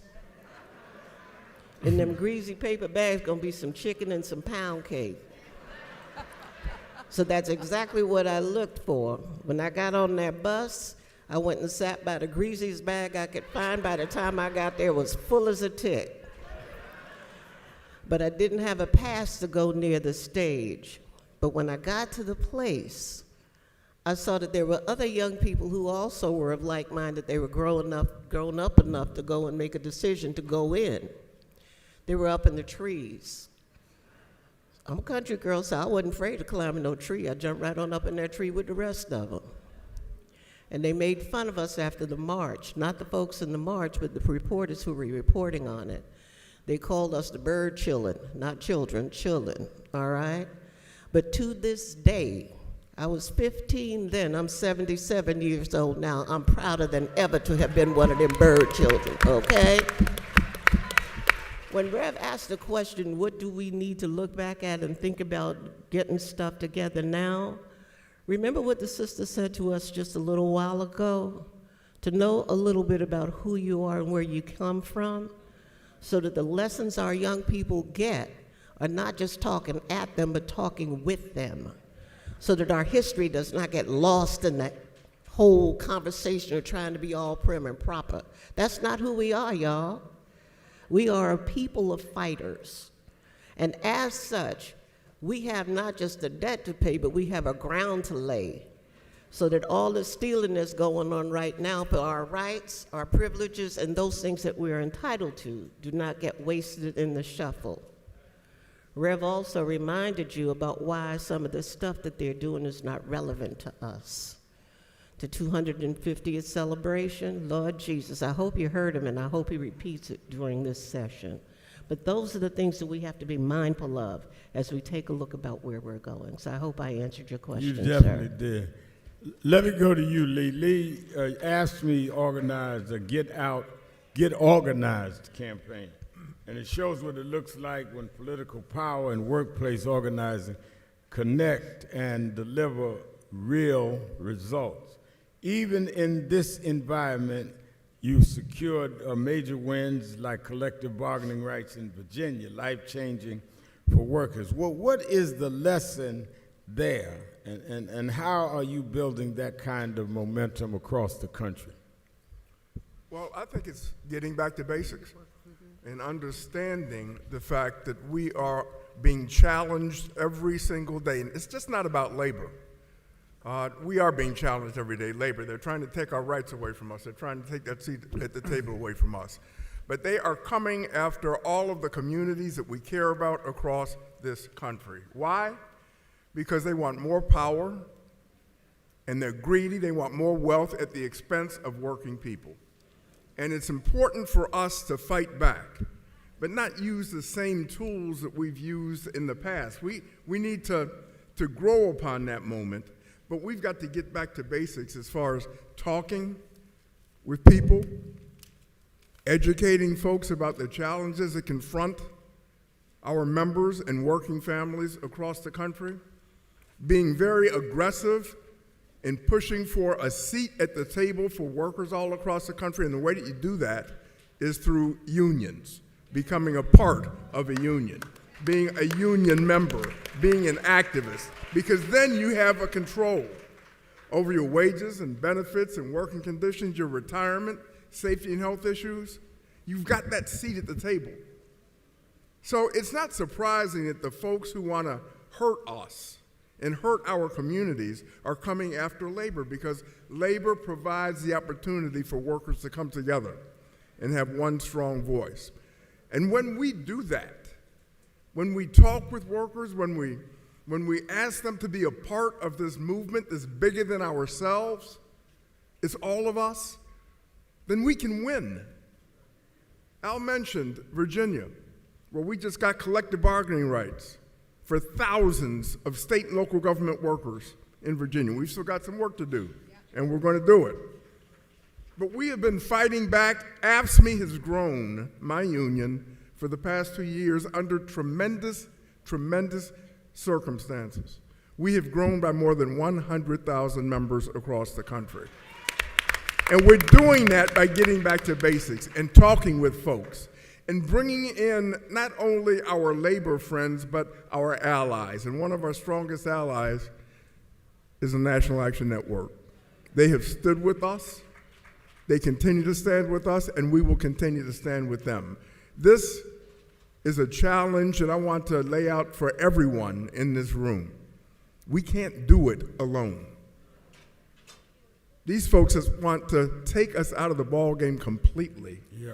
They want to damage us. They want to hurt our families and hurt our communities. Collectively, we've got to come together and say, hell no, you aren't doing that to us. And we've got to fight like hell every single day and make our voices heard to make sure that that doesn't happen. And when we come together, you know what happens?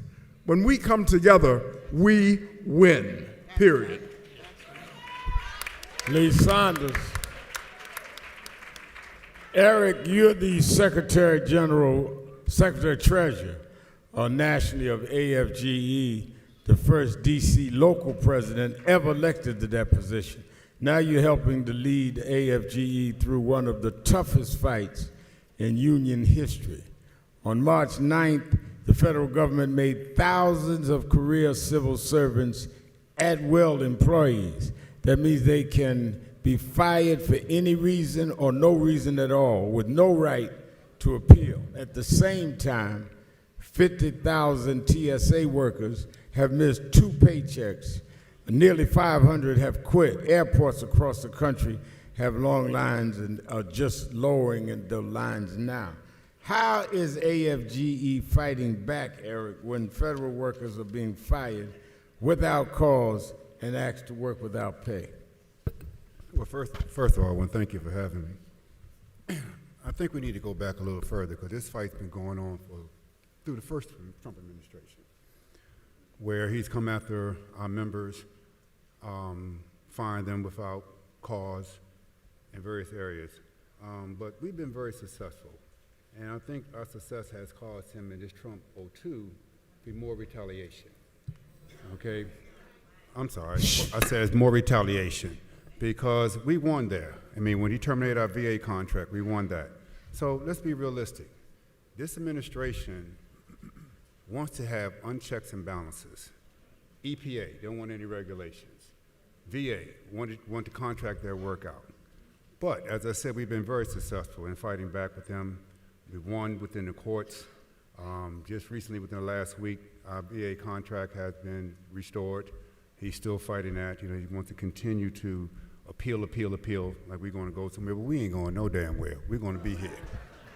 Can I keep it real up in here? Go ahead. Okay, all right. I mean, even with our TSA, it wasn't 2 paychecks, it's been 3, okay? Try living without 3 paychecks. How do you feed your family? That's right. How do you even go to work? Okay? How can you take care of the basic needs? Say, oh Lord, they're ready to let me, ooh, okay. I was ready to go somewhere, okay? Clearly where this administration and Congress are getting paid. They're on vacation while working. They're on vacation right now, that's right. Okay? And this DHS shutdown is not over. We've been through 3 shutdowns in less than 5 months. In less than 5 months, ladies and gentlemen, okay? And our members are traumatized. it disrupt their basic life of how to live, how to take care of their families, not knowing where your job is going to be, okay? When the next firing is going to come in. So yes, we've been fighting with Manny, as head of 32BJ SEIU, you're representing 175,000 workers and members, including 34,000 residential workers, facing an April 15th strike vote before their contract expires on the 20th of April. The industry is currently pushing for two major concessions: ending premium-free health care and implementing a two-tier wage system for new hires. What's at stake here, and how are you mobilizing to stop this? Yeah, first of all, thank you for having me, Reverend. It's an honor to be here with this panel. I also have to give a shout out to my brother, Executive Vice President Joseph Bryant, who's here attending this conference. And SEIU 32BJ represents the workers who keep us safe every day, the security officers, the cleaners who clean our buildings at night, the folks who clean the schools, the folks who get the job done but too often are left out and left behind. And under the Trump administration, the society, that's only more so. So the biggest contract we have is the one you mentioned, Reverend. It's the 34,000. Do we have New Yorkers here? Any New Yorkers here? All right, yeah, there we go.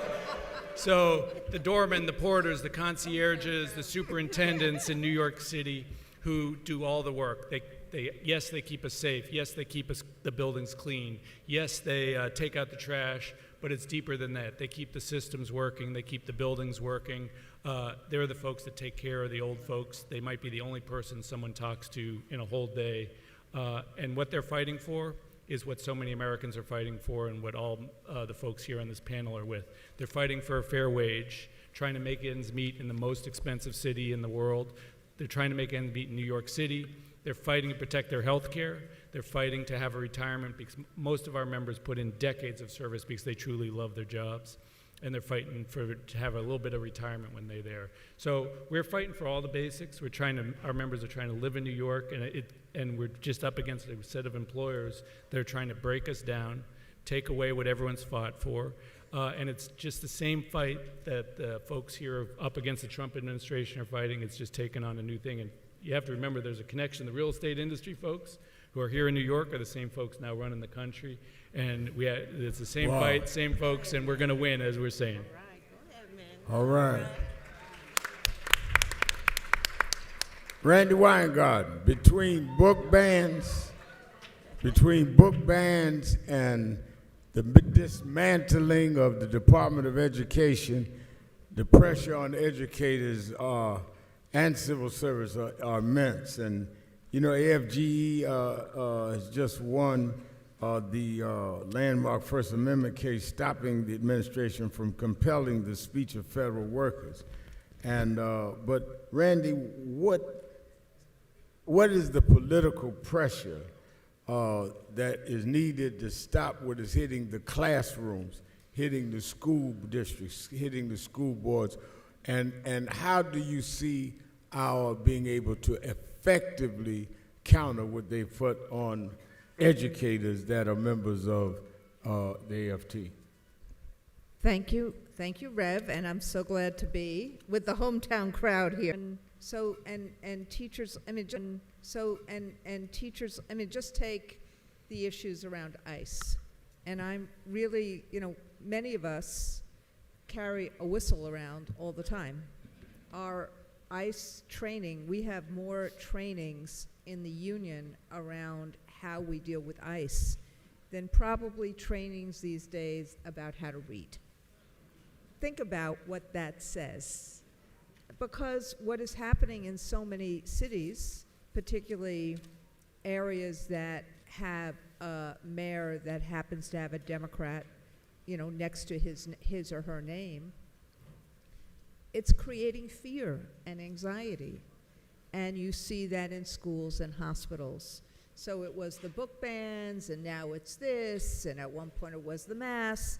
It's all about creating that kind of division and undermining the public purpose and the social purpose and the real purpose of schooling, which is the purpose of how we equip young people and not so young people with the skills and knowledge they need to have a better life.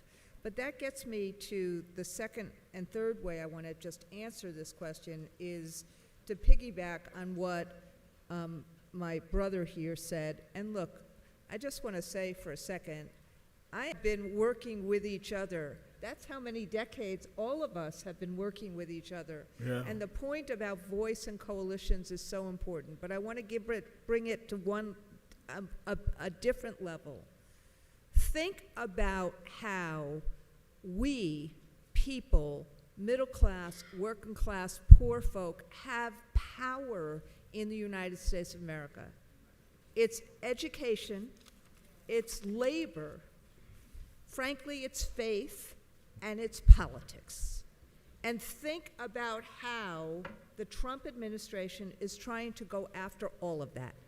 In terms of coalition building, as the Rev said, is none of us can do this alone. If we don't work in coalition, if we don't go to the courts together, the court of public opinion together, the Congress together, work on commerce together, then we are never going to beat these bills.